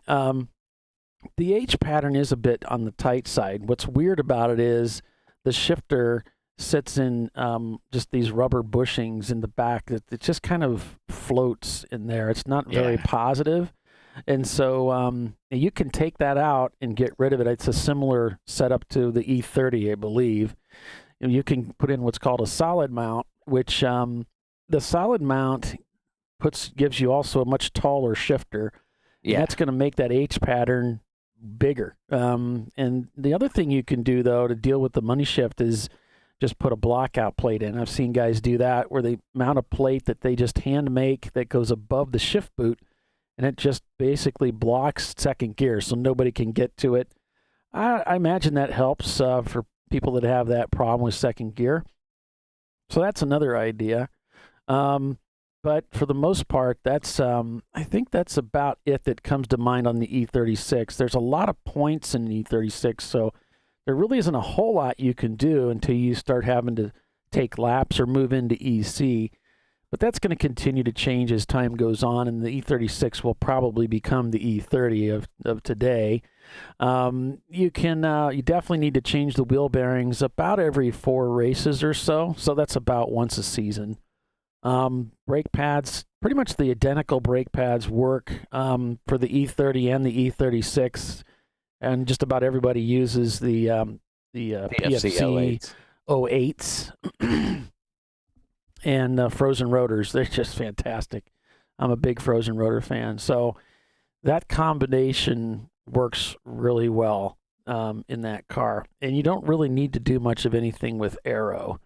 I talked to David Twitty about that. I said, hey, man, he knows these cars really, really well. We're going to Daytona with the car. Should we put a wing on it? Do we need to stabilize the back? He said, no, you don't need to do that. Just run it the way it is. You'll be fine. So, and we were taking a slightly faster car because we had a M3 power plant in the car. So we were running EC. We knew we were going to be a little bit quicker than a lot of the cars out there. So we weren't sure about that. He calmed our fears right away on that. So don't need to really do much with aero. You can just run it the way it is. Yeah, David Twatty runs TLM Racing, if you're not familiar. He's one of our Arrive and Drive teams. Yeah, probably one of the most irritating things to focus on with these cars is the Vanos system, which is the variable valve timing system. Some of them have a single Vanos, some have a dual. Depends on the year, I think, that which engine you end up with, but it's really important that the Vanos is serviced, and it's not something that everybody can service. Some people don't really have the technical know-how.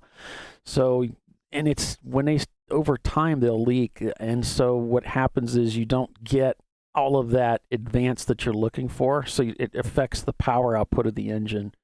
So that's, having that Vanos working right is kind of a big deal. And they're known for being weak in that area where over time, the Vanos just quits working. You don't really notice it.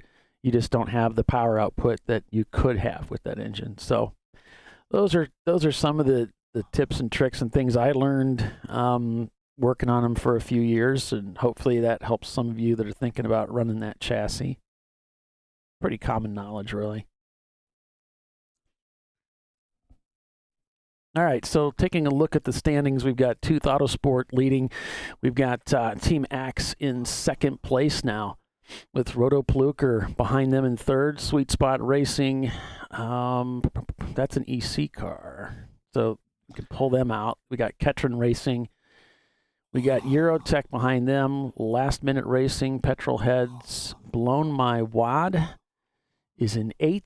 And then we've got 901 Motorsport and APT Racing rounding out your top 10. Looks like 901 in the pits right now. I heard from Frank. He said it's going to be Chris Chappelle getting in the car next. So he's going to be hopping in the car. And I think Bill's got managed to get over to the corkscrew to fix that camera for me. So I think we're going to get that camera back up. That's going to be cool. I'll check that now. Yeah, look at that. Look at that. How about that? Oh, yeah.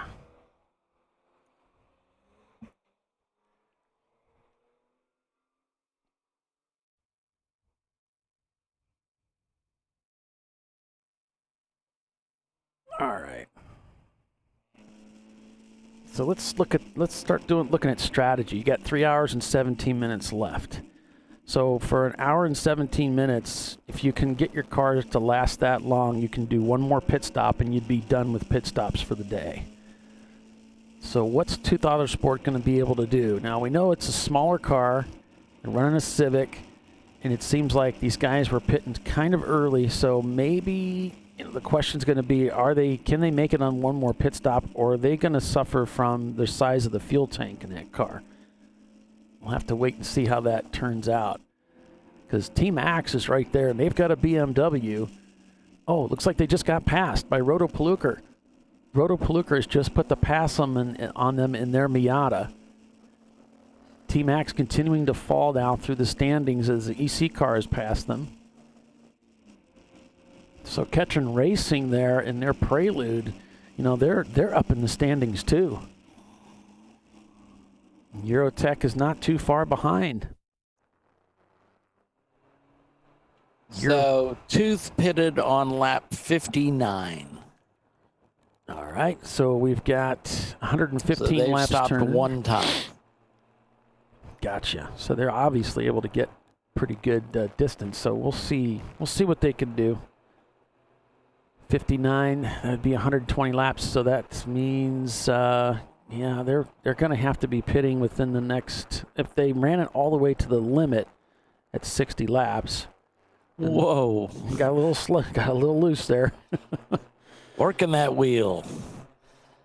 Managed to gather it up. So if you think a front-wheel drive car doesn't get loose in the back, doesn't oversteer, it will. Going into turn 5 there, it's actually banked, so you can usually put a lot of power down once you get the car pointed to the apex. Eurotech might have been a little high in the corner, and she decided to oversteer. Whoops. My laptop's kind of freaking out here. Trying to read the comments.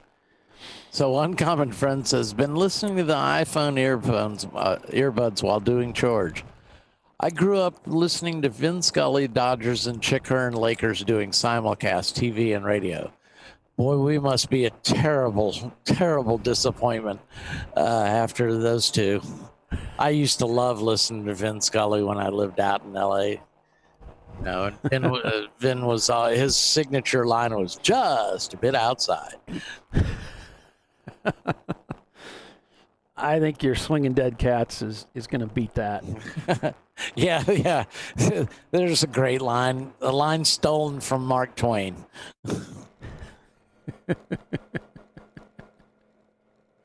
Although it might get us in trouble with the animal rights activists, it'll be worth it. Yeah. Oh, if I could get PETA's attention, that would make my life complete. I'm all for animal rights, but I mean... Oh, I am too. But yeah. PETA takes things to a ridiculous level, in my humble opinion. No, I am too. In fact, I often share some things with Chelsea, and I are both big dog fans, and Andrea too. I often share these videos. I just think it's fascinating to see these dogs that are depressed and dilapidated be rescued and brought back, and they're like a completely different animal afterwards. It's really interesting. But back to the race. It's Tooth Autosport leading. They just turned a 152 on that last lap. We've got Rotopalooka now in second with Team Axe just crossing the start-finish line in fifth. Fourth. They're moving around on us.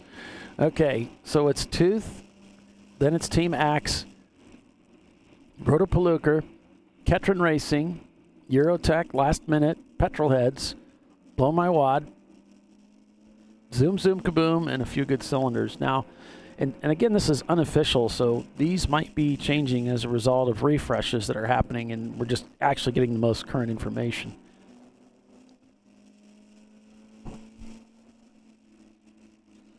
On board with Utah University going back over to 901 Motorsport. And of course, if you take into account our legendary,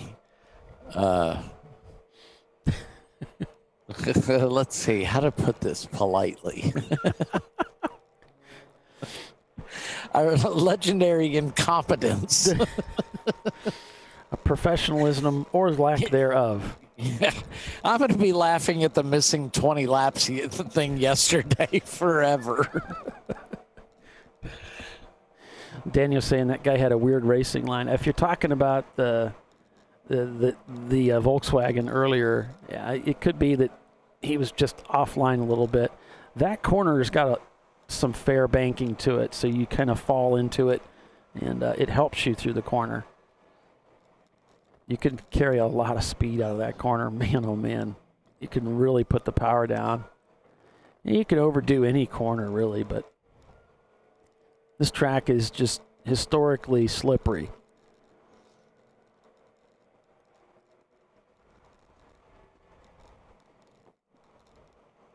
It's just kind of known for that. Through the corkscrew here. Quick adjustment to the wink mirror system he's got up there. Those wink mirrors you can pick up from our distributors, and they usually come in a couple different lengths. So just make sure you get it measured out. I know our E36, I had to put the shorter one in. And even at that, sometimes we could bonk our head on the mirror trying to get in and out of the car. So you don't want one that spans all the way across, because you're not just going to be looking at your helmet. Yeah, you really do need to pay attention to that. Our wing mirror during the fire managed to melt and came off of both brackets at the same time, so it draped itself over the center net that we had. So I just went out and I wasn't paying attention, so I picked up a wing mirror, brought it back to the shop, and we discovered, sure enough, it's too long, so we had to modify it to fit in the E30. And now, if it becomes loose, it requires us to take out the windshield to get it bolted back properly. So that was a screw up. Yeah, so check out our vendors. You know, we got discoveryparts.com. You can check them out and see what they offer. You live and you learn. Oh, sometimes you just live. Carl Scott said professionalism is overrated. Maybe learning's overrated too. Is that what you're getting at?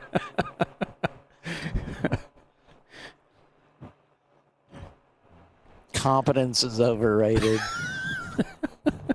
There's all sorts of stuff. I agree with you. That is kind of the nice thing of volunteering and coming out to the tracks and meeting these other teams and, you know, listen to their stories about where they made mistakes so you can avoid that. You don't have that much time. Right. Just ask the guys from Running Bulls Racing about our drive back from Sebring this year. They were kind enough to give me a ride. That'll be the last time they do that.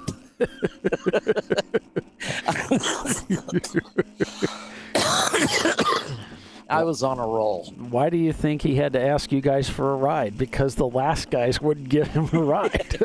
And that was my own team. No, but, you know, when I get sleep deprived and I tend to rattle off. Goofy? Yeah, you rattle? Okay. And then, of course, you know, we're up on the broadcast, you know, 14 hours plus, you know, a little time at the beginning and a little time at the end. And 7 had me, you know, I had a cot in Bill's room. And this cot was the sorriest cot I have ever seen in a motel in my life. I wake up as a taco, so I got no sleep at all. Finally got up rather than disturb Bill. I just got up and went, took a shower, went down to the lobby and just waited. So by the time poor Michael Bowles picked me up, and it was Andrew Sides riding with us, and who else? Was it Justin? I don't think it was Justin. But anyway, I just went on a roll for like 9 hours. Doc said that he had the most comfortable sleep ever in the taco bed. Oh, not true at all. God, hey guys, what up? So I got Scott Mann sitting in the pace car with me right now. Scott, you're from the Vegas area, right? Absolutely. You can eat those onion rings? Yeah, have one. It's my lunchtime. Yeah, if I don't eat one of those onion rings, the smell from the onion rings is actually going to overcome the inside of the car. So this is what a pace car driver does. He gets the umbrella babes to go get him lunch. And they bring up this nice to-go box with fresh onion rings and this great burger that he's got, stuff like that. Now he's sitting here with the car idling, nice and comfortable, using the hands-free, doing the broadcast, feeding his face. It's just great. Now, actually, he's not doing the broadcast. We haven't heard from Bill in hours. Well, because he's been feeding his face, and of course the umbrella babes have been keeping him occupied. Well, he's got a good contract, no doubt. Yeah. So ask him, priorities. When is Zoom Zoom Kaboom going to spring into the lead? We're waiting on that. Is there any input on that?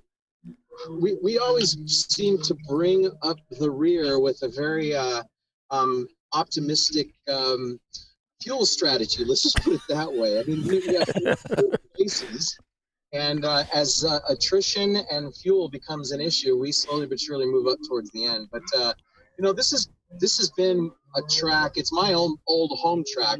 This has been a track that's been a bit of a learning curve for some of my drivers, and they're getting up to speed and doing an absolutely awesome job. But it's also, as far as fuel goes, man, we are chewing up the gas. It's definitely a horsepower track, and the competition is very, very, very good this year. So it's been a pleasure to be here. You guys put on an absolutely incredible program. Great. That's great to hear. Yeah, we've certainly seen that this weekend with that fuel consumption being pretty high. We've seen a number of cars that are running out of gas on the track. So it sounds like you're not the only team that's been surprised by that. The last time I checked, I think the beach is like a stone's throw away. So being at sea level, the engines are really turned up. And gotcha. Fortunately enough, also just the fact that people are running a lot of restricted exhaust, but they've managed to still keep quite a bit of flow going through the air pumps, albeit the engines are really quite efficient. They're sucking that gas down. So I think that's what might have hurt Jerry Enger in the Ergotech car.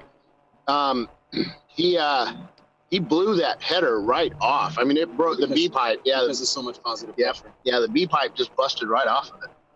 So is Zoom? I'm sorry. Is Zoom Zoom planning on Sonoma next year? Oh, absolutely. Now, you guys are, again, as far as programs go, you guys run an absolutely awesome, tight ship. He must be talking about Champ Car in general, not ChampCar.Live. Just to clarify that.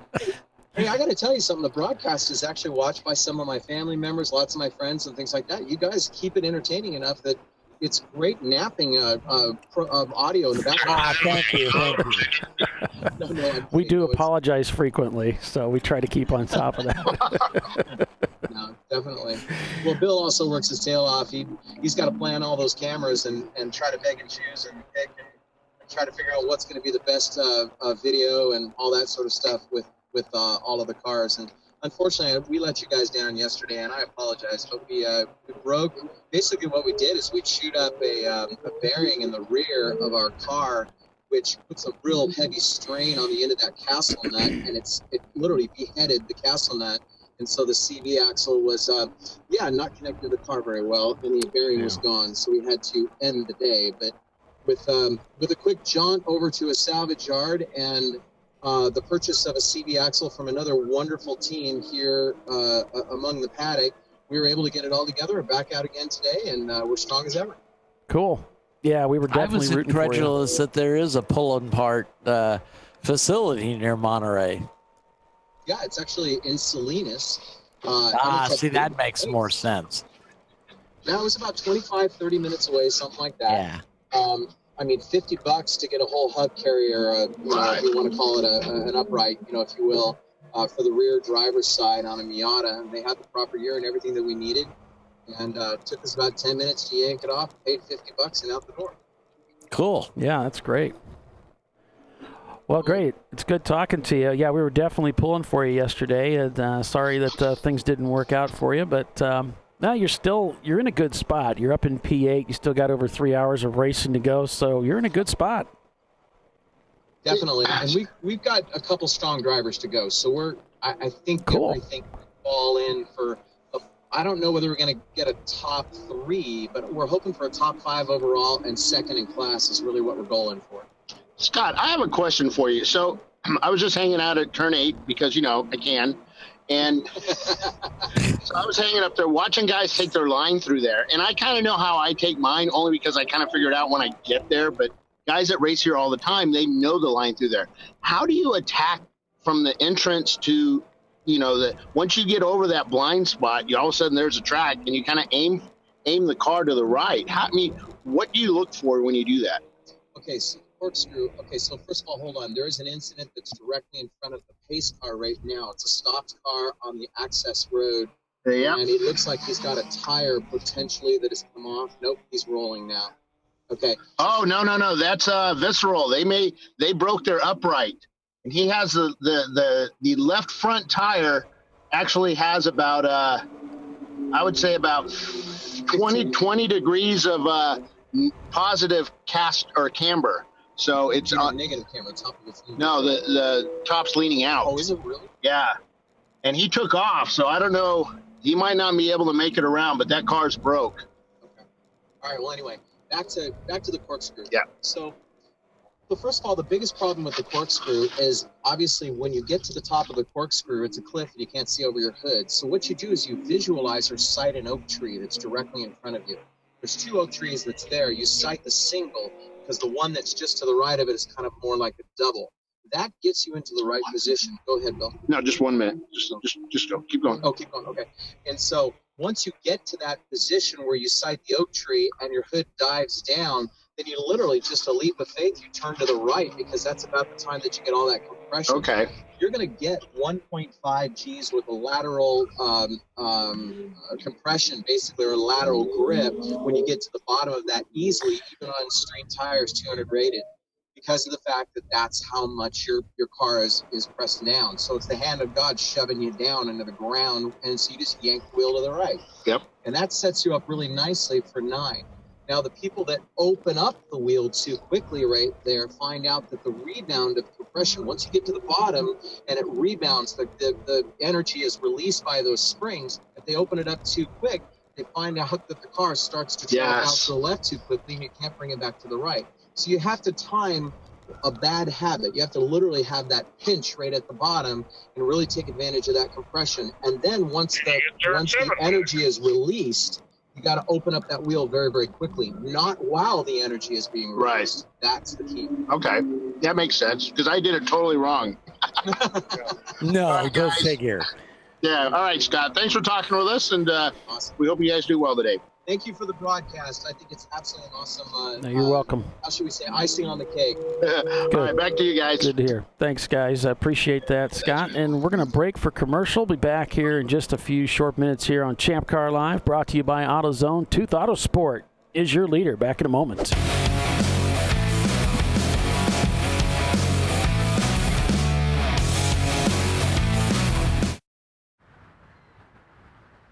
I probably need new tires. You do. What if they sold tires online? We do. We're TireRack.com. They could offer lots of tires We have so many tires. and help you find the right tire. It's called the Tire Decision Guide. Oh, and they could ship them to a nearby mechanic. We shipped over 7,000 independent recommended installers. This is an amazing idea. Sorry.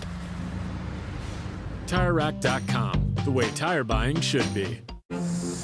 I did it. You see how it's... That's it. We did it. You did it. You can do it. The path to I Did It starts at AutoZone. Get in the zone. Hi, it's iRacing commentator David Haynes. In 2019, I'm excited to be bringing coverage of the Champ Car Sim Series, the sim racing division of the Champ Car Endurance Series.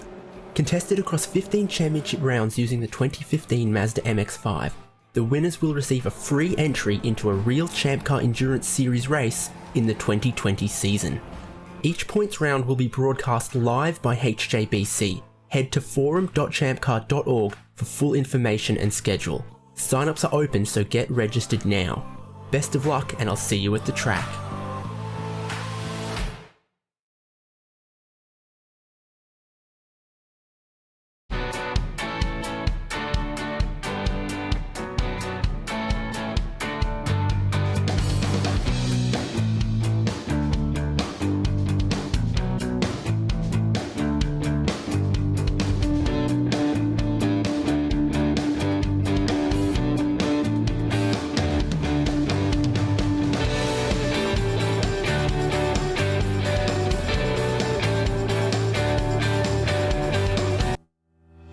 Lifeline USA is a leading manufacturer of onboard fire suppression systems. Lifeline's continuous commitment to research and development ensures that we supply the most innovative and cutting-edge products available. Used by the majority of the world's motorsport championship winning teams and constructors, Lifeline has a proven history of success.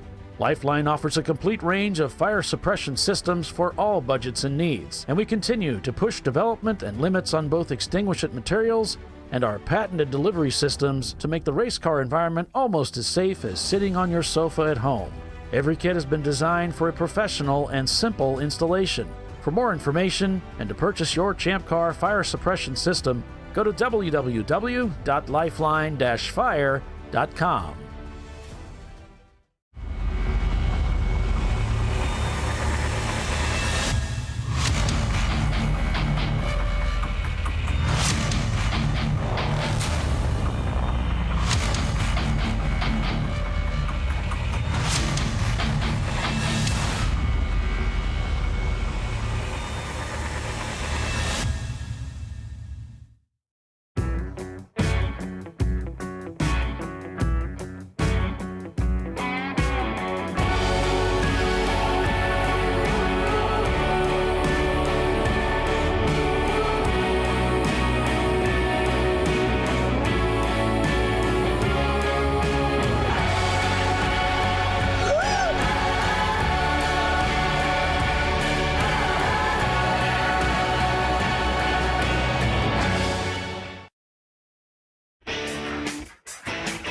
Located in Northeast Ohio with 40 years of combined experience, Money Shift Racing knows how to deliver performance and safety, offering everything you need to get your vehicle and drivers ready for race day.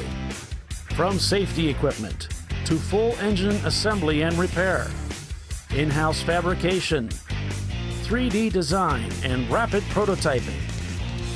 Money Shift Racing. Performance done right. At AutoZone, you get what you need when you need it. Got a today job?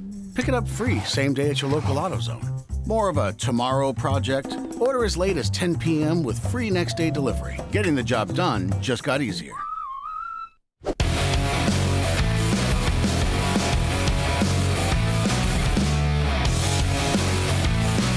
And welcome back, everyone. 124 laps completed here at the WeatherTech Raceway Laguna Seca for the TireRack.com Champ Car Endurance Series. It's a Christmas at Monterey. I'm Paul Veltum along with Doc Waldrop and Bill Strong, bringing you full-length race coverage again this weekend, as we will again in 2 weeks as we go to Sebring for the season finale, the final race of the 2019 season. Gives teams their final swipe at picking those much-needed points up for the 2020 season championship title. We'll see who rises to the top. And right now, as far as this race is concerned, it's Tooth Autosport leading the race with Last Minute in second. Blown My Wad is third. Petrol Heads behind them. Then it's Team Axe, Zoom Zoom Kaboom, Roto Pluker, a few good cylinders. Ketron Racing and 901 Motorsport, the top 10. We're on board with Utah Valley University and Miata. They were behind the wall for quite a while today as they worked on that car. But they managed to get it back together and get back out onto the racetrack. Well, at least somebody's got something together today. Most of these teams are working to their way to the top. We're working our way to the bottom. Hey, guys. Oh, look, it's Bill. Yeah, so 490 just popped in. They're doing a 2-tire change, fuel and driver. They're just completing the 2-tire change now. Visceral didn't have an issue with their upright. What it was the way I was looking at the car, they got hit at Indianapolis that really buckled the left side of the car, so the body's all jacked up. So what they've done is they're stuck in fourth gear right now. So they're waiting for Ron in the pit lane. They're waiting for Ron to come back and fix that for them. They think they hooked it up incorrectly or something came off from their repairs from this weekend. Gotcha. Okay. Like I said, they had that car pretty much torn down to parade rest. Yeah, they hold on. Are we interrupting ice cream time? You want to join us when you're ready to talk? Time. I mean a pickle. Hey, so why don't you join us when you're done? Talking to Ron, so they broke the torque tube. Okay, It looks like the gears are working now. So they broke the torque tube, and when the bearing for the front bearing broke and caused the spline on it to go all wonky and basically wear out and just round itself out. So they found a torque tube at a junkyard. They went out to the junkyard. The guys wouldn't let them take a jack inside. And where they lifted the car up with a big, I guess, 12 by 12 or something. Where they put that up there to lift the car up, it was like they couldn't get to all the stuff they needed to. So they tried lifting it. They couldn't lift it. There was some guy in the junkyard, too, that had a buddy that was huge. They asked him to come over, and that guy was actually able to lift the Porsche up in the air so they could reposition the whatever it was holding it up. So they got under there, took it all out, brought it back here towards the end, a couple of hours later, went to work to remove the old stuff, put the new one in, got it all patched up about 10 o'clock last night, went to start the car up and discovered that when the torque tube shaft broke, when the bearing broke, it actually warped the clutch. So they needed to get back and tear it all back down this morning and get a new clutch put in, and now they're back on track. And supposedly Ron ran a 141 or somewhere around there, so the car's running really well. They're actually going to leave the car out here over the winter, and it'll be waiting for them when they return for the championship race at Sonoma. That only makes sense. Not So not being able to bring a jack into a junkyard has got to be a lawyer issue in California. Yeah, that's what I'm thinking. Yeah, sort of some legal issue. Somebody had a car fall on them one time. Right. They even said they didn't care what happened to the car, so they asked, "Can we lift it up on its door? Can we just roll it over on its side?" The guy said no. So they did what they did. They got it done. Just took a little while. How do they expect them to get anything off it if it can't lift it? It doesn't matter. It's California. Yeah. They don't. And there's probably a warning that says work will cause cancer. Yeah. There's probably some EPA forms you have to fill out. Yeah. I mean, truthfully, that may be why they won't let them put them on its side, because any fluids in the car may leak out into the soil. Yeah. Thinking about my time living out here. Yeah, same here. I mean, when Six Flags bought Magic Mountain, we shipped a show that we had that was sitting in a body of water in Texas. And when we got it out to California, nobody thought about that. And California said, oh, no, wait a minute. Whoa, you can't put something that was sitting in Texas water in California water. Yeah. There might have been a three-toed sloth involved or something. I don't know. Yeah. So right now we got Tooth Autosport leading the race with last minute. guess what? They're in second place with Blown My Wad in third. Petrolheads is right there behind them. And then it's Team Axe, Zoom Zoom Kaboom, Rotopalooker, Ketron Racing, a few good cylinders, 901 Motorsport. So yesterday's winner right there. It's kind of a snapshot of where we were yesterday. Late in the race, we got last minute trying to chase down Tooth Autosport.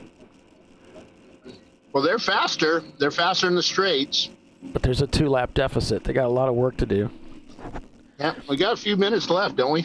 Yeah, we got 3 hours. You know what's interesting is that we haven't had any full course cautions today. We've been doing some hot pulls. I know.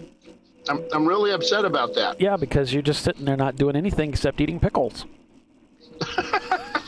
So now you can't go out and play. And that's a bummer. We've been working pit lane. No. It was my lunchtime. So during my lunch, I went up and fixed the camera, did some other things, then got my lunch and came over here, did an interview. Well, I'm glad you got to get out and. It was a good thing the ice cream shop was open. Yeah. Well, it's a lot colder today. The wind has picked up. It's 51 degrees. Oh, my. The sun is out. Damn near blizzard conditions. This Bill. Hey, what's your 20? Pace car. So, anyway, yeah. So the temperature is down a little bit from where it was yesterday. But, yeah, if somebody wants to just, I guess, what can we do to get, what we need to think of something for Bill to do, because he's bored. There's really nothing going on. We got to think of something we can do to get him out. He's sitting around eating pickles, and it's like he's pregnant. He's being, there's a palm frond waving over him. Yes, and that's what happens in California. It's a requirement. Don't you watch those TV shows? Being fed grapes by scantily clad women. My dream. But no, we can't do that anymore. Bill. Yeah. But the track, we've got clear skies to the north of us, but to the south it's wispy clouds, and then it transitions into some really dark clouds. So and they're moving along at quite a pace, so that wind at the high altitudes is pretty good. Oh, and guess who came out and visited me today? Yes. I'm dying. Jay Leno. Jason Tower. Oh, wow. Jason was out visiting his family. His girlfriend's family lives out here. And he decided, hey, Laguna Seca is only right down the road. Let me see who's racing out there. And he opened up the Laguna schedule, and it said Champ Car. And he's like, oh, my goodness. I should have brought my gear. How about that? He was kind of upset with himself. He didn't bring his gear out. Okay, well, let me give a quick rundown here in the standings. Got some people asking about some of the other teams. So we've got Tooth Autosport leading. Then it's Last Minute, Blown My Wad, Petrolheads. Then we've got Team Axe, Zoom Zoom Kaboom, Rotopalooker, Ketron Racing, a few good cylinders, and 901 Motorsport. There's your top 10. And I'm sorry, Jerry, if I mention an EC car. I don't have them all memorized. So then it's APT Racing, Yoda Sport, Eurotech. Then we got there's one, PTS. Behind them in about 16th spot, it's Gunslingers. Willwood is behind them. Then it's Twisted Sister, Glitch Heroes, Brown Streak, Thing 2, CB Racing, Ergo Lab, who's retired. Utah Valley University, who is back on track, and that puts them back around 25th spot. That'd be around 22nd spot. And then it's Orange Pumpkin, Wankles and Wankers, Alchemy Racers, Bandits. Is Bandits still behind the wall, Bill? I think Bill must be eating another pickle. He's not paying attention. All right, Cut Corners Racing, that's fine. Bandits was leading the race earlier today. Cut Corners and Open Source are both EC cars. Okay, and then Visceral Racing Group, we know they're still turning laps. USA Racing, we know they had some problems earlier today. They were smoking a lot. They might be done. Team Triad, haven't heard much from them. No Gray Matter, they were having some issues with their CRX. So, and in memory of Orange Yeller, they just had a rotten day today. So that's a complete rundown. And you can keep track of all your favorite teams by going to Race Monitor. Get the app in the App Store or the Google Play Store if you're one of those Android people. or you can find it right on the web there. I know a lot of our listeners, viewers watch on their computer. You go to race-monitor.com and then just look for the a Monterey Christmas Champ Car.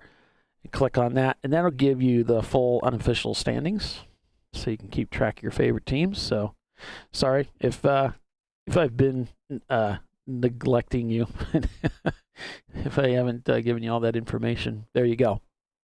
So hopefully that's helpful. All the news that's fit to print. Yeah.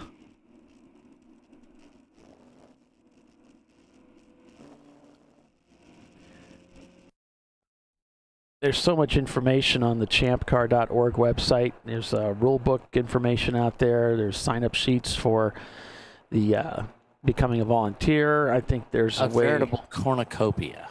Yes, you can find out more information about the Champ Car Sim Series with iRacing. Oh, geez, there's usually Mike's latest red flag video. Oh, my gosh, you can get to the forum. You can get registered in the forum if you dare and become a part of that nightmare. You can find Arrive and Drive teams. Yep. Yeah, there's several teams that are published there for Arrive and Drive. You can get a lot of the sponsorship discounts there when you go to the sponsors page, and their codes for discounts are there for the you can plug those into those respective websites and get discounts, like discoveryparts.com, for instance. So there's just all kinds of great resources on the ChampCar.org website, and if anything doesn't look right, it's Bill's fault. That's usually who we blame. Yeah. So that's how this series works. That's how this whole thing works. I'm listening. Oh, sorry.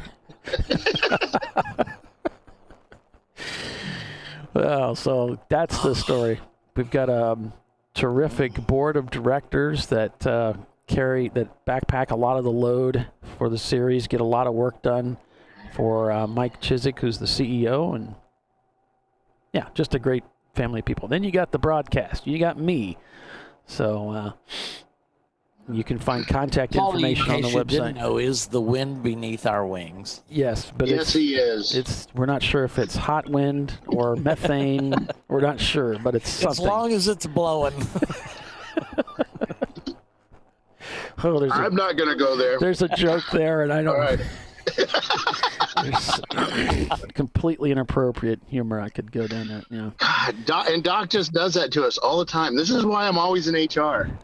That's what she said. He keeps teeing up, and then we're sitting there with a golf club, like, come on, man. Yeah. Why'd you do that? Yeah, and luckily YouTube requires us now to say no. This is not for anybody under 18. Yeah, no, definitely not. So the 744 team is going out pit lane right now. They've been in and out pretty much all day.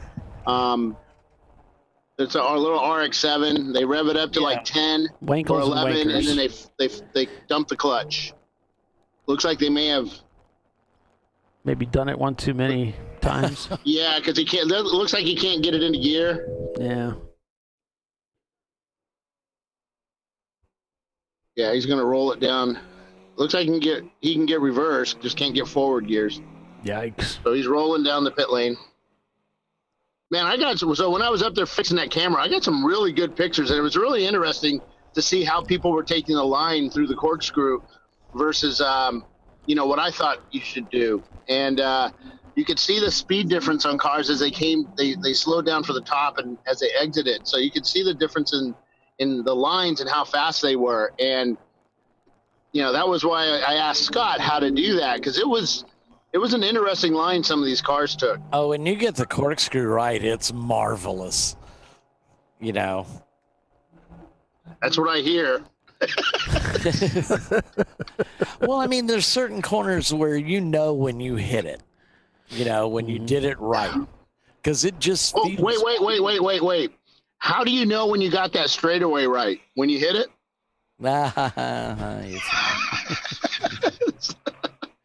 I'm sorry, Doc. I think that's the last one I'll do for 2019 for you. No, come on. We we're got a going to whole Sebring. weekend. What about that whole weekend? If you don't think I bring up the absolute track record holder for Champ Car at Sebring, you are incorrect, sir. Yeah, Bill, you missed it. I'm putting in for Sebring to buy Doc's chassis, the Kenny, for the museum. They're going to start up a museum there, so we'll see how that works out. Where? I imagine they can start a museum at Sebring, and that would be the centerpiece, the fastest race car ever at Sebring. We're actually, I think Rich is actually getting a museum collection started. And I'm not kidding about that. Who?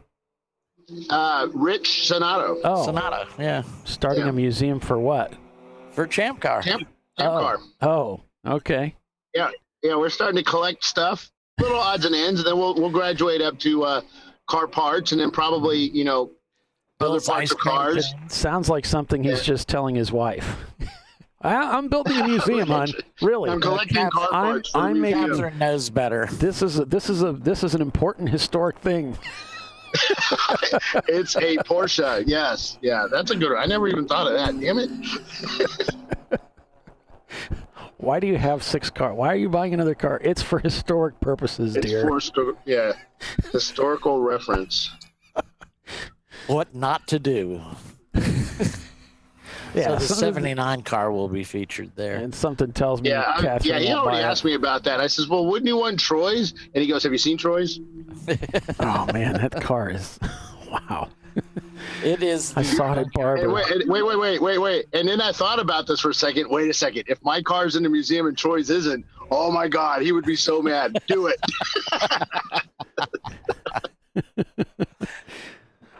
Yeah, his good times. Love you, Troy. Drove hard and put away wet. Yeah. Yes. No kidding. His car has really got the war wounds on it. That thing is wow. That would be something. It was funny at Barber.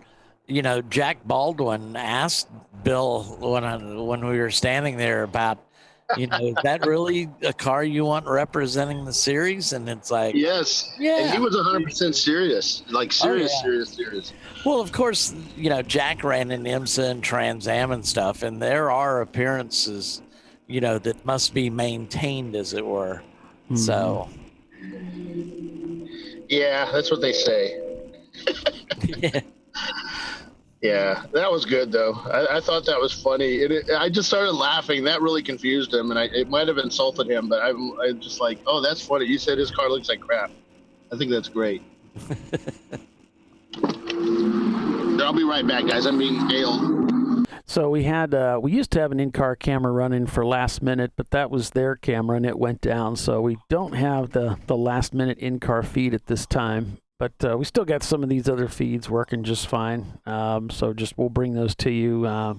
If they come back up, we'll certainly bring that to you. But right now we've got Tooth Autosport leading. They just turned in a 150.9. Their closest competitor, Last Minute Racing, just turned in a 151. Then it's blown my wad. They're spaced out just enough to where this is more, I think, a war of attrition. And Tooth with a 150.9. That's really slacking off for them because their previous laps, 148, 149, 149, 149, 149. So, jeez, you're not suggesting, are you, that they're loafing around the track? Are you? Why? I'm not saying they're loafing, but their feet aren't on fire either. Because usually when you say they're loafing, guess who gets blamed for saying it? Me. Hey, Paulie, why are you saying loafing? See, that's exactly what I'm talking about. Well, I mean, they've got a 2-lap lead on Last Minute. And so, Team Octane's an EC car. They're on the same lap as them. So, you're going to throw out them because you're not racing them. Right. So, a 2-lap lead, why push the car? Mm-hmm. Well, the same reason we push Bill's buttons, because they're there. Well, that's different, though. Hey, guys. So I was down talking with that camera? Is it 901 that has the AutoZone guys in it? Yeah. Yeah. So I was down talking with their team. They're having an absolute blast out there.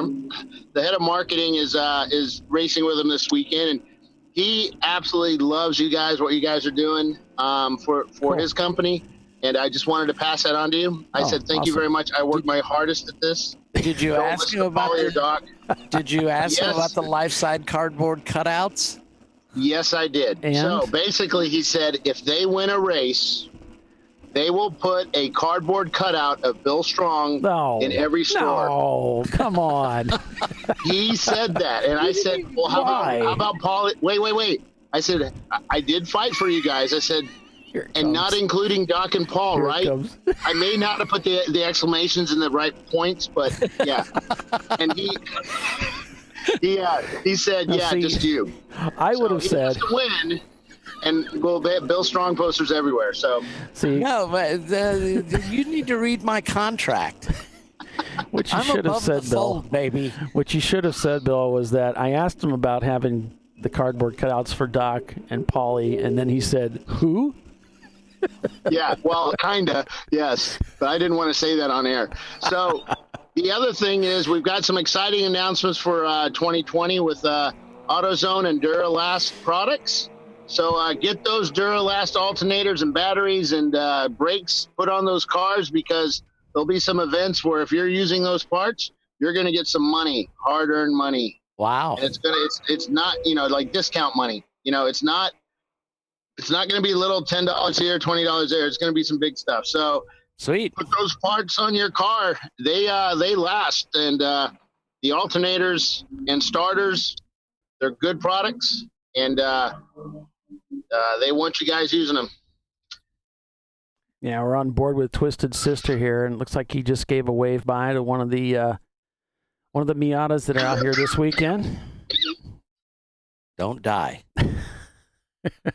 Sorry, I was dying there. That's also in my contract. You get to die? Yeah. Trying to come over on the outside here, going through turn one. This is tricky. You really like to use that apex there. So they're heading down into turn two in the E36. Yeah, no, if you read my contract, and Paulie's is the same. We're above the fold, Bill. What, on the fold out? If you know what above the fold means. Yes, I do. That's okay. Remember, that's what I do for a living. So Visceral spun off at turn two, and they're back going. I slipped that one in, didn't I? Again. Well, clouds are getting a little heavier to the south of us. They're getting a lot darker. Are we expecting any rain this afternoon? No, it should be good to go to the end of the day. It's fantastic weather out there, actually. Regardless of what you think, it's really nice out. If 51 degrees in California is nice, then it's like that here. So, yeah. All right. What's the temperature back there, Paulie? In the studio. In the studio, I'm sweating because it's always hot. I'm always sweating in here, but it's 29 outside. That's metric, right? No, that's Fahrenheit. I don't know. I'm looking forward to a little Florida time. Yep, me too. Well, it's on the bottom of the hour, so back to you, Paul. And right, so I'm going to drop off now, and I'm going to go back to doing my job. My lunch is over. Yeah, right. Okay. All right. I'm not sure what that would be, but we'll look to hear from you later. Not sure anybody is. It's called I'm reclining the seat in the in the car. You got the seat warmers on, right? I'm gonna. Yeah, they do. They're really. I have an Infiniti Q50. It's nice. So I'm gonna take a little nap here. I'll send you a picture in a second. All right. Talk to you guys later. Bye. Okay, and guys. Since Phil is older, he can tell you, half the battle in life is keeping yourself amused. Oh, folks. the stories that go all the way back to Abraham Lincoln. It's amazing what he can do. It's so truly incredible. The reach is amazing. All right. Well, speaking of reach, we're gonna show you. We're gonna go to commercial break. We'll be back here in a couple minutes. Stay with us. ChampCar.Live, presented by AutoZone. We're so sorry, and it's Tooth Auto Sport leading. Back in a moment.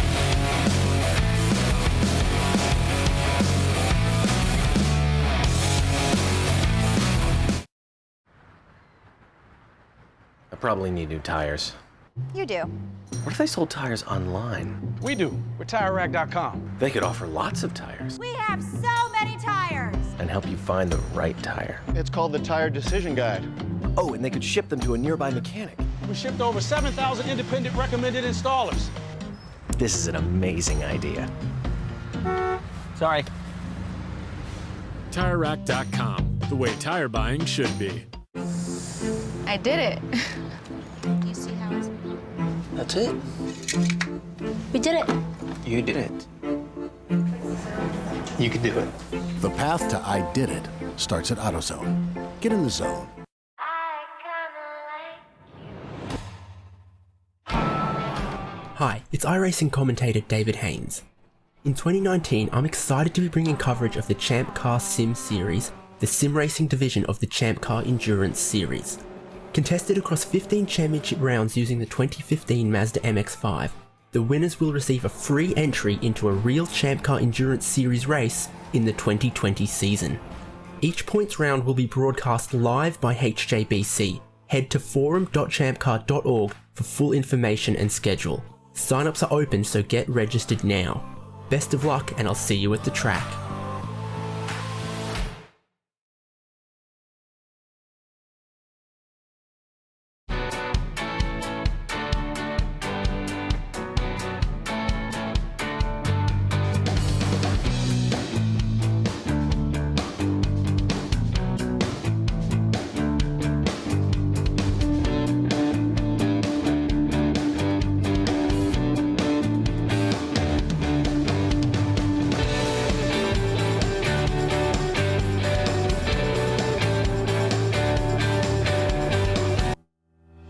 Lifeline USA is a leading manufacturer of onboard fire suppression systems. Lifeline's continuous commitment to research and development ensures that we supply the most innovative and cutting-edge products available. Used by the majority of the world's motorsport championship-winning teams and constructors, Lifeline has a proven history of success.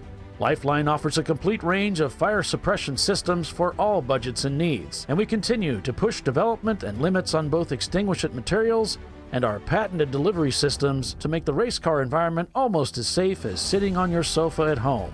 Every kit has been designed for a professional and simple installation. For more information and to purchase your Champ Car fire suppression system, go to www.lifeline-fire.com.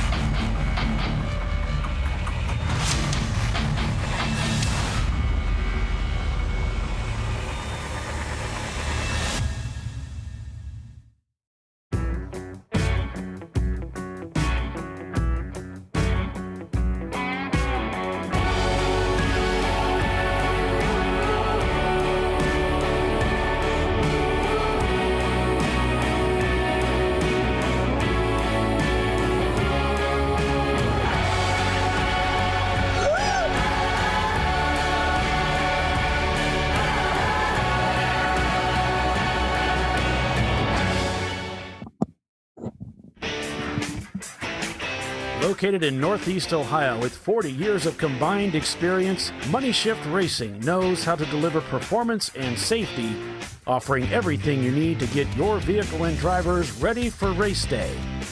From safety equipment to full engine assembly and repair, in-house fabrication, 3D design, and rapid prototyping. Money Shift Racing. Performance done right. At AutoZone, you get what you need when you need it. Got a today job? Pick it up free same day at your local AutoZone. More of a tomorrow project? Order as late as 10 p.m. with free next day delivery. Getting the job done just got easier.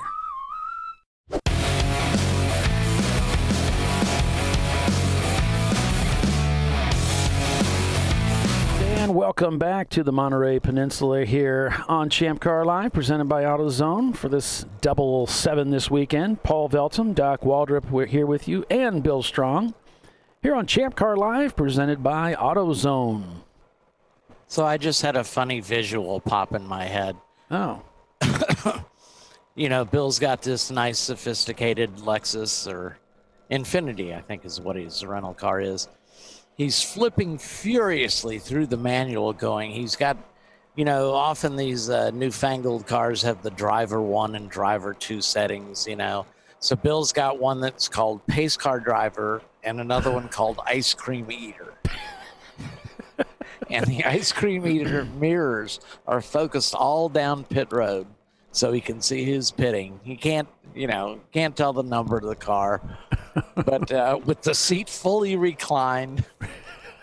So maybe he's using one of those little periscopes like they use at golf events, I could see that. For sure. And Bill, when we were talking to Bill a little bit ago, he was talking about, I don't know if we get into this. I thought we kind of mentioned this, that we've got a lot of teams that use the Duralast product. And if you look at this photo here, you can see they're using one of the Duralast. It looks like one of the Platinum batteries, those are a gel filled. So they're a competitor with the other types of batteries. That's in the 901 Motorsports car. Mm-hmm. Yeah. And here they are here. Those Platinum, those gel filled batteries, you can mount them any direction you want, like sideways or whatever. Those things are awesome. So you can go to Duralast, you can go to AutoZone and order up those batteries and have them delivered to you. So make sure you check them out.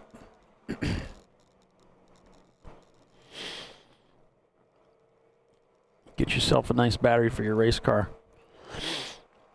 And like Bill said, there's going to be some contingency coming our way. So make sure you put those products on your car, maybe keep your receipts to make sure you can prove it and everything, but I imagine most of them are labeled like that. So if you're just joining us, it's a Monterey Christmas here at WeatherTech Raceway, Laguna Seca for the TireRack.com Champ Car Endurance Series. Welcome. Thank you so much for watching the show. I appreciate that. We appreciate that. We admire your grit.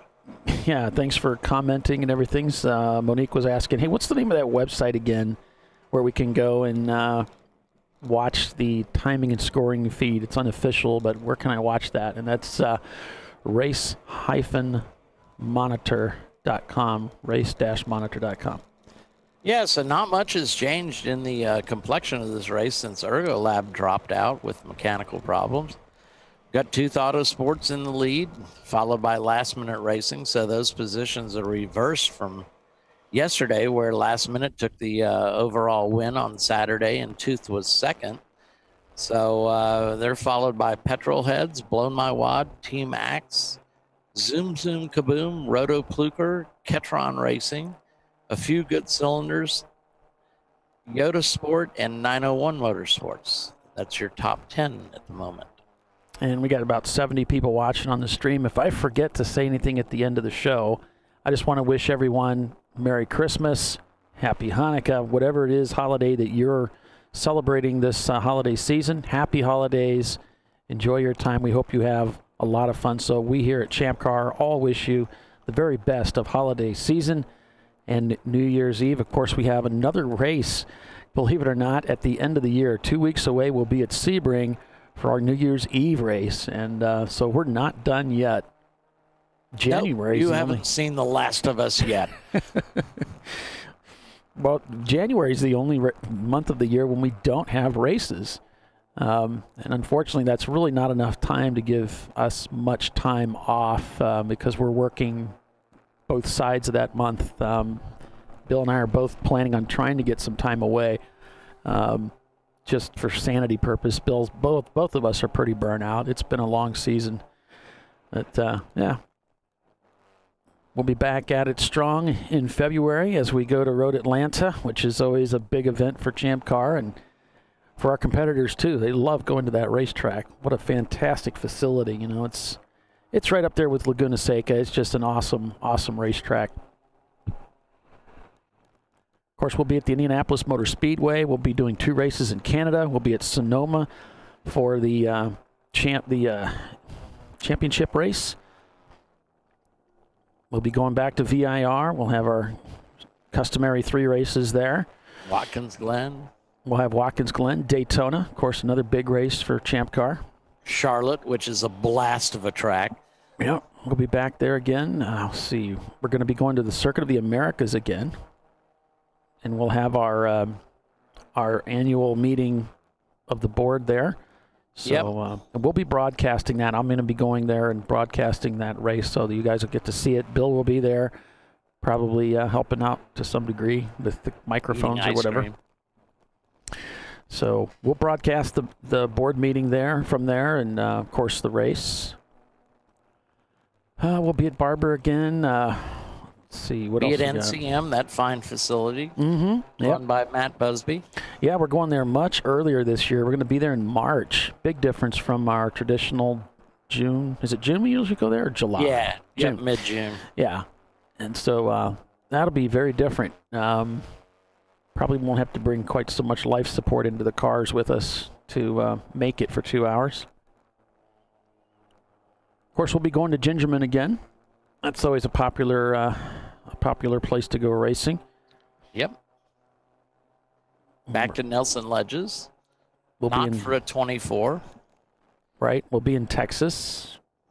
So we're going to do the Harris Hill, the Thompson. Just look at that schedule. There's so much on the docket. Oh, these cars getting really close together. We'll flip cameras real quick. Might be 901 just up ahead. I don't know. Utah trying to get through. As they head down into turn 10 here. BMW giving some room. Going to line up. That's going to give the Miata a chance to dive down the inside. Thinks the better of it. Yeah, I think that is 901. Really getting dogged by the Miata here.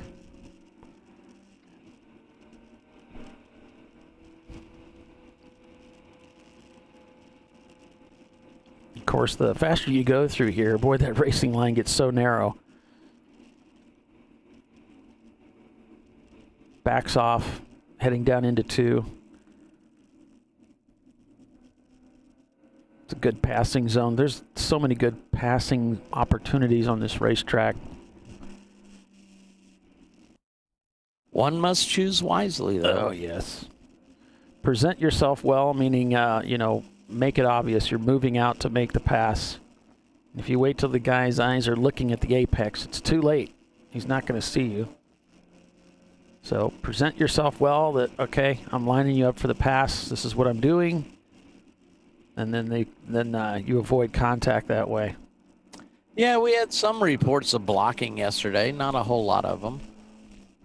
Well, we've always got, being a starter series, we've always got some new drivers and new teams coming in. And that's, we deal with it on a case-by-case. If we've got that going on, we talk about it. And that's why we have those mandatory drivers meetings, Doc, so that especially on day 2, we can say, hey, look, this is some of the things we were seeing. One of the things we saw was we had some guys hopping up on the wall, the pit wall there, and we had some people propping up fuel jugs. All of that is not permitted in Champ Car. So, in fact, you can't even go over the wall. We had guys jumping over the wall before the car was really in the pits all the way. Then the rule is you have to have the car at a complete stop before you can have your team jumping over the wall. So these are things that, someone new to the series may not know.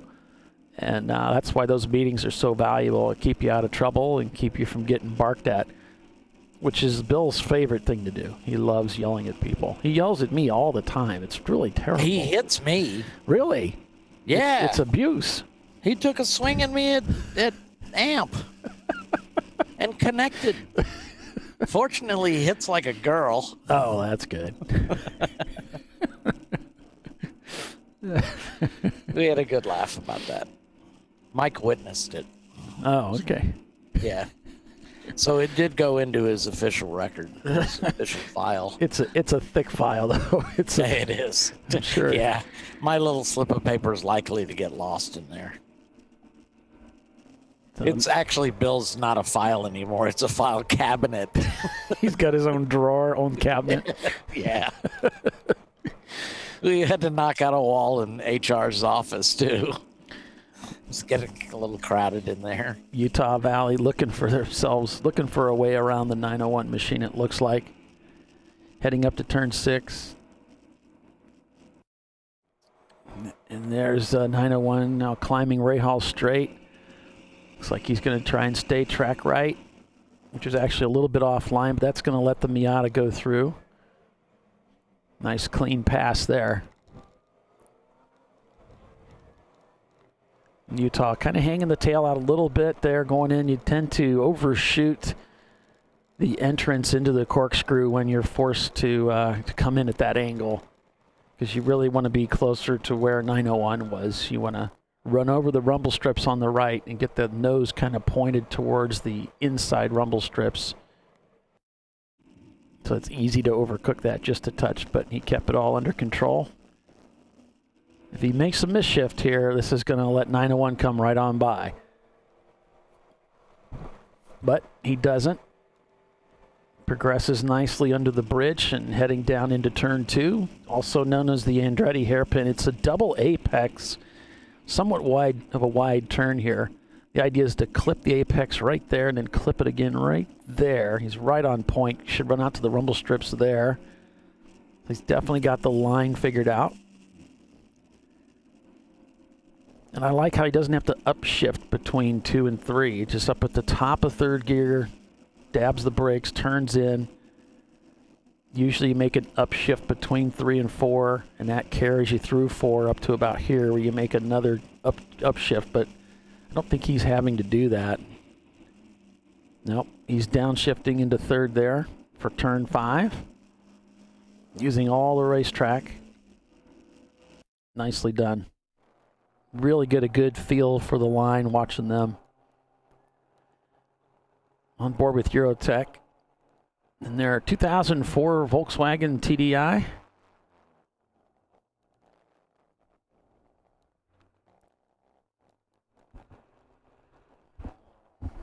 So the standings are at this point, we've got Tooth Autosport still leading with Last Minute Racing behind them. Then it's Blown My Wad, Petrol Heads, Team Axe, Zoom Zoom Kaboom, Roto Pluker, Ketron Racing, A Few Good Cylinders, and APT Racing in their E36. Yeah, there's some different schools we were talking about. I was talking about the E36s and some of the weak points to cover when if you're thinking about going with one of those cars. Of course, Doc campaigns an E30. And I've also campaigned a Miata. There's many different platforms you can pick from, of course. And one school of thought is just to run what you know. So, like in Bill's case, he knows the Toyota MR2 real well. He claims he does. And so that's what he runs. He knows the cars really well, and that's what he chooses to race. And so that's one way to go about it. Another way to go about it is say, well, I'm going to look at what seems to be most successful in the series, and I'm going to go with that. So that's another way to look at it. But then there's a huge learning curve there, because you're having to learn about a car you don't know anything about. So I guess it just depends on what avenue you'd like to go down. Do you want to go through the learning curve of learning whatever rabbit hole you feel like diving down? That's a good way to put it. Which rabbit hole do you want to dive into, really? But if you don't really have a chassis that you're familiar with, if you're not really, on any of them, and I guess it doesn't matter, just pick whatever you want to. But I think the Miata is probably the least expensive way to go with fuel consumption, the cost of brakes, because it's a lighter car and it's a pretty durable car. So there's a few things you got to focus on to make it work. Kind of small, so you might be able to go with the smaller trailer. Yeah, so it's going to cut down on the fuel bill a little bit with the towing, and so there's some benefits there. The tires are going to be about the same, I would imagine, but maybe a little bit smaller. Brakes are big difference, though. Wow, big difference in the cost of brakes to the E36 and the E30 to the Miata. But, so there's some options there for you. Research well.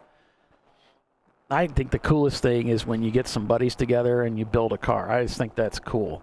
But you don't have to do that. You can just rent seat time from various teams that are looking for drivers and go racing that way. And that takes a lot of a lot of pressure, a lot of prep time off your hands. You're going to spend about the same amount of money.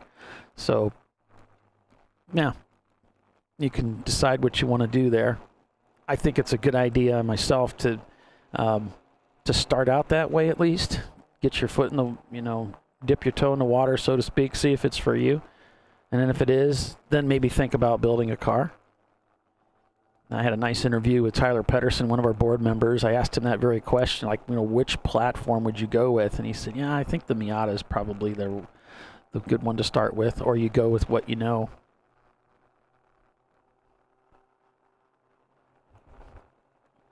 Yeah, I mean, we chose the E30 simply because there was a lot of E30 teams around Atlanta. And they all seem to be doing fairly well. And our series is really well raced, and I think most series are.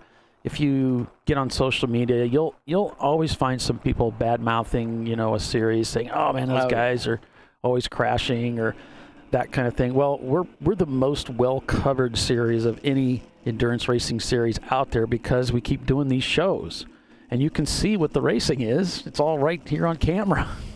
So. And you can go back and look at ChampCar.Live and see race after race after race what the racing really looks like. So there's really no question as to the quality of racing. You can tune in and watch it. It's all right there on the web. Now, if it's so terrible, you would see that. But anyway, the TDI Volkswagen is just up ahead here. Laying down that smoke screen. Yeah, and they've been doing that all weekend, so... Seems to be okay. Rolling coal, baby.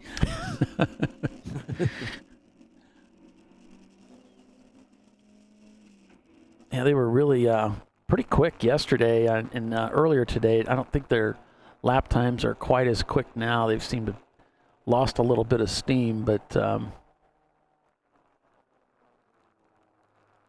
let's see where they're at right now. They're in about 12th spot.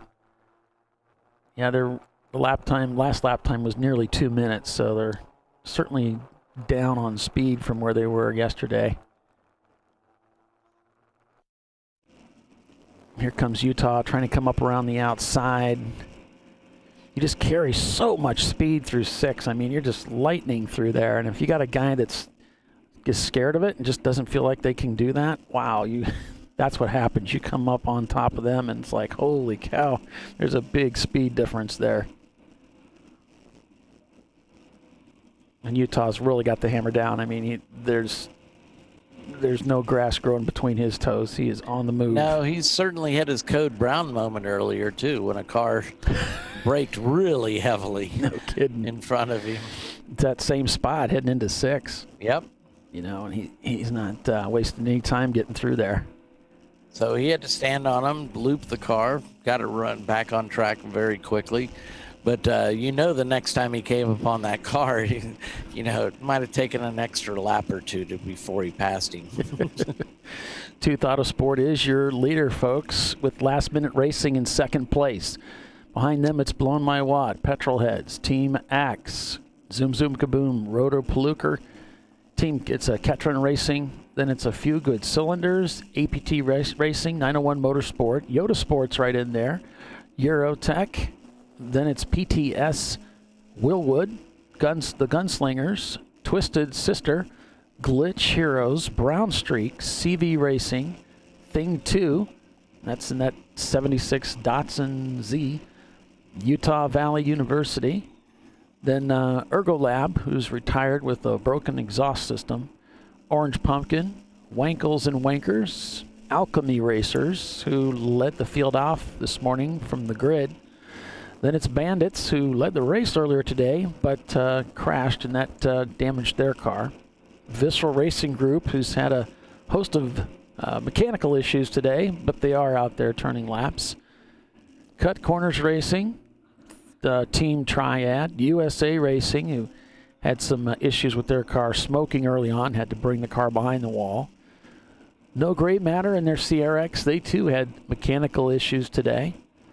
And then a couple of cars here, let's see, we've got In Memory Of, Orange Yeller, which just turned 22 laps, and West 2, who I believe lost either an engine or a transmission yesterday and they didn't turn any laps today. So Tooth last pitted on lap 20, 120. Okay. And before that, they pitted on lap 59. So it's right at that 60 lap roughly is where they're going to be stopping. Working right now, lap... is it 152? 152. Doc? Okay. So they could go another 30 laps before they have to pit. Okay. But, you know, Champ Car has the 2-hour driver stint limit. Gotcha. So, and we're coming up to that right now. Sure. 2 hours to go. But it being a 7-hour race, you've got some leeway in there. So, yeah, there's some leeway. It just doesn't seem to be working to anybody's advantage right now because we don't have any yellow full course cautions. There's none of that bunching up the field thing going on, and so there haven't been any full course cautions today. There's been some local, but they've been doing hot pulls today, and honestly, today we really haven't seen the attrition that we had yesterday. Not too many cars, you know, ducking out of the race for one reason or another. So whatever issues that we had yesterday, you know, those cars, they seem to have got them fixed and got back out there. Now, granted, we got a couple cars that are still kind of struggling a little bit from yesterday, but for the most part, high percentage of the cars are on the racetrack, and that's great. Great news for them. So, yeah, ChampCar, the TireRack.com ChampCar Endurance Series is North America's home to real competitive, affordable endurance road racing. This is real wheel-to-wheel endurance road racing on America's bucket list tracks, including Sebring, Watkins Glen, Daytona, Circuit of the Americas, Road Atlanta, the Indianapolis Motor Speedway, and WeatherTech Raceway Laguna Seca, just to name a few. ChampCar is a budget-minded endurance road racing series, and it's for people just like you who have always wanted to go road racing without all of the hassles, huge rule book, or obscene expense. All you need is a valid driver's license, some safety gear, and a race car, which you can rent from Arrive and Drive teams or build your own car. ChampCar is the simplest path in North America's largest endurance road racing series. And you don't have to be a super excellent race car driver to go racing with us. You know, you can be just new to the whole thing and learning your way around. There's nothing wrong with that. In fact, it's kind of what we cater to, is really a starter series. So if you just want to get started, there's nothing wrong with that. You can certainly come racing with us. You don't have to have any other licensing or experience as a driver. Although if you do want to get some seat time doing other things, you certainly can. There's other clubs that offer HPDE experience where you can get some time in a car on a racetrack to get the feel of it. You know, you could look at doing some solo racing and autocross. You could also get some personal coaching, like Tiffany Alexander, who's one of our broadcast team members. You know, she does that coaching, one-on-one coaching, down there in the Alabama area at Barber Motorsports Park. And yep, from her house, I mean, you can throw a rock and hit Barber almost. And she's a great resource for something like that, to get you in a car and get you out there and get some experience. So really, it'd be very easy. If you're a woman and you want to go racing, you're thinking, well, maybe I should look into this. This might be fun. You could definitely do it, because you don't even have to have a car. If you don't have a car, you could get a hold of Tiffany and have her take you out on the track, show you around, and help you get a little more comfortable with the environment, and then look at some of the Arrive and Drive teams right on our website. There's a lot of options there. So yeah, there's no excuse for you for not getting out there. There's a lot of great options out there. Yeah. So anyway, we've reached the top of the hour, and we'll break for commercial. We'll be back in just a couple minutes here, folks. You're watching ChampCar.Live, brought to you by AutoZone. Tooth Autosport is your leader out here at WeatherTech Raceway Laguna Seca. Back in a moment.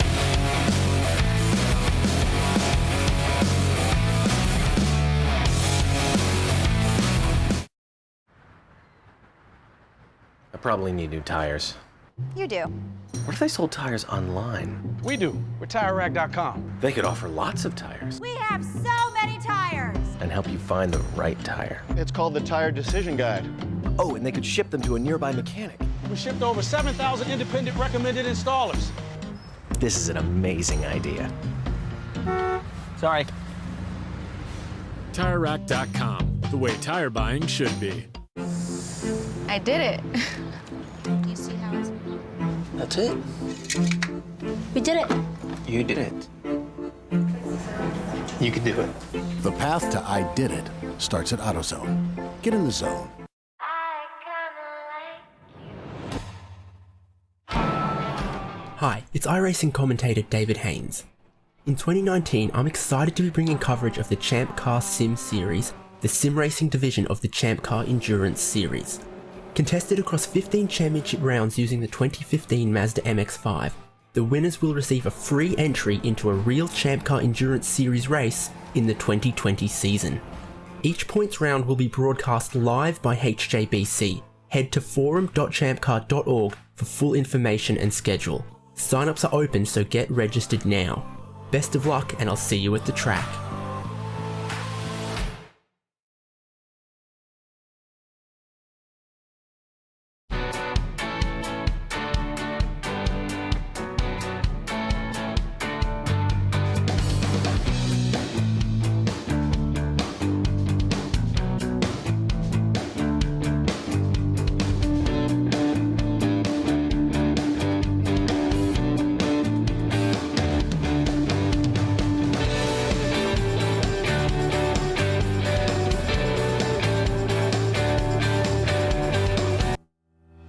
Lifeline USA is a leading manufacturer of onboard fire suppression systems. Lifeline's continuous commitment to research and development ensures that we supply the most innovative and cutting-edge products available. Used by the majority of the world's motorsport championship-winning teams and constructors, Lifeline has a proven history of success. Lifeline offers a complete range of fire suppression systems for all budgets and needs, and we continue to push development and limits on both extinguishant materials and our patented delivery systems to make the race car environment almost as safe as sitting on your sofa at home. Every kit has been designed for a professional and simple installation. For more information and to purchase your Champ Car fire suppression system, go to www.lifeline-fire.com.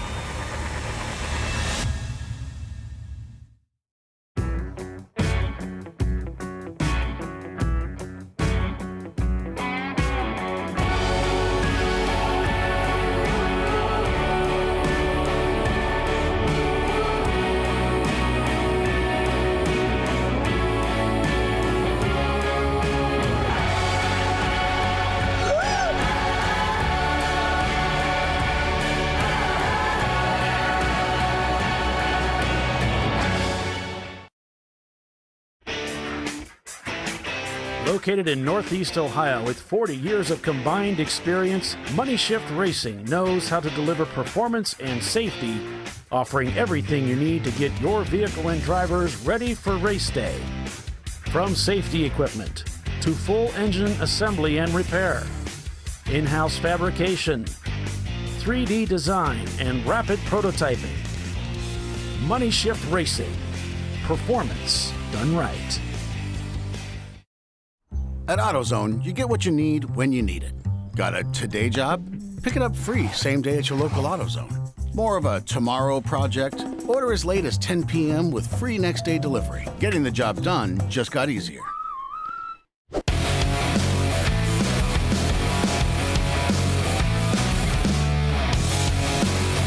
$152 laps completed here. 157 laps completed here with Tooth Autosport in the lead at WeatherTech Raceway, Laguna, Seca for the TireRack.com Champ Car Endurance Series here on ChampCar.Live. It is a Monterey Christmas. I'm Paul Veltum along with Doc Waldrop and Bill Strong, bringing you full-length race coverage again this weekend. Thanks for joining us, everybody. Getting a message 69 blue has been leaking fluid, going to meatball him, maybe confirming he's leaking, so they're checking on that. The number 69 car. That would be the Gunslingers race team, as we're on board with 901 Motorsports.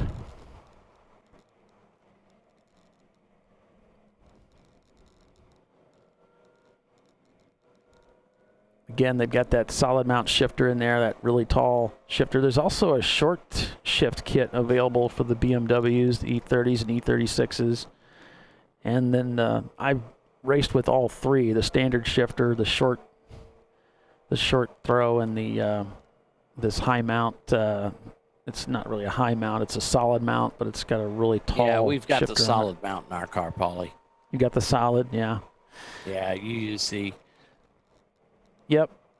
It's one of our sponsors, the Underground Upgrade Club.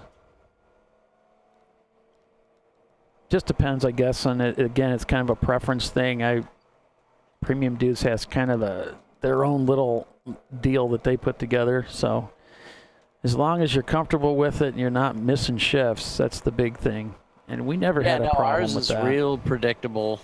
Yeah, as long as you're not missing shifts, that's the problem. Is right. The money shift is the big one that you try to avoid. So, and as I said earlier, some guys, they make a block off plate to keep you out of second gear. Really don't need second gear, so they just block it off. So right now the crew's looking at track is looking at Gunslingers race team, their Miata, to make sure they're not dropping fluid on the racetrack. And unfortunately, they've decided to go ahead and meatball that car, so they're going to be bringing them in to let them know there's some concern about them dropping fluid. They're going to have to get that fixed before they can go back out. Had some big concerns at Barber Motorsports Park about fuel dumping. I think they gave us, like, what, 2 strikes and you're out or something? Or yeah, pretty much. I mean, and it wasn't so much in pit lane because that's a concrete pad, as most pits are. Right. But out on the track, they had just resurfaced that track in the summer, so. Yeah, they ended up meatballing me, the team that I was racing with. We were dropping some fuel, and so we just took it behind the wall. Got it fixed, got back out there, no problem.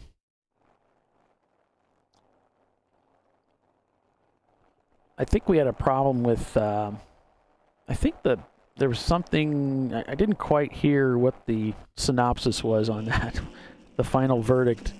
Something between the vent of the gas cap and the tank vent. There was something going on there that was allowing fuel to leak out. And they replaced the cap. E30s are pretty notorious for leaking right after a pit stop, but that normally clears up fairly quickly. Yeah, once you dump 2 or 3 gallons on the racetrack, then there's no more fuel. Yeah, no problem. We keep putting gas in it. What's the problem? It's out on the racetrack, bro.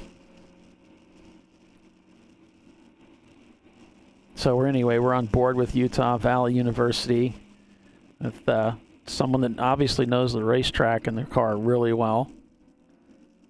Excellent job of driving.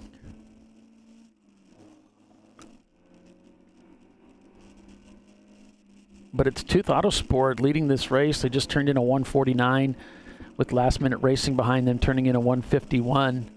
And again, they've got about a 2-lap advantage over Last Minute, so they're sitting in real good shape here. Kind of back where they were yesterday with trying to race to the finish here, with Last Minute trying to chase them down. But yeah, the picture's changed a little bit. You know, yesterday it was Last Minute that was turning these far superior lap times and chased down Tooth Autosport, passed them with about a half an hour in the end before the end of the race, and took the overall win. Now today, because of that, we're way off to the right. Because of that, they started a lap down, so that hampered them a little bit, but they still managed to march their way back up into the top 2. Well, I mean, if either team's looking to make the championship round at Sonoma in mid-February, Last Minute would be in with 3 points, and so would Tooth with 3 points. So yeah, there's no sense pushing it, really. Yeah, they're in good position if they're thinking, long game. Let's think about the championship title. They're both in good spot. Of course, the Tooth guys come down out of Canada, and they routinely do really well in our series. So it's gonna. Oh, yeah. I'm sure they're going to join us for the 2 Canadian races we have in 2020, right in their backyard. Someone was asking about Ketron Racing. Right now, they're in 6th spot in their Honda Prelude. Just earned their fastest lap with a 149.562. Weathertech still turning these nearly 2-minute lap times, off the pace from really what they could do. So something's amiss there with that car, but they're sticking it out. You know, they're gonna stick it out until the end. Their fastest lap time today, a full 10 seconds quicker. Then we've got the Willwood team, does a lot of R&D on their Miata, as well as they race along with us, back there in about 15th spot.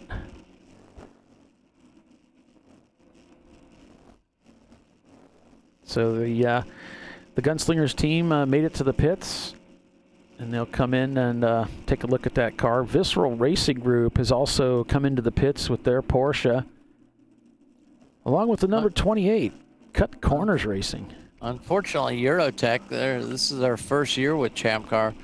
They're going to miss the championship. Their best finish was a 9th, so they'd have to win the race today to have any hope of getting in.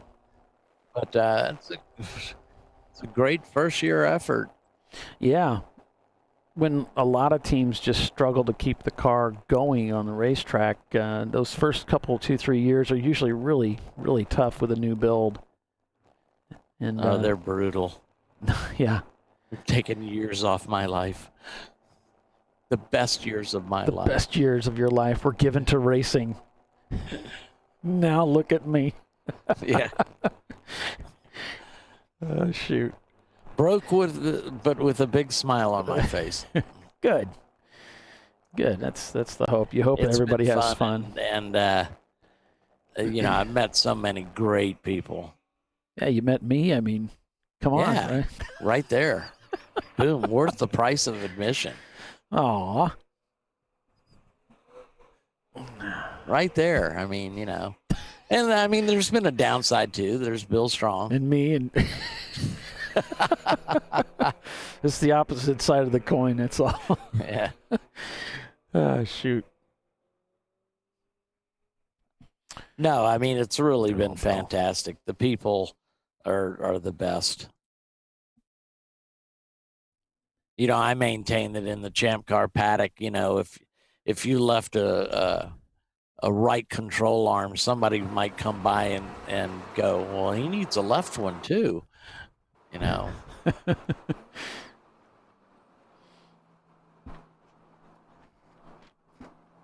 Oh, yeah, I was at NCM, I think it was was it last year? Maybe it was last year, not this year, and I saw some guys changing wheel bearing on an E30, and I thought, a rear wheel bearing, and I thought, oh, man, I know what the pain they're going through. And they had like 90 tools on the floor in the garage trying to figure out how they were going to get that bearing out of there with what they had. And you can have an immense assortment of tools, but you just need to have the right stuff to get those wheel bearings in and out. It's a big job, and I felt sorry for him. I was like, gosh, man, I wish I had the threaded rod and everything that I use for that. It'd make your life easier. Well, I mean, you know, people will come by, and if you look as lost as we did in our first couple of years, you know, we had a guy crawl underneath our car and show us how to change the transmission, you know. Yeah, that's cool. And of course, you know, we mark our pit sheets because with the other E30 teams, because if you need a part, you can't possibly carry every part you think you need. And sure enough, I mean, you can go bum parts. We had a team at NCM needed a control arm, and it's like, you've got one. Do you mind us, you know, taking it? It's like, no, not at all. Knock yourself out. Didn't know who they were. So I got an email about a week later and said, hey, owe you a control arm. Let me know where to send the check. You got to tell the story about the guy that borrowed your fuel rail. Oh, that's my favorite. That was John with WOT Tech. We're at our first race, and so we fell out with the spun rod bearing. And so I get a call on the radio. I'm not in our pits. That car's behind the wall. And so my guy calls me, and he says, hey, you know, there's a team here, needs to get back in the race. Do you mind if they borrow our fuel rig? And it's like, no, not at all, you know. So I misunderstood him. He meant our fuel rail. So I come back to find the car being, you know, there's 4 guys, you know, slinging wrenches around, and they're taking apart our engine. And I'm like, what's going on? And they said, well, you said it was okay. And it's like, oh, I thought you meant our fuel rig, not our fuel rail. And so anyway, they borrowed it, went on to finish the race. About 2 weeks later, I get a fuel rail with a note in it. It's like, hey, we fixed your fuel rail. We put all new seals in it, flow checked it and everything. Thanks for letting us borrow it. So I emailed the guy back. I mean, this is before I really knew John. I said, hey, I got an engine if you want to borrow one of those, if you're going to return it in that kind of condition. No kidding. John and I have become fast friends. He runs a company in Florida called WOT for Wide Open Technologies.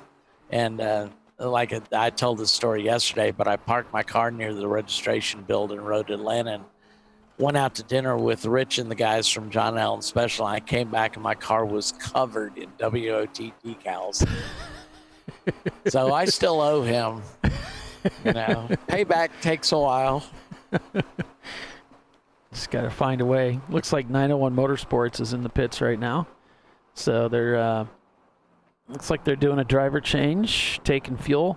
So this would be their final pit stop for the weekend. And wisely, the driver's saying, hey, can you adjust that mirror for me? We need to get that pointed in the right direction.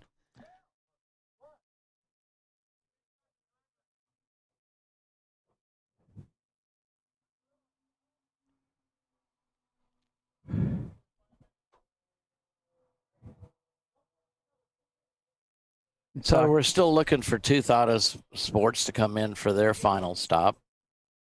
Yeah, we show them leading right now over Last Minute Racing with Blown My Wad in 3rd, Petrol Racing heads in 4th, and Team Axe is in 5th. Petrol heads last pitted on lap 108.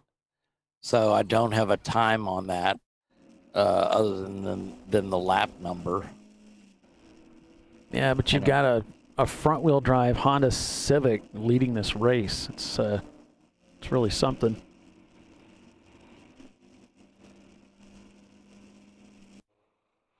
Yeah, well, how many times have we seen those, you know, with our bank racing? Yeah. Yeah, those are some really unique cars there. The Civics and the Saab is a really unique car.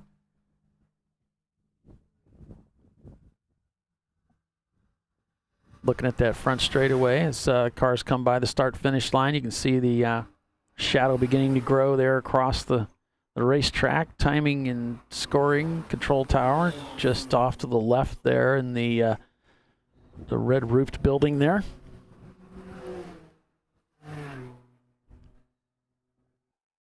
.901 Motorsport heading out back onto the racetrack through the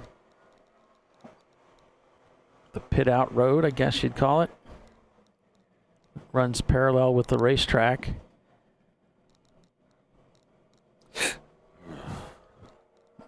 And rejoins the race here.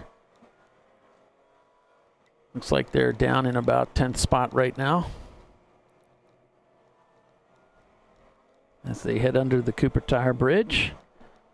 Which reminds me, every time we head under that bridge, I'm reminded how Tire Rack has such a wide variety of tires to choose from. So whether you like Goodyear or Cooper or Bridgestone or Yokohama, whatever it is you like, you can check with TireRack.com and have them shipped to your door.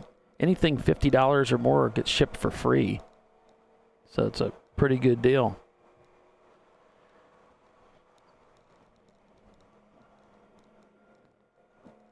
Make sure you check those guys out. They sell so many different things, too. They have a lot of OE replacement parts.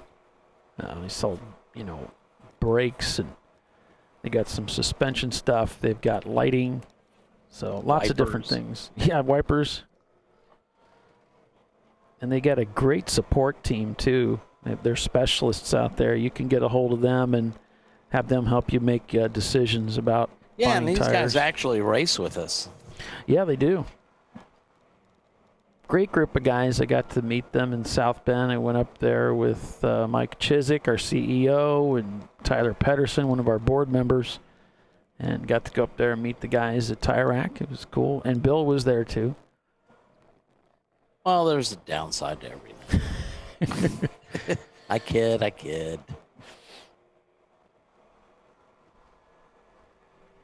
I'm always intrigued by any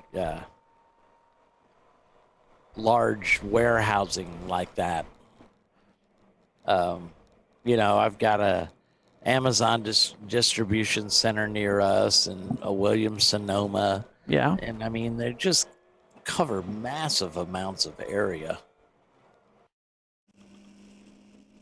Yeah, that place is incredibly huge, and there's a big section of it that's the warehouse storage area, and then they've got a whole nother section where they do all of the packing and the whole shipping, receiving, shipping area. There's a whole quality assurance area where they check all the boxes and make sure the rims are okay and make sure all the lug nuts get packed right with, the counts are correct and they're correct for the car. Well, they've got a huge and all that. distribution center down here in Doraville, too. Well, yeah, they got distribution centers in many different locations. Yeah. This particular one in South Bend is like the main place where they have their test track is there for all the testing they do. And they even have a shop there where they do replace, install tires and rims and things like that. So, yeah, the testing facility is there. So they do a lot of research. This is not just a place that turns tires around. They really know their stuff. Well, what I like about Tire Rack is I live right on the South Carolina-Georgia border. Oh, yeah. So I order my tires out of Doraville. Yep. And have them shipped to my installer in South Carolina. Right. So it's free shipping, and then I avoid the Georgia sales tax. Yeah, and they've got thousands of certified installers, so you can play that game, and it's really handy. Really handy.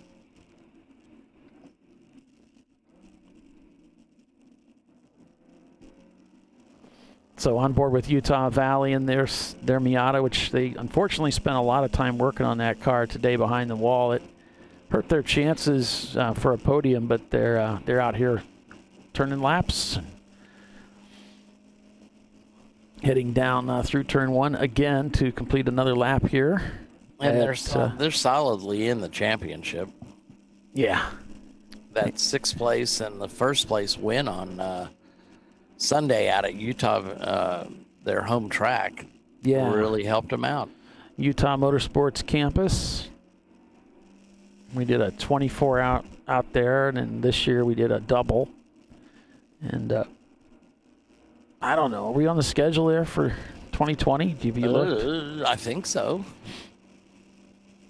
I don't know. Let me pull up the old schedule. We got races all over the United States. We'll be in Texas, Connecticut. We'll be all over the place.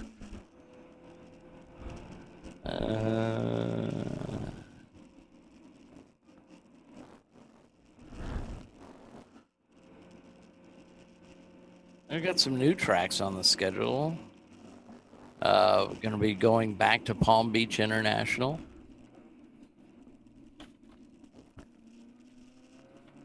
I don't see Utah on the schedule. We didn't have a stellar turnout there. Yeah, that's always the problem. If we don't have enough turnout a couple years in a row, it really hurts. Yeah. We'd love to support you racers, but you in turn have to support us with your entries. So, and as much as you want to go, sometimes there's not enough. I don't see Hastings on there either. Looks like Orange Pumpkin had an off at turn 11 and slowly worked their way back onto the racetrack. They almost got stuck out there in the sand at turn 11, managed to get it back onto the racetrack though, and their BMW, their 88 BMW, the E30.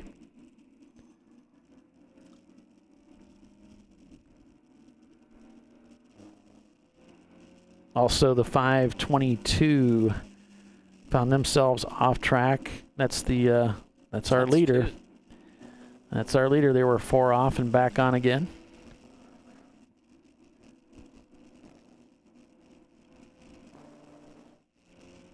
Sometimes when you've been out there for a while, you know, a driver's concentration can begin to wander, and then you find yourself off the racetrack. Might not be feeling well, might be getting hot. There's any number of things that can cause a driver to kind of lose their focus and suddenly they're in trouble. Other times it's by traffic, you know. Traffic can create a problem. We saw that earlier on board with Utah here. It's somebody that suddenly checked up in a corner. Wasn't expecting that, and locked him up and took him off the racetrack, trying to avoid hitting him.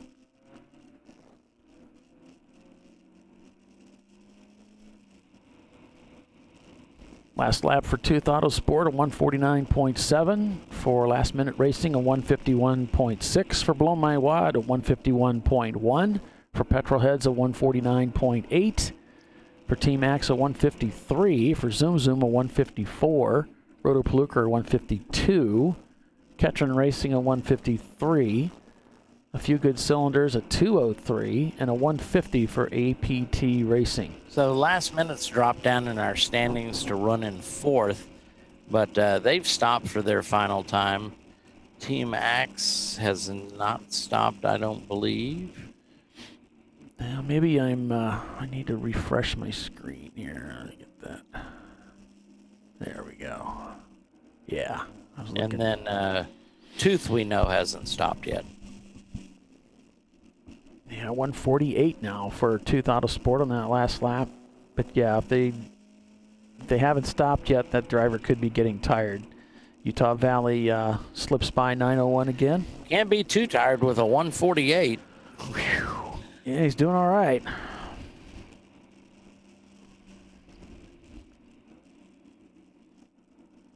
He's easily the fastest car out there right now. Actually, APT turned in, well, that's an EC car.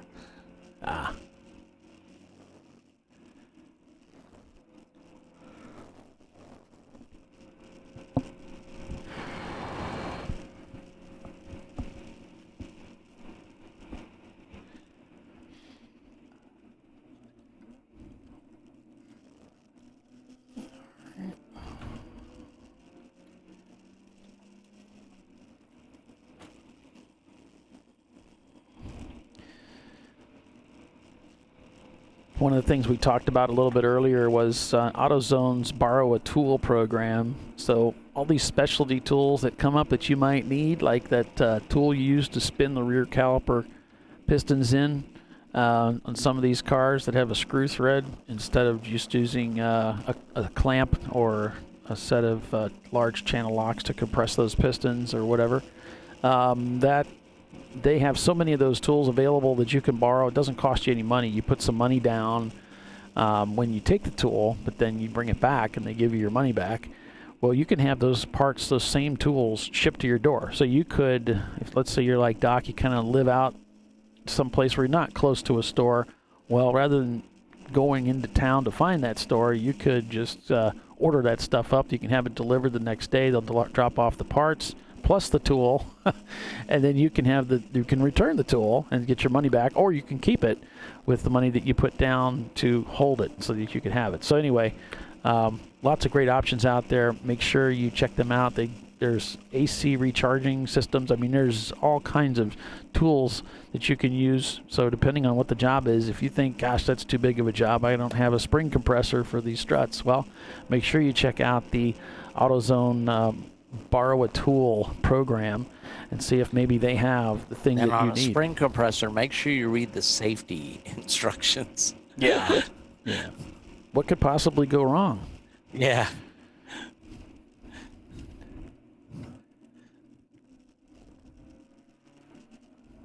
I can tell you.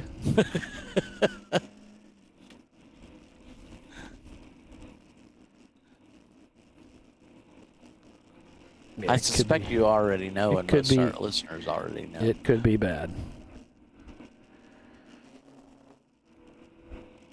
Where are all our comments on YouTube? Yeah, they're just kind of hanging out with us, watching along. You know, the Turned us down. Yeah, the Eurotech tuning team has got driver's got himself in a little bit of trouble. He's been black flagged for aggressive driving, and so he's being sent to his pit. And the race director is going to have a little chat. He's going to congratulate him on his driving, and we're going to have a little talk about that. So he's been black flagged. He hasn't come in yet. So they're hiding his car from race monitor in the standings. So the way this works is if you choose not to obey a black flag, you've got maybe 2 laps, maybe 3, and at that point they're going to stop scoring you, and you can bet you'll probably never race with that series again. So you got to be really careful about how you conduct yourself. Remember, racing in any series is a privilege, not a right, regardless of the money you put down. So that's something to be thought of. 2 appropriate answers. Yes, sir. No, sir. Yeah.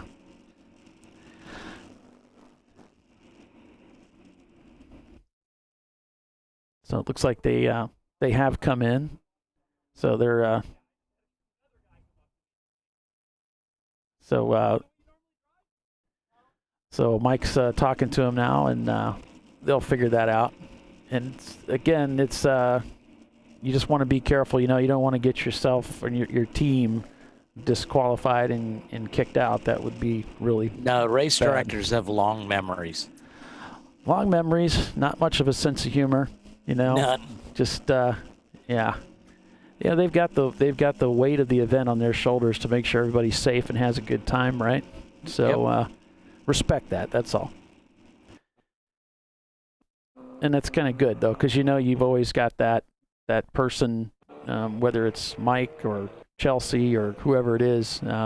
They've got, as a competitor, they've got your back. They're going to make sure that you're taken care of out there. And if somebody isn't doing what they should be doing, you know that they'll take care of it. So that's good.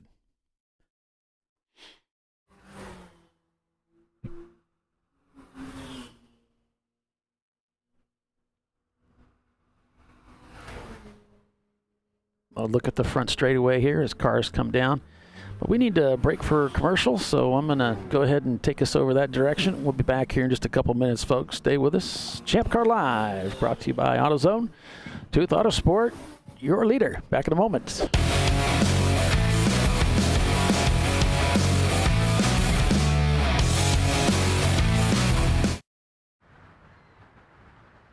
I probably need new tires. You do. What if they sold tires online? We do. We're TireRack.com. They could offer lots of tires We have so many tires. and help you find the right tire. It's called the Tire Decision Guide. Oh, and they could ship them to a nearby mechanic. We shipped over 7,000 independent recommended installers. This is an amazing idea. Sorry.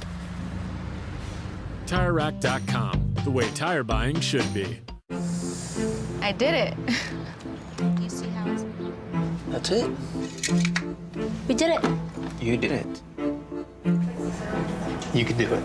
The path to I did it starts at AutoZone. Get in the zone. Hi, it's iRacing commentator David Haynes. In 2019, I'm excited to be bringing coverage of the Champ Car Sim Series, the sim racing division of the Champ Car Endurance Series. Contested across 15 championship rounds using the 2015 Mazda MX-5, the winners will receive a free entry into a real Champ Car Endurance Series race in the 2020 season. Each points round will be broadcast live by HJBC. Head to forum.champcar.org for full information and schedule. Sign-ups are open, so get registered now. Best of luck, and I'll see you at the track.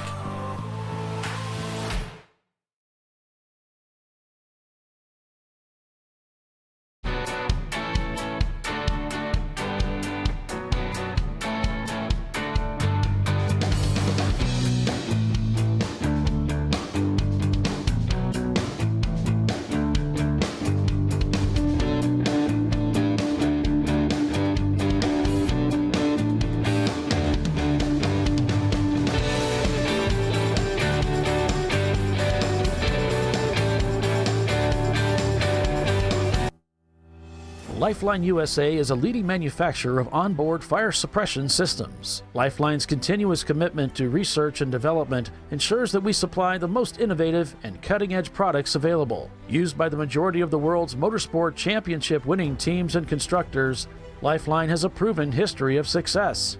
Lifeline offers a complete range of fire suppression systems for all budgets and needs, and we continue to push development and limits on both extinguishant materials and our patented delivery systems to make the race car environment almost as safe as sitting on your sofa at home.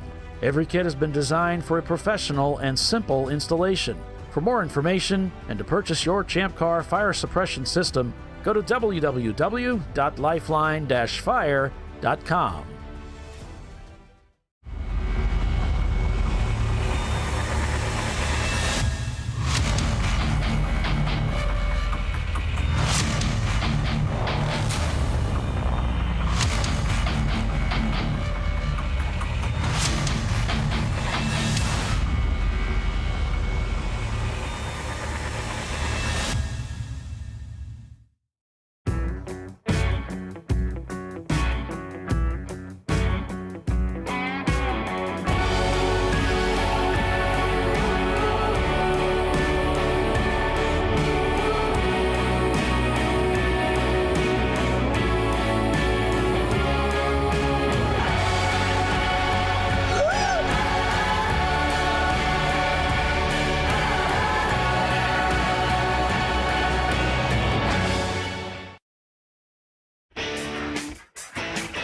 Located in Northeast Ohio with 40 years of combined experience, Money Shift Racing knows how to deliver performance and safety, offering everything you need to get your vehicle and drivers ready for race day. From safety equipment to full engine assembly and repair, in-house fabrication, 3D design, and rapid prototyping. Money Shift Racing. Performance done right.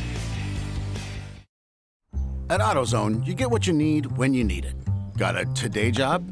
Pick it up free same day at your local AutoZone. More of a tomorrow project? Order as late as 10 p.m. with free next day delivery. Getting the job done just got easier.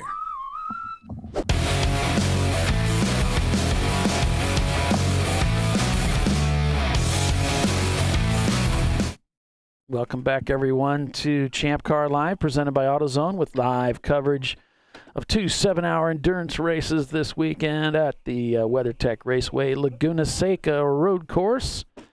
Paul Velton with Doc Walder, Bill Strong with you this weekend. It's a Monterey Christmas. We're on board with Utah Valley University. Looks like they're in the pits servicing that car. Not sure what the story is there, but driver's still in the car, so they're looking at the nose. Got their helmets on. But, yeah, we were talking about this team that was brought in. Just something to probably should talk a little bit about these black flags and different flags that you might get shown to you. And there's really there's three. There's what I call a meatball, which is the old way, I guess an old term, the meatball flag. I think Dana put it best. Okay. You have a mechanical meatball, which is typically a black flag with an orange circle on it. Yep. Which means he has a problem with your car. Mm-hmm. And then you have a solid black flag, which means he has a problem with you. Yeah, and either way, you're coming in. Yeah, either way, you're coming in, yeah. Now, there's a third version, and that's what they call a furled black flag. Yeah. And that's just the black flag, but it's still spun up against the shaft. So it's used like a wand, and they'll point it at you as you come by. Yeah, which means you're on notice for something. Yeah, it's really a gift. If they point a black flag, a furled flag at you, they're saying, "Look, we saw what you did. You know what you did, and if you keep this up, you're coming in." So that's a gift. Like, let's say you're out there driving hard, and some guy got pushed off the track because of something you did. You might get that furled flag. So it just depends. If they give that to you, like I said, that's a gift. And you know that's what's going on. If you have no clue what's going on, they point that at you, oh, man, I feel sorry for you. You're probably going to find out. Well, I mean, you could, check your car. Does it sound the same still? Maybe they've watched you dropping some fluids on the track. Maybe you're smoking a little bit. But race control isn't sure what's going on with your car. But, yeah, normally that furled black flag is for you did something we're not happy with. And we assume you know what it is. Yeah, and there's usually two spots where you'll pick up a black flag or a mechanical, which I also call a meatball flag. And that's usually somewhere, one of the last corners before pit in, and then from the starter stand. You might get it there. Yeah. And oftentimes, not always, but oftentimes, they may also present you with a number panel. And this is why what Doc does is he makes sure that his race cars have the car number inside the car so that the drivers know what car number that they're driving. The other two bits of information I recommend having in your car is your pit stall number and your garage number. Because you say you get stranded out on track, the safety vehicle, the operator is going to ask you, do you want to go back to the pits or do you want to go to your garage? And it's kind of handy to have that information. Otherwise, it takes a little bit longer. Mm-hmm. Yeah, and I got a meatball flag out at Barber Motorsports Park, and they did a great job. I approached, I think it was corner 11 with like 4 other competitors. We're all kind of huddled together. And she came out with that mechanical, plus I saw the number panel, and I saw, okay, that's me, and so it was cool. She did a great job of getting that out there, and because it was like three or four turns before pit in, I was able to get off the racetrack on that lap and not do another circuit dropping fuel. So that's they did a great job out there at Barber, so I applaud them for that. Carl Scott says, "You." I don't know what that's in reference to. I don't know either. On board with the, this is the Eurotech tuning guys in their Volkswagen. Looks like they got their radio up there on the dashboard. A lot of teams mount them up there. I see more and more teams trying to mount their radio system in a way where the driver can get to it to adjust the volume. Some of us use earbuds like I do, and other guys, they have like speaker pads inside the helmet. And those, you usually got to really crank up the volume to get to hear what they're saying to you. Yeah, and a lot of guys keep the base station in the pits. We have the base station in the car. Right. Because it's a lot easier to change channels if you have to.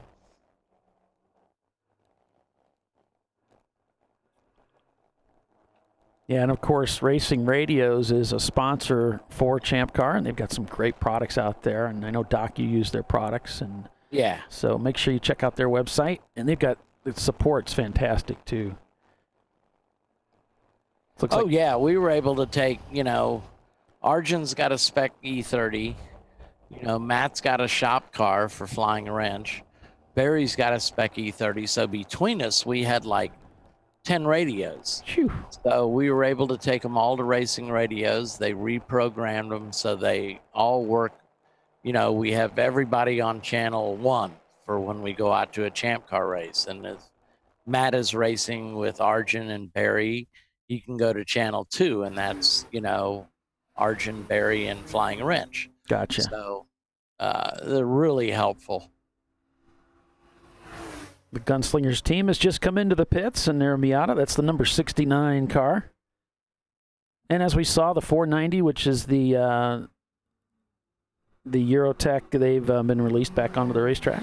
So they're out there turning laps now.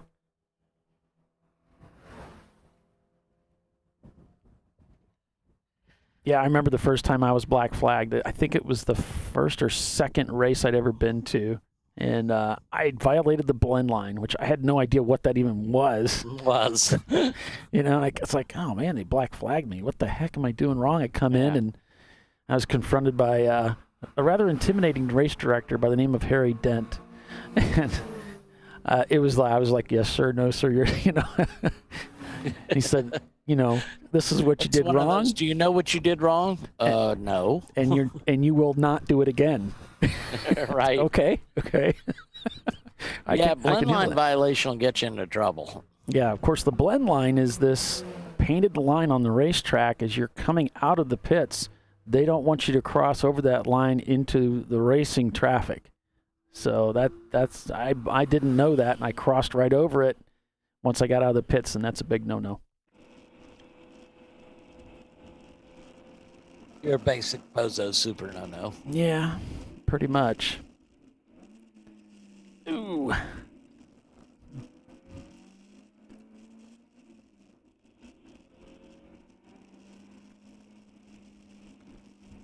Trying to come around the outside here of Rainey. 147. They definitely see him there. You can see he's giving him some room. They come into 10. Takes the Optimum line, lets him go.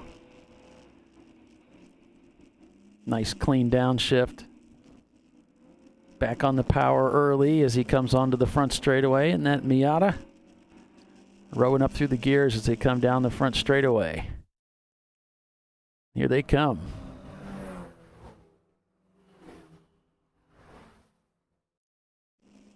Through turn 1, down into turn 2. This is all downhill stuff here. Heading into this double apex Andretti hairpin. Of course, named after the Andretti family. Synonymous with racing. Yeah, I mean, Utah Valley University, you need to keep up with what's happening around you, as it were. They've got, let's see, Orange Pumpkin is behind them, but Utah Valley's working lap 136, and Orange Pumpkin is on lap 109. And the car in front of Utah Valley is CVR Racing, or CV Racing. Mm-hmm. They're on lap 147, and Utah Valley's on 136. So there's no sense in pushing any issues with any cars. Right, just be patient out there. They've got about another hour and 10 minutes left of racing. Much of the hard work's been done, and the final driver for the race is in the car now. No more pit stops for these guys. Oh, almost loses it. Gathers it up, finds himself in the sand there. Makes the upshift. It's going into Rainey. Yeah. And there it was just a classic oversteer going into the corkscrew. As you come out over that brow and start to drop in, the car gets light. So if you've got a lot of side load going to the left, that back end's going to come around on you. Unfortunately, there was just enough room. The speed that he was carrying, he was able to gather it up and stay out of that wall over there.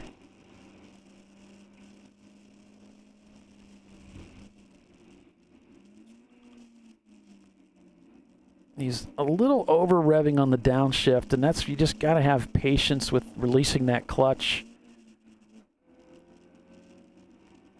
A lot of guys, they'll brake, they'll make that downshift, they'll rev match it, but then they're releasing the clutch. They're doing all that a little early, and sometimes you just got to learn to brake, be patient, wait, then make the downshift, so that when you release that clutch, you're not over revving the engine.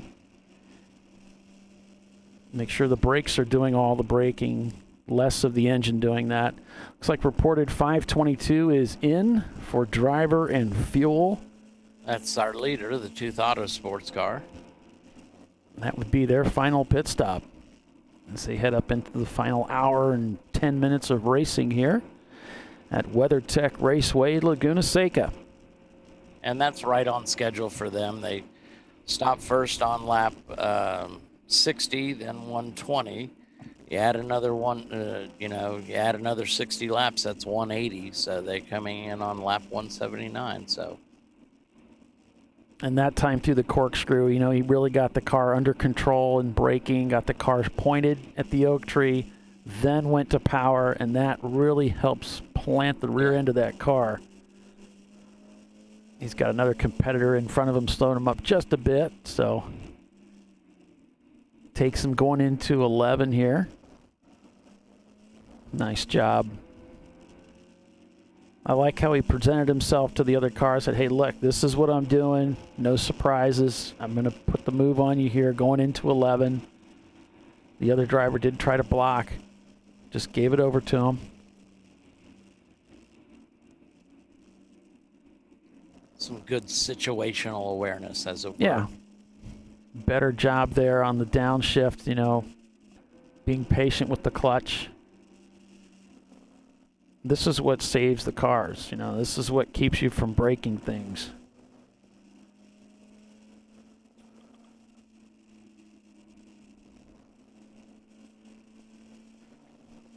Yeah, there's a time to race and there's a time to just log laps. So we got a report that the Weathertech guys have come into the pits. Looks like they've got a suspension issue with that car. So the guys are looking at that car right now.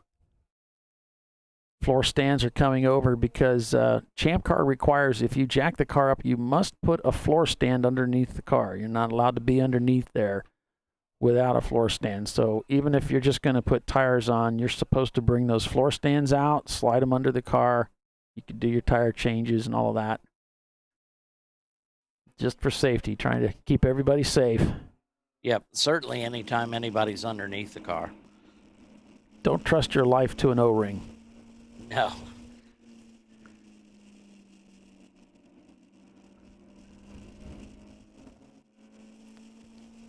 Catching up with one of the BMWs here.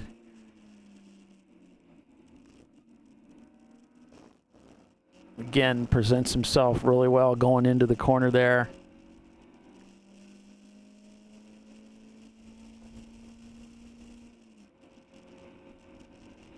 Another car coming down pit road, just off to the left there.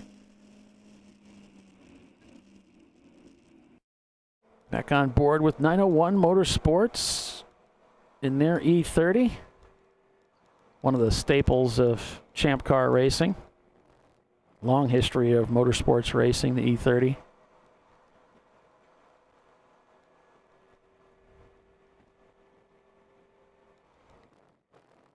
Using those Alpine gloves, that's definitely my favorite glove of choice, and that's because Ron with Discovery Parts said these are the gloves you want to use. They have the stitching on the outside. They have kind of a almost rubberized, and it's hard to explain the interior of the glove, but as soon as your hands begin to sweat, then it sticks to you. So there's no movement of the cloth at all. You don't get any blisters.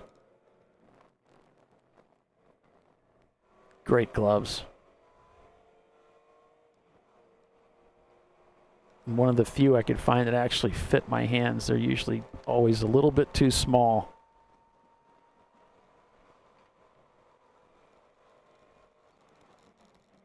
Well, Ron's a wealth of information. Oh, he's excellent. Yeah, He spent some time with us at Hamp? No. Barber? I think it was Barber. Yeah, I bought my suit from him and the whole thing. It was been a great experience working with Ron. They sent me a couple suits and let me try them on to make sure I got the right fit. Sent back what I didn't want. And for all you guys going to Sebring, it's our understanding Ron is going to be at Sebring with the Discovery Parts trailer. So if you place an order, just put in the notes. We'll pick it up at the track. Yeah, we'll call it. They'll bring it to the track for you. He's really good at bringing those little fittings you need for your cool suits. So if somebody shows up with a shirt and it doesn't plug into your system, tab A, slot B, whatever. Yep, we got a bunch of those.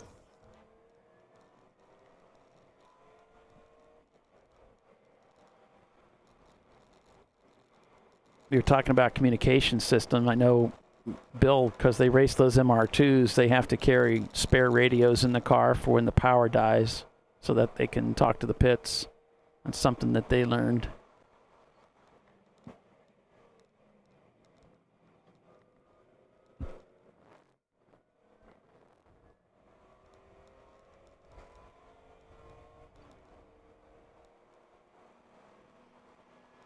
A lot of guys will run these predictive lap timing systems in their car, like the AIM system.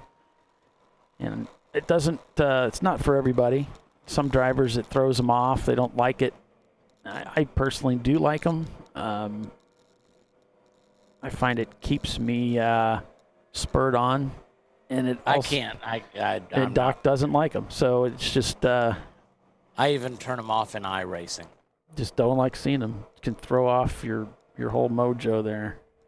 Start trying too hard. You look at them and, yeah, exactly. I tend to run too hard. It's like, oh, man, if I could just shave a 1/10 off of this corner, I'd be great. And sure as hell, I'll loop it.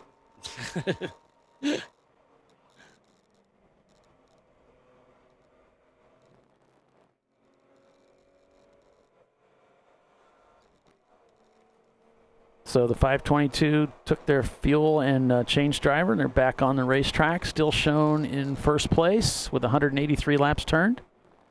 So right now you've got Tooth Autosport leading with last minute behind them. Then it's Petrolheads, Blowing My Wad, Team X, Zoom Zoom Kaboom, Ketron Racing, Roto Paluker, Yoda Sport, 901 Motorsports.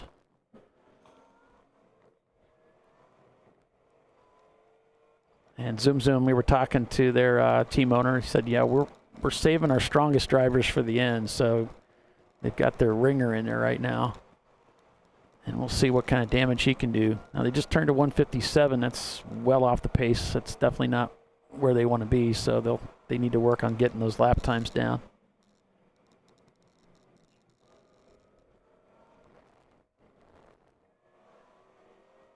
Some of the other cars we talked about yesterday. Well, you know, yesterday's finish, we had last minute winning the race with Tooth, the number 522 car, finishing second. Then it was Petrolheads and then Bandits. And today it was Alchemy that led from the pits, so they were on pole because their pit stall was picked to lead. And then it was Bandits that led the race early, and they really began walking away from the field. Everything was going fine until they found a brick wall somewhere, did some damage to the car, and that put them behind the wall. And then right around that time, the 891, which is the Nissan 300ZX, was flagged for smoking. So they were brought in. And then at that point, it was Ergolab.com that took over the lead. And Tooth was behind them, but not really able to catch up with them. Ergolab was looking really strong. They were pulling away from the field. This was around 11:15 in the morning. And then at 12 o'clock, they were flagged in with a sound violation issue. Of course, they had broken the bipipe. In fact, they had actually melted the motor mount, too. That spelled the end of their day, and Tooth subsequently took over the lead, and they really haven't looked back since. And we've seen so many races that have looked like you've got somebody that's in control of the race, and lo and behold, something happens in the last 30 minutes or 20 minutes, and it completely changes the complexion of the race. So this race is far from over.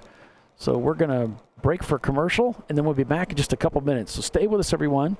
You're watching ChampCar.Live, presented by AutoZone. We're at WeatherTech Raceway, Laguna Seca for a Monterey Christmas. And Tooth Autosport in a Honda Civic is your leader. Stay with us.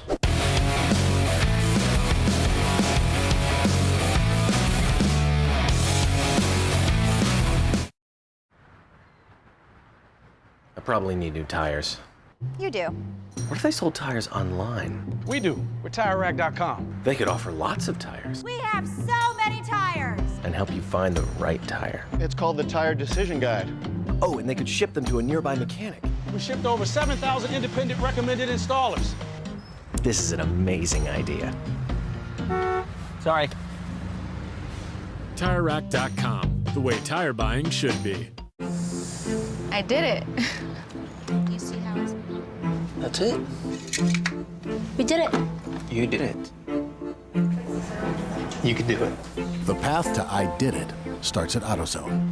Get in the zone.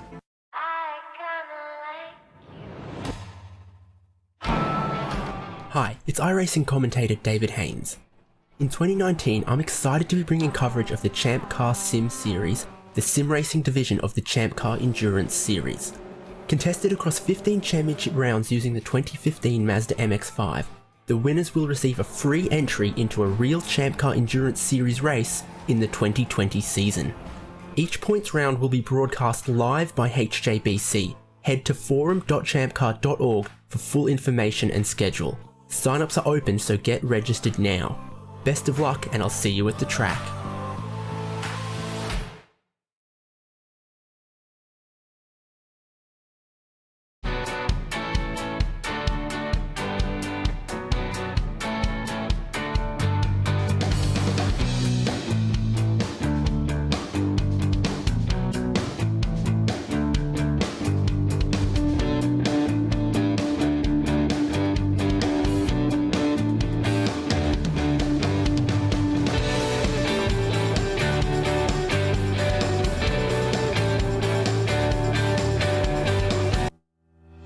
Lifeline USA is a leading manufacturer of onboard fire suppression systems. Lifeline's continuous commitment to research and development ensures that we supply the most innovative and cutting-edge products available. Used by the majority of the world's motorsport championship-winning teams and constructors, Lifeline has a proven history of success. Lifeline offers a complete range of fire suppression systems for all budgets and needs, and we continue to push development and limits on both extinguishant materials and our patented delivery systems to make the race car environment almost as safe as sitting on your sofa at home. Every kit has been designed for a professional and simple installation. For more information and to purchase your Champ Car fire suppression system, go to www.lifeline-fire.com.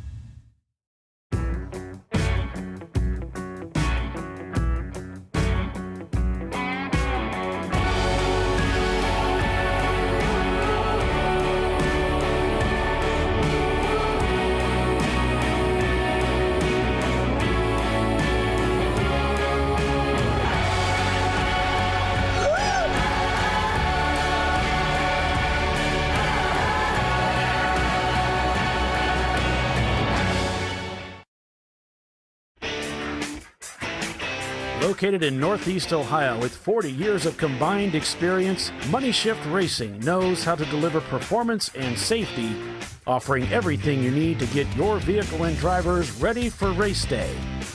From safety equipment to full engine assembly and repair, in-house fabrication, 3D design, and rapid prototyping. Money Shift Racing.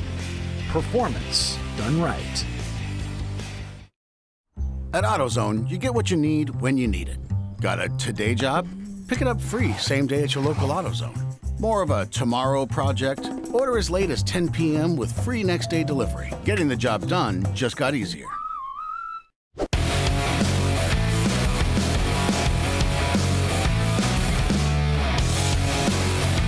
Welcome back to the Monterey Peninsula here on ChampCar.Live, presented by AutoZone for this double 7 this weekend.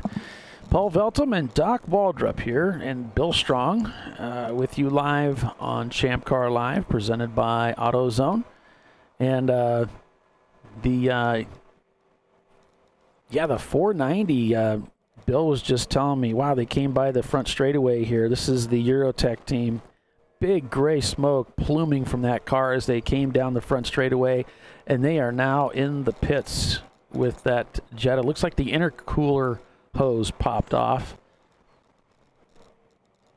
So I would do it. That. They are looking at that.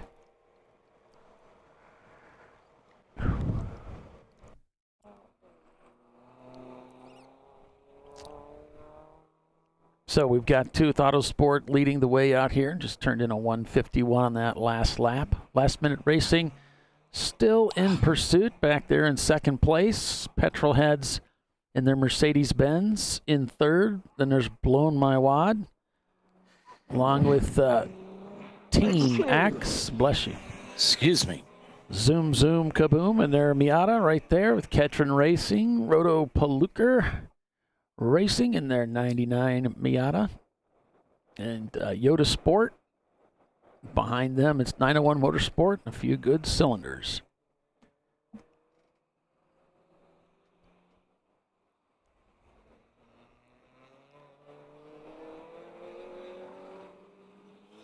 Cycling Butterbean saying a good showing for Roto Paluker Racing Miata. Picturing Bill sitting in the pace car playing with the remote mirror. Where did that come from? Oh, I don't know. The things that go on in your head. Yeah. I have no filter. No, I mean, he's got his luxury car. He's the pace car driver, so he can't go far. Right. It's cold outside, you know, according to Bill, it's near blizzard conditions, despite what it looks like on camera. So he's got the heated seats on. Oh, yeah. But he's got to kind of pay attention to what's happening. Now, he's got a race control radio, so that's going to help a lot. He's probably listening to them, but he might be listening to us too, and he's just waiting to cue in to quip some sarcastic remark that probably won't favor either one of us. Utah Valley in pursuit here.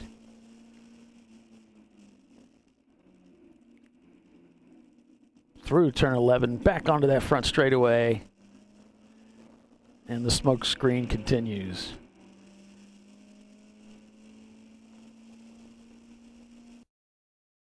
On board here with Twisted Sisters. They're working their way around the racetrack. Another one of the teams that's kind of towards the back here, but turning laps with us. Having fun. Yeah.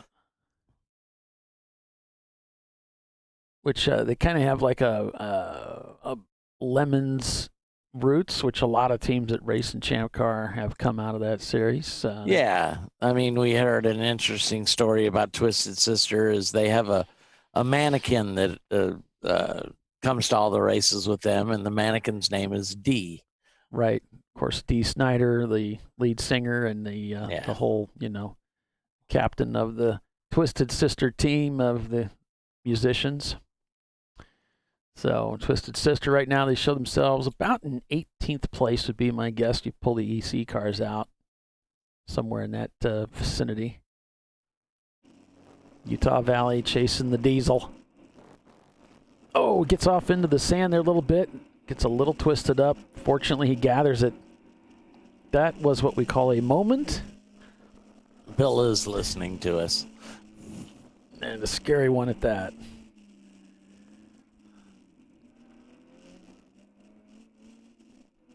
May have been some contact with the 317.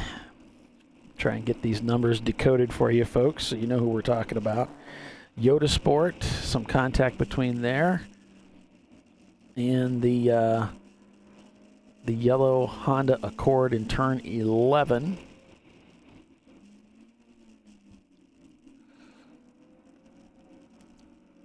Hustling through turn 11 there is Utah Valley, working their way up through the gears to complete another turn, or another lap rather, here as we go back on board with 901 Motorsports. 901's been pretty consistently inside that top 10 today. Yeah, we had some good battles with them at NCM. Bunch of nice guys. I believe they are based out of Memphis, which might account for the fact that they have a couple of AutoZone executives racing with them today.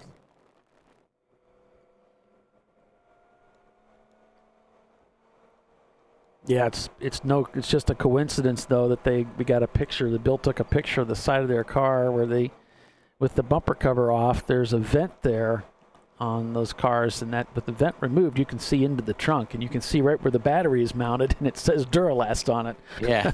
So they were pretty proud of that.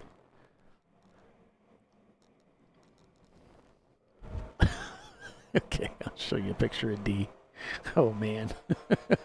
What are you giggling about? Oh, this is a picture of D. Oh. There he is. Oh, yeah. They're still hauling him around to the racetrack. Good for them. Yeah, thanks for that, Bill. That's the kind of crack reporting that you can expect from ChampCar.Live right there. Exactly. We'll go the extra mile, or at least walk down the pits a little bit.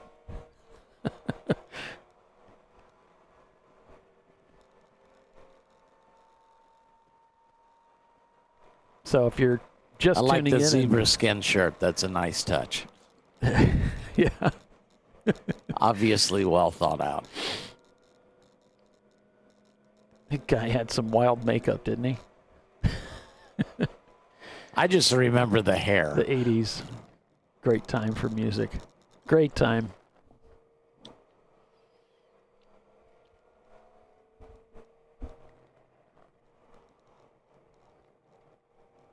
I don't know. Doc, what topic do we need to go on to here? What haven't we talked about lately? I don't know. Well, we can certainly wish all of our listeners, viewers, happy holidays. We won't see you until after Christmas, Hanukkah, all that stuff is over. We'll be catching up with you there the 28th and the 29th of December, right? In sunny, warm Florida. So we wish you happy holidays, everybody. Enjoy time with your family and friends. Oh, 901 taking advantage of the braking zone at the Corkscrew. If you're looking for last minute gifts ideas, I wear a size E30.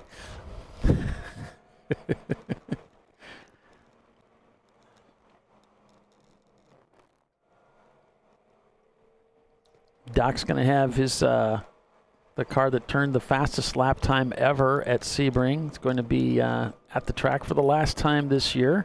Yep. And then they're going to move to a new chassis. At least that's going to be another E30, but we're going to move on to another chassis. And then you'll be at we Road figured Atlanta. Kenny's taken enough hits. Yeah. Debuted at Road Atlanta next year, and then we'll be not sure why NCM. we spent $450 taking him to a frame machine just to race one race. Well, maybe he would have held up better. Yeah, we found some things at the frame shop that just Yeah. And you had so some it's more about contact. the only time of the year to do a changeover, really. Well, and you had some contact at Barber too, so that didn't help matters any. Well, not this year. Yeah. At Barber. I'm trying to remember Barber. Oh yeah.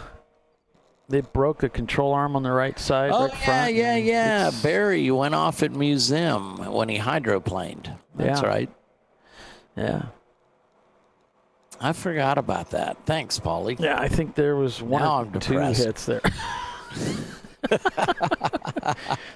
That's not one thing, it's another. Something else. It's always something. Something.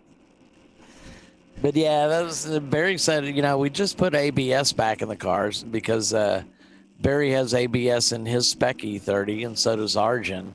So it's like, all right, rather than ask these guys to adapt to our car, we'll adapt to their cars. Right. And Barry said the ABS works great. There's some discussion about it going into ice mode or something like that. But I'm letting the drivers hash that out. But he said the ABS worked great. He said it just doesn't work worth a dang when he's hydroplaning. Right. Surprisingly. None of them do, right? Yeah, none of them do, evidently. Craziest thing.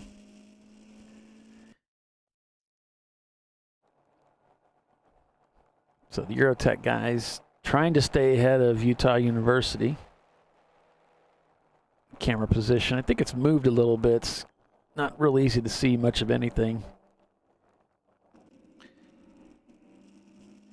And if you've ever hydroplaned a car, it's almost not as much fun as totally locking up your brakes.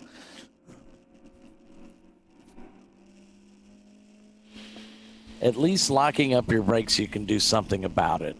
Like, let off the brakes, dummy. Yeah. But hydroplaning, boy, that's about the most helpless feeling you can get in a car. It's like sliding on black ice. Or on wet grass. You are literally just a passenger.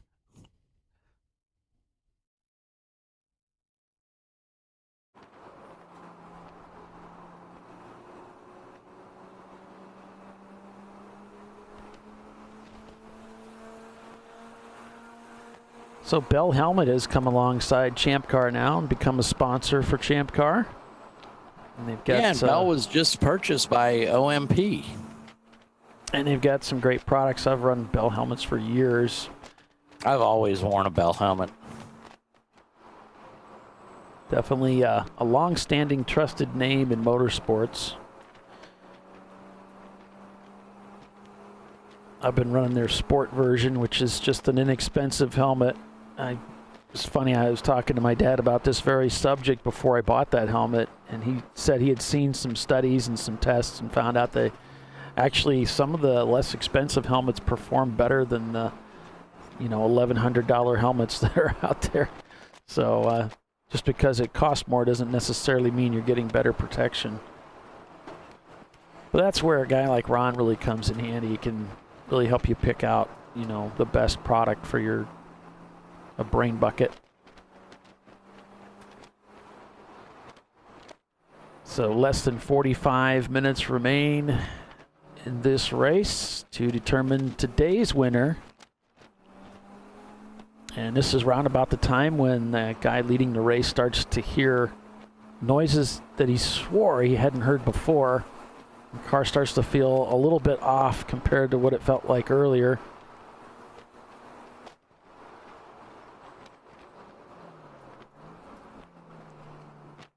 Last minute racing in second place there in the 799.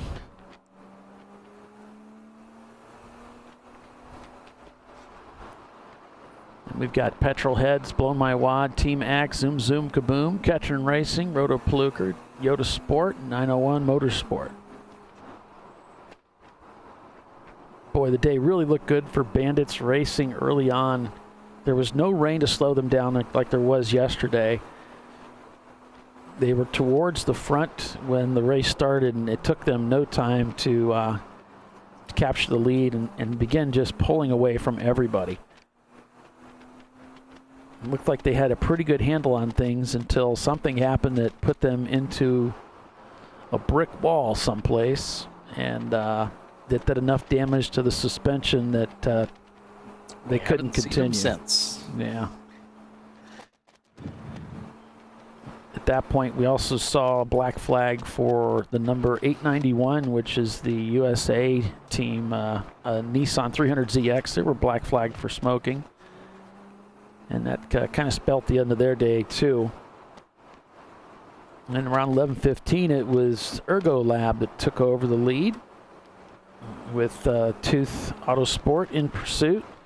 And the two were turning such similar lap times, it didn't look like things were going to change there.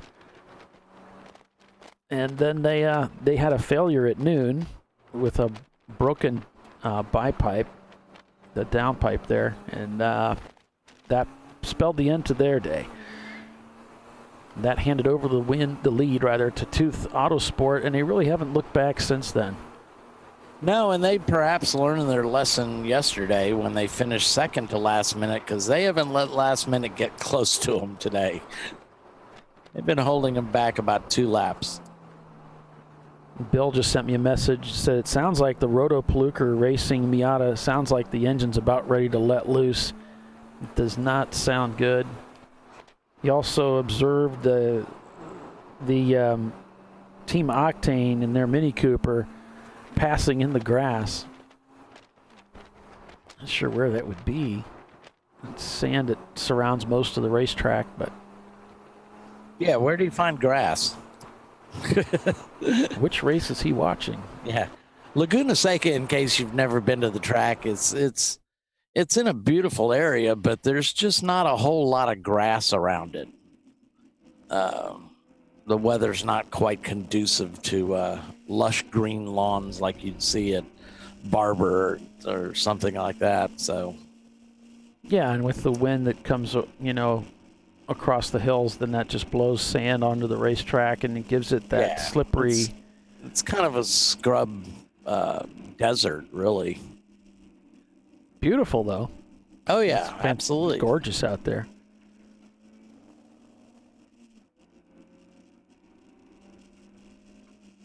.238 mile road course, so not a particularly long racetrack, 11 corners.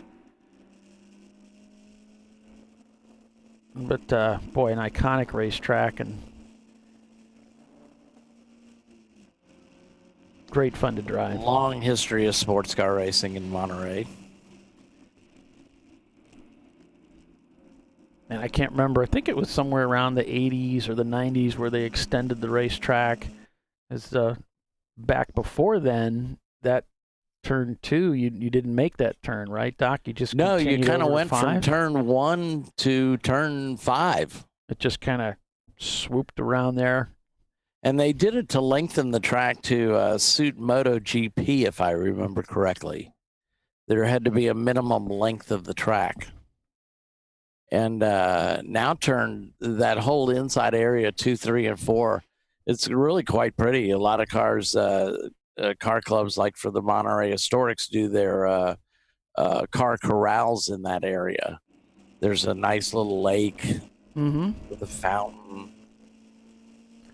So officials have decided to black flag the Mini Cooper Team Octane for passing in the grass. So whatever it was they did, it must not have been, didn't look safe, and they're going to pull them in.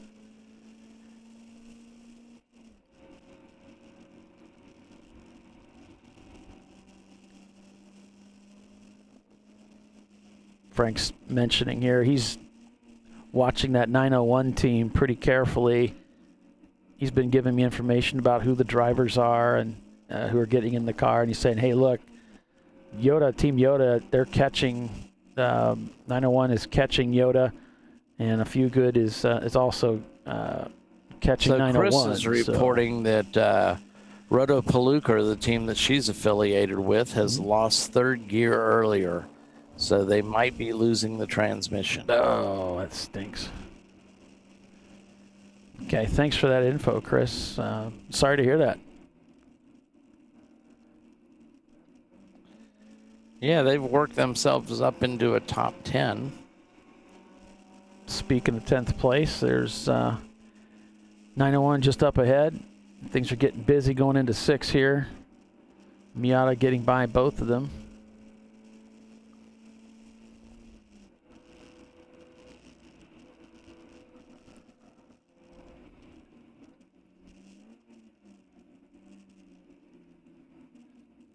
Utah just trying to be patient here with 901, trying to find a way around. Kind of misses a shift there. You got a slower car down low. Going through 9.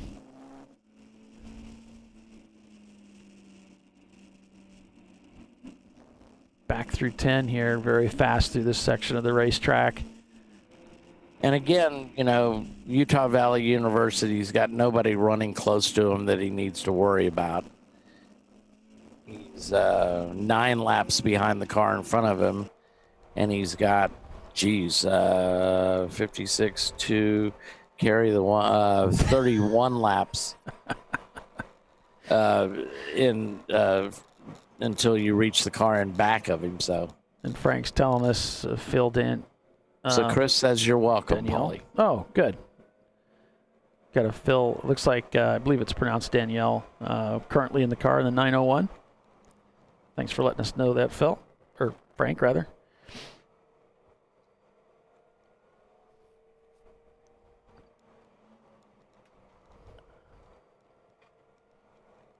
Having a good race of it, really. And the 901 team. Yeah, 901, that's a strong team.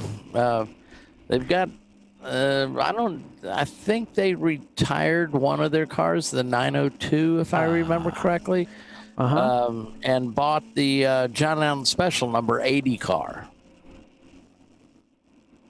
So we got a report that we've got a car up against the wall, Roto Pluker, in turn 3, driver's right. And, we just heard from Chris they're having transmission issues. Bill was saying, yeah, something really doesn't sound right with that car at all, with the engine. So, looks like they're having some mechanical issues.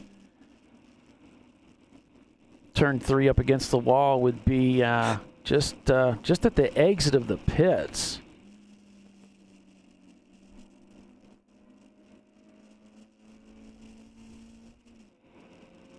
Oh, correction. They're at turn 6, which is a very fast part. Oh, gets away from him there. Makes the recovery, but of course that pitches him off into the gravel there. Bill said sounded like engine bearings. I don't know what engine bearings sound like, but...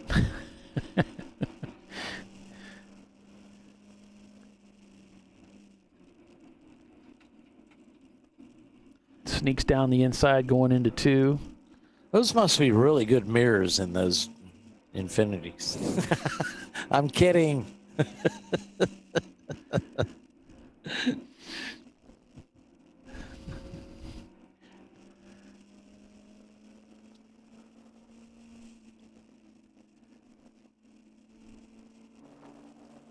Come through turn 4 here as we come around 5. We'll look for that car that's stranded. That'd be Roto Pluker somewhere around turn 6. Yeah, it's not the 515.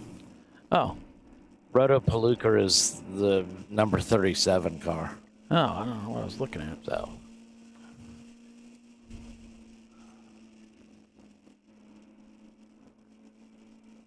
I don't see anybody there unless it's at the exit here. Oh, yeah, off to driver's right there. You're saying what sounds like a hub went. According to my sheet, Roto Pluker is 515. Huh? You're saying 37? I don't even see that on my list. What am I looking at? I don't know. Oh.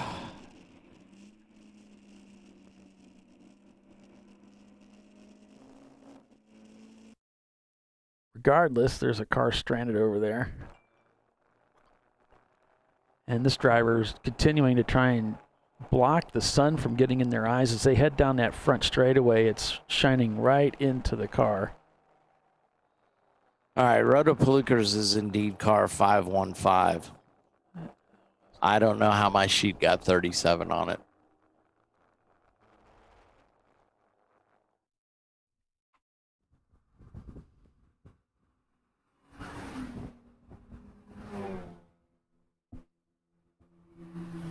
Getting close to the finish here. 30 minutes from the finish. We're going to break for commercial for the final time and come back and catch the finish of this race here on Champ Car Live, presented by AutoZone. Back in just a moment. Stay with us, everyone. Tooth Auto Sport is your leader. Back in a moment.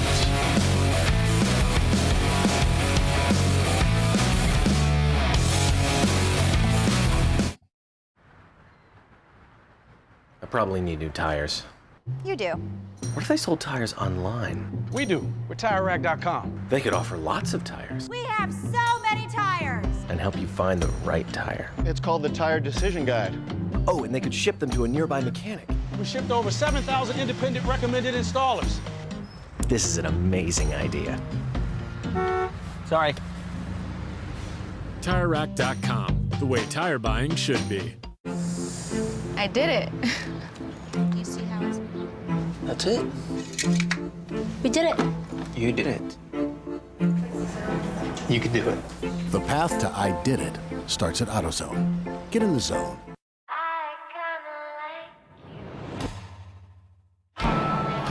Hi, it's iRacing commentator David Haynes. In 2019, I'm excited to be bringing coverage of the Champ Car Sim Series, the sim racing division of the Champ Car Endurance Series.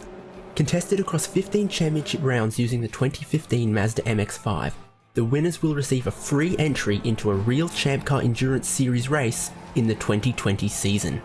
Each points round will be broadcast live by HJBC. Head to forum.champcar.org for full information and schedule. Sign-ups are open, so get registered now. Best of luck, and I'll see you at the track.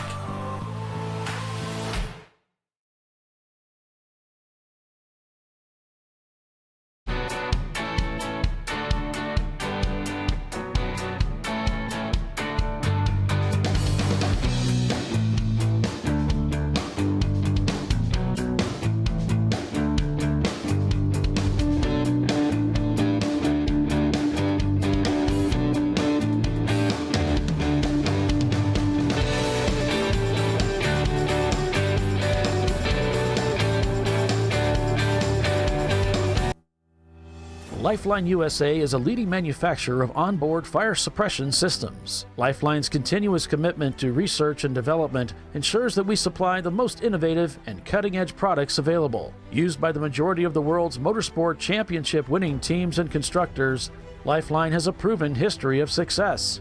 Lifeline offers a complete range of fire suppression systems for all budgets and needs, and we continue to push development and limits on both extinguishant materials and our patented delivery systems to make the race car environment almost as safe as sitting on your sofa at home. Every kit has been designed for a professional and simple installation. For more information and to purchase your Champ Car fire suppression system, go to www.lifeline-fire.com.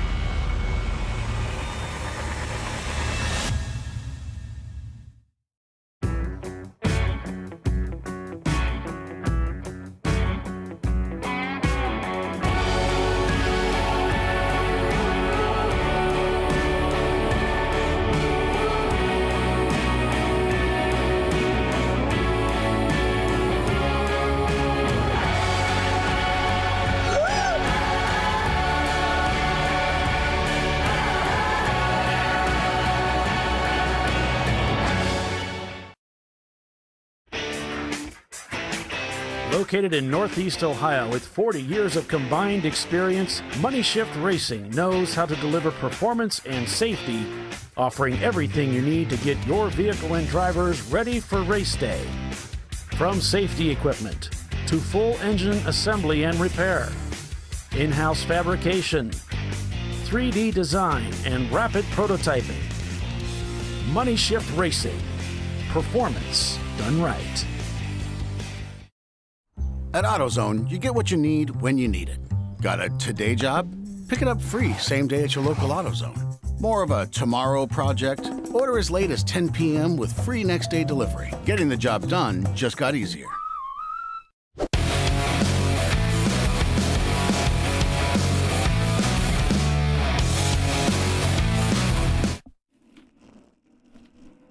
Ooh, I know how it happened.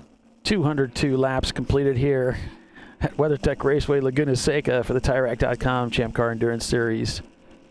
What's that, Doc? What happened? Yeah, the 37 is the RX-7 they normally campaign. So. Chris says, try and keep up, Doc. I don't know. It never got on my sheet. So it looks like they've put that Rotopalooka machine on a flatbed. It's on their way back to the paddock. So yeah, thanks for joining us, everybody. Bill reminded me to make sure everybody had heard that both Tyler Pedersen and Doc Waldrop have been reelected into their positions on the board of directors for ChampCar. With me longer. So reminder there. Yourself to blame. And we certainly want to remind you from all of us at ChampCar, Merry Christmas and Happy Hanukkah. Whatever the holiday is that you celebrate, we wish you the very best in this holiday season. And look forward to racing with you again, if not at Sebring, next year. Yeah, we had some tough competition for the board of directors, Chris Huggins and Bernie Myers.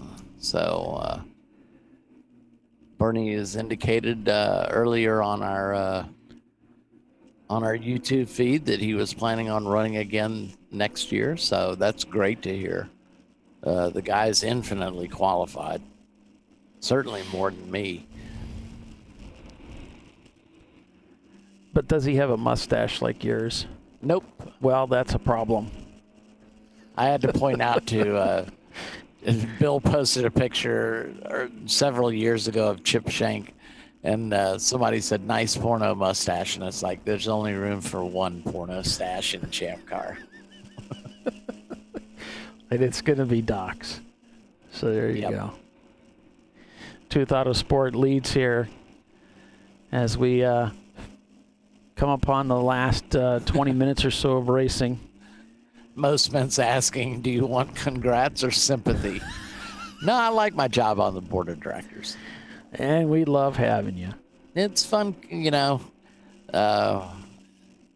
It's challenging at times. Well, as long as I'm involved in this club, I'm sure it's challenging. Oh, you're a walk in the park, Paulie. I just have to be careful when I interrupt you. I know you hate that. Oh, well, that's all right. If you would have seen the look you gave me at Indy. I told you I'm on medication now. Aren't we all? Or aren't we? Or shouldn't we be? But I apologize for that, Doc. I know. Don't want that between us. So I think we're going to finish this race without any yellows, any full course cautions. If we're going to have a full course caution, we better have it soon because time is running out. Tooth Auto Sports, your leader with last minute racing in second. Petrol Heads behind them. Then it's Blown My Wad.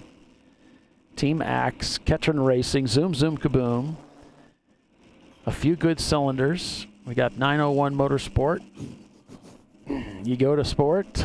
Let's see. We got Rotopalooka, who's on the pullback right now. Eurotech Tuning, Tooth Auto Sport, and that's their EC car. PTS, Willwood, the Gunslingers, Glitch Heroes, Twisted Sisters, CV Racing, Brown Streak, Utah Valley. maybe that's the instructor they were talking about. It's always yelling. I don't know. Those guys keep us entertained in that car. That'd be my bet. Utah Valley, as I got to their car, they're screaming in the car. It's great. Orange Pumpkin. Then it's Thing 2. Ergo Lab, which has retired. Visceral Racing Group, I believe they've retired as well. Then it's Cut Corners, in memory of Orange Yeller. Wankles and Wankers. Team Triad Wireless.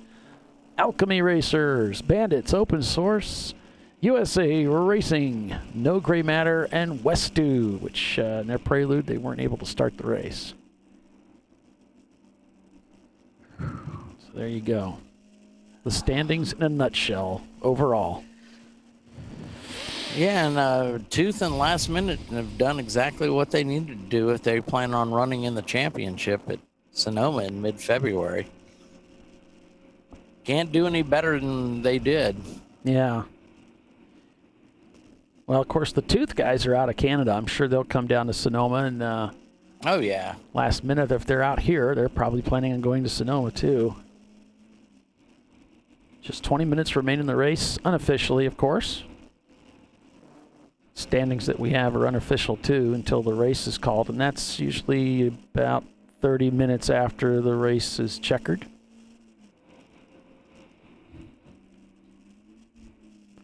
Then they'll have an award ceremony. Bill will record that and get that uploaded, the driver interviews, at least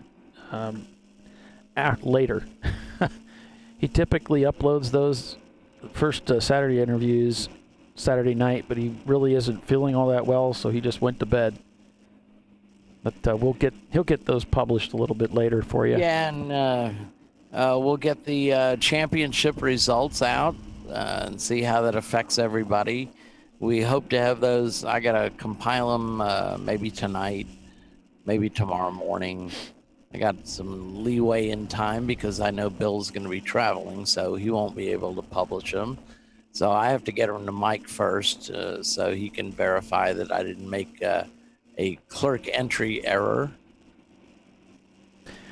And last I heard, we're still going to have those famous Champ Car trophies for 2020.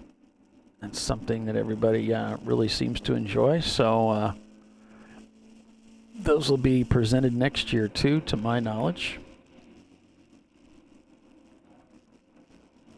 And we're having a special Northern Championship title that's on the line for if you run the Canadian.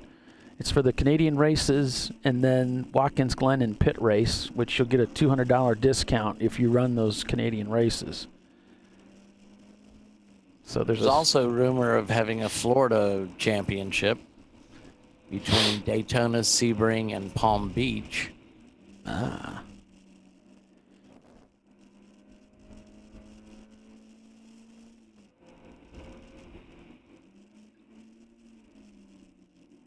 There's a rumor of a USA championship, too. I don't know if that's been... Bill has lots of ideas. But it would be Daytona, Coda, Indy, and another race.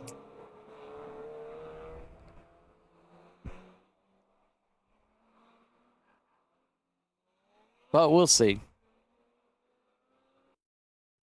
We've got a month off kind of in January to come up with all sorts of devious plots to separate you from your money.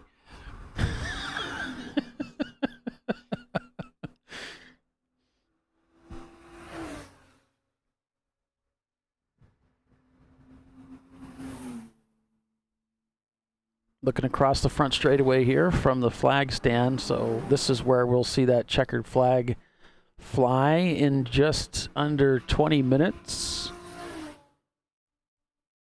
The grid marshals will let the crews know they can walk across pit lane out to the wall that separates the track from the pits to cheer on their drivers to the finish line for that checkered flag. And right now, it looks like Tuath Autosport has situated themselves very well for the overall win. Looks like they're on the, see, they've got about 2-lap lead over last minute racing. We've got a yellow being displayed now from the starter stand.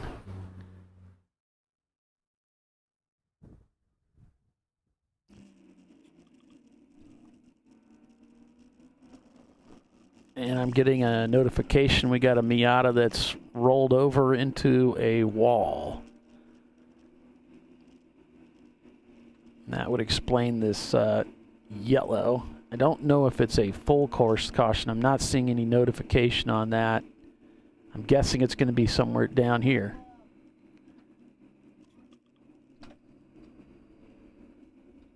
Looks like we're going to red flag. And of course they do that if they want to get the emergency equipment out there to a car. They want to do it quick. They'll just stop everybody on the racetrack and just makes it safer.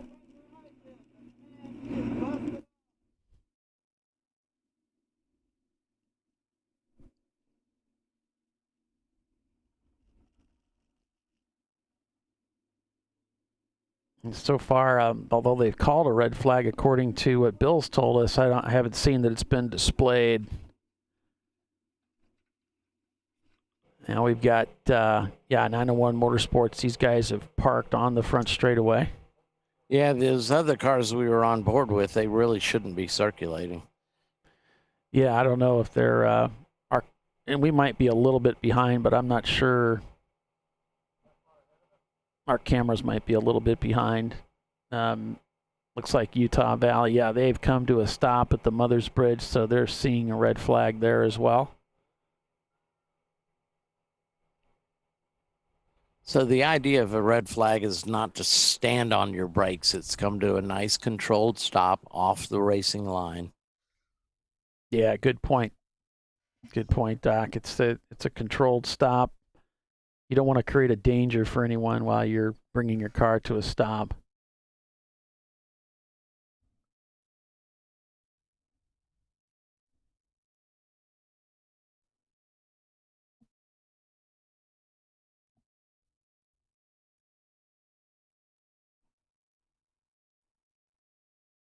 So generally what you want to do when you see that red flag is just that should go off in your head. Okay, I'm checking my mirrors and I'm going to pull over to track left or track right and come to a stop. And that's what these guys are doing. You can kind of see how they're off to the side of the track, and what that does is allow a lane for those emergency vehicles to get through there.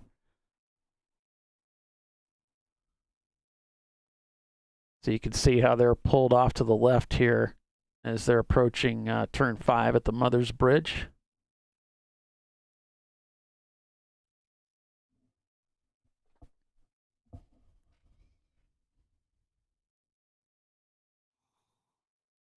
And the protocol is that you're just going to hang out there. You can go ahead and turn your car off,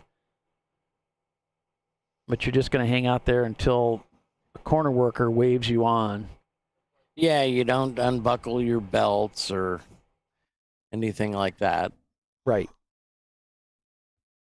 And when you're in a line like this, whoever's up towards the corner, if you can't see the corner, they're going to see the corner worker drop that red, and they might display like a yellow, and that tells you, okay, you can go ahead and proceed, but you're not going to be passing. Right. Yeah, and if you can't see a flag stand, just creep your car to where you can see one. Yeah, and you can look at your mirrors. Generally you can always see a corner, but if you'll eventually see cars coming from behind, and I've never had that situation. I've always been stopped someplace where it was pretty obvious. You can, right. With these guys, you got people behind you and in front of you. There's not going to be any question when it's time to leave.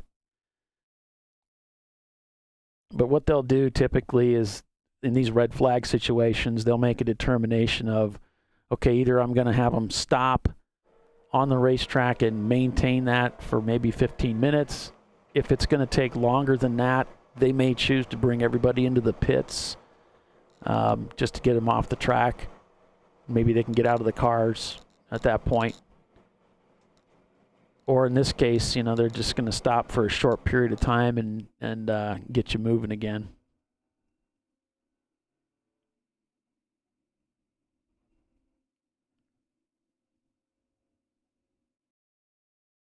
So here you can see they're still displaying that yellow.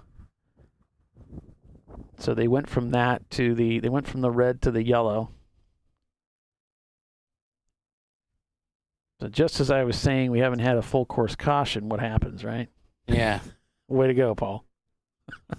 Nice. 10 minutes left in the race, and you got to say something.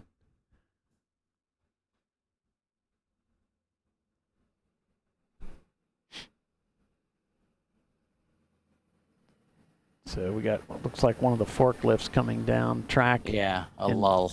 And there goes the EV flag, the white flag.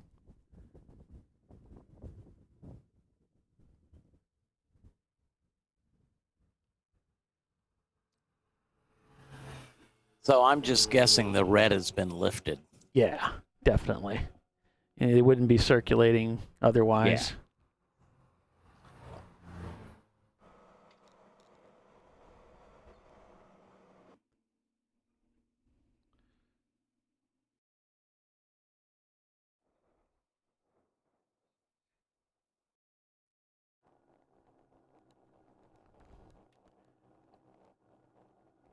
So Bill had messaged me that they had a Miata that had rolled. Now they may have landed on their feet and just needed pulled out of the sand. It's hard to say what the story was, but that was pretty quick. Didn't take very long. No, and they use those lulls to move those concrete barriers.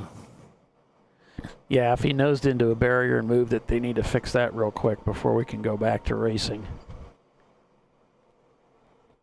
And that could be a stack of tires or a cement barrier or anything.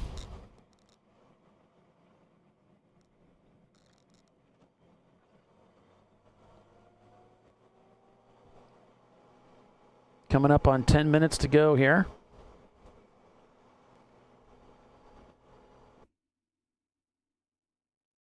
We'll see if we can spot where any of the emergency vehicles remain.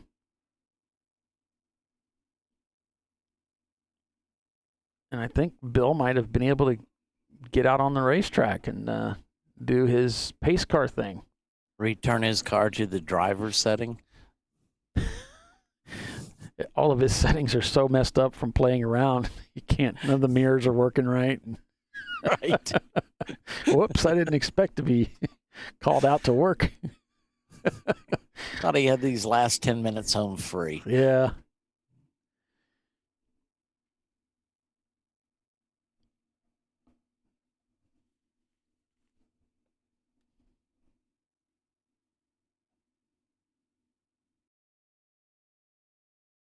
Closing minutes of the race here at WeatherTech Raceway, Laguna Seca, a Monterey Christmas for the TireRack.com Champ Car Endurance Series. It's been 7 hours of hard racing without any cautions, and we get down towards the end here. Paulie mentioned something. I just had to open my mouth and say something, and then sure enough.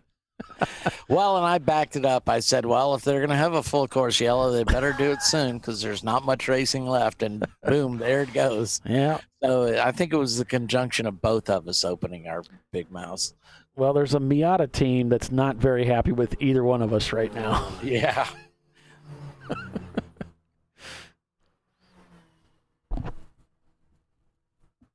So a standing yellow.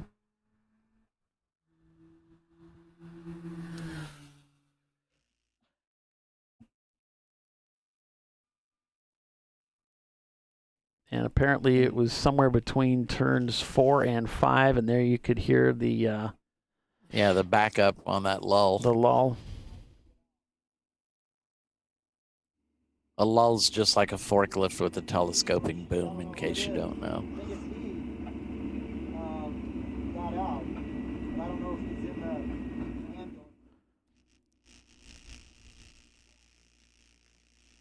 Coming down to just the last few minutes here. And really, if they're circulating the cars, that means that they're pretty hopeful they'll be able to go back to green. They just need to finish working on that particular site. Hey, guys. What's up, buddy? Okay, I'm in the pace car, collected the field. They're not going to be able to get this done in time. We're going to check it next time by. I have the leader, 522, and that's going to be it. Okay, thanks, Bill. Appreciate that. Hey, we get some time off, Paulie.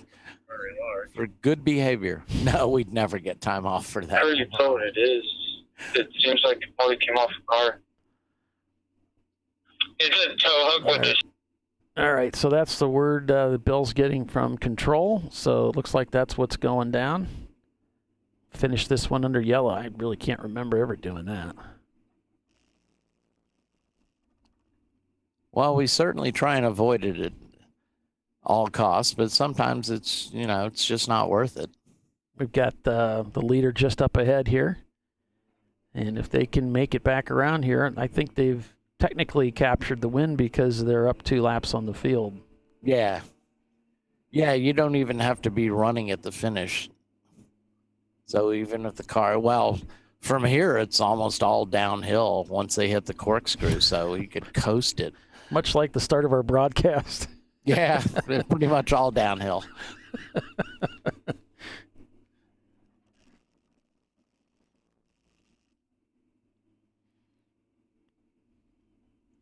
I could could just see Bill trying out his newfound information on the corkscrew in the pace car. So this is how I need to roll through here.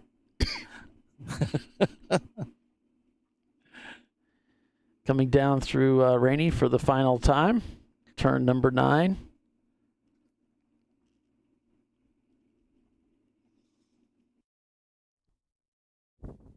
Just waiting for them to come down the front straightaway here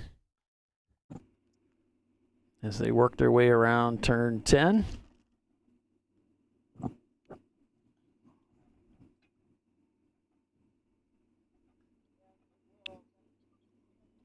Hey, I'm going to take a checkered flag, guys.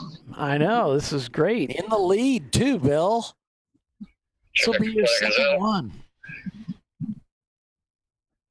Because we had that fluke at NCM. And there's a checkered flag in the air, flying for Tooth Autosport, the Canadian team who brought several cars here this weekend. Crossing the start-finish line, it is Tooth Autosport taking the win here. What you could have done was wave, Bill. Tooth Autosport takes the win at WeatherTech, Raceway, Laguna, Seca, a Monterey Christmas. Congratulations to you guys. With Last Minute Racing capturing second. Then it's Petrolheads in third. Fourth place, Blown My Wad. And then it's Team Axe in fifth place, with Ketron Racing in their Prelude capturing sixth. Then it's, did we say APT was EC, Doc? Yeah, I believe so. So it's going to be a Few Good Cylinders in seventh. 901 Motorsports is going to get eighth. Ninth place, Yoda Sport. And then behind them is Zoom Zoom Gaboom taking 10th. I've run out of fingers, so that's as far as I can go. Oh, I got my toes. I could take my shoes off. Eurotech Tuning captures 11th. Then behind them, it's PTS in 12th. 13th will go to Willwood. 14th would go to Roto Palooka, even though they've retired. I believe 15th would go to Gunslingers. And then 16th to Glitch Heroes. 17th would be Twisted Sister. 18th for CB Racing. Brown Streak would take the next position, 19th. Utah Valley University capturing 20th. So there you go. Behind them, it's Orange Pumpkin, Thing 2. Ergo Lab, Cut Corners, Visceral Racing Group. Then it's in memory of Orange Yeller, Team Triad. Wankles and Wankers, Alchemy Racers. Bandits, Open Source, USA Racing, No Gray Matter, and West 2. So there's your winner for today, and that's certainly cementing things for their run in the championship, as we've talked about quite a bit today. Yeah, and I can't believe they wouldn't come down for that. Right. That'll be a good track for them. Yeah. We've seen it be a Miata playground in the past, but again, Bandits did really well there with a fourth place. So, and Bruce is just congratulating everybody, and Merry Christmas and happy holidays, rather, to you folks as well. Bruce, thank you for the attaboys. And thank you, everybody. I want to say thanks to everybody for tuning in and watching us this year and watching us this weekend. We hope to see you again for the Sebring race. Yeah. To the victor goes the spoils. And that's Tooth Autosport, their 92 Honda CRX. Yep, after the runner-up podium spot yesterday, they did as good as they can today. And it was good enough, like I said, to put both of those teams into the championship. And once I run the numbers, we'll get those published and see where everybody stands. Of course, they'll come into the pits here and be directed into the impound area where the cars will go up in the air, tires will come off, and there'll be an inspection by the official, the tech inspector, and then at some point the race will be called official. And you can check out the final results on SpeedHive to speedhive.com to find out what the official results are of both races this weekend. As Bill leads everybody into the pits for the final time this weekend.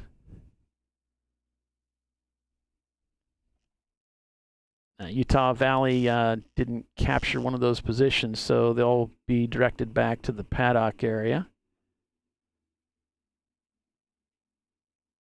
As Tooth Auto Sport comes up and gets their congratulations and lines up in the impound area where they've been directed to. Yeah, each class winner will be directed to impound in the top 5 cars.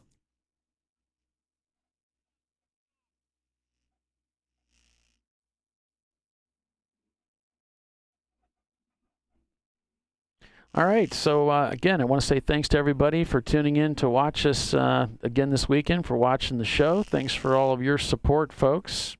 We're going to go ahead and sign off. Bill's going to do his interviews, take some pictures. You'll see that getting posted up on Facebook and YouTube after a while.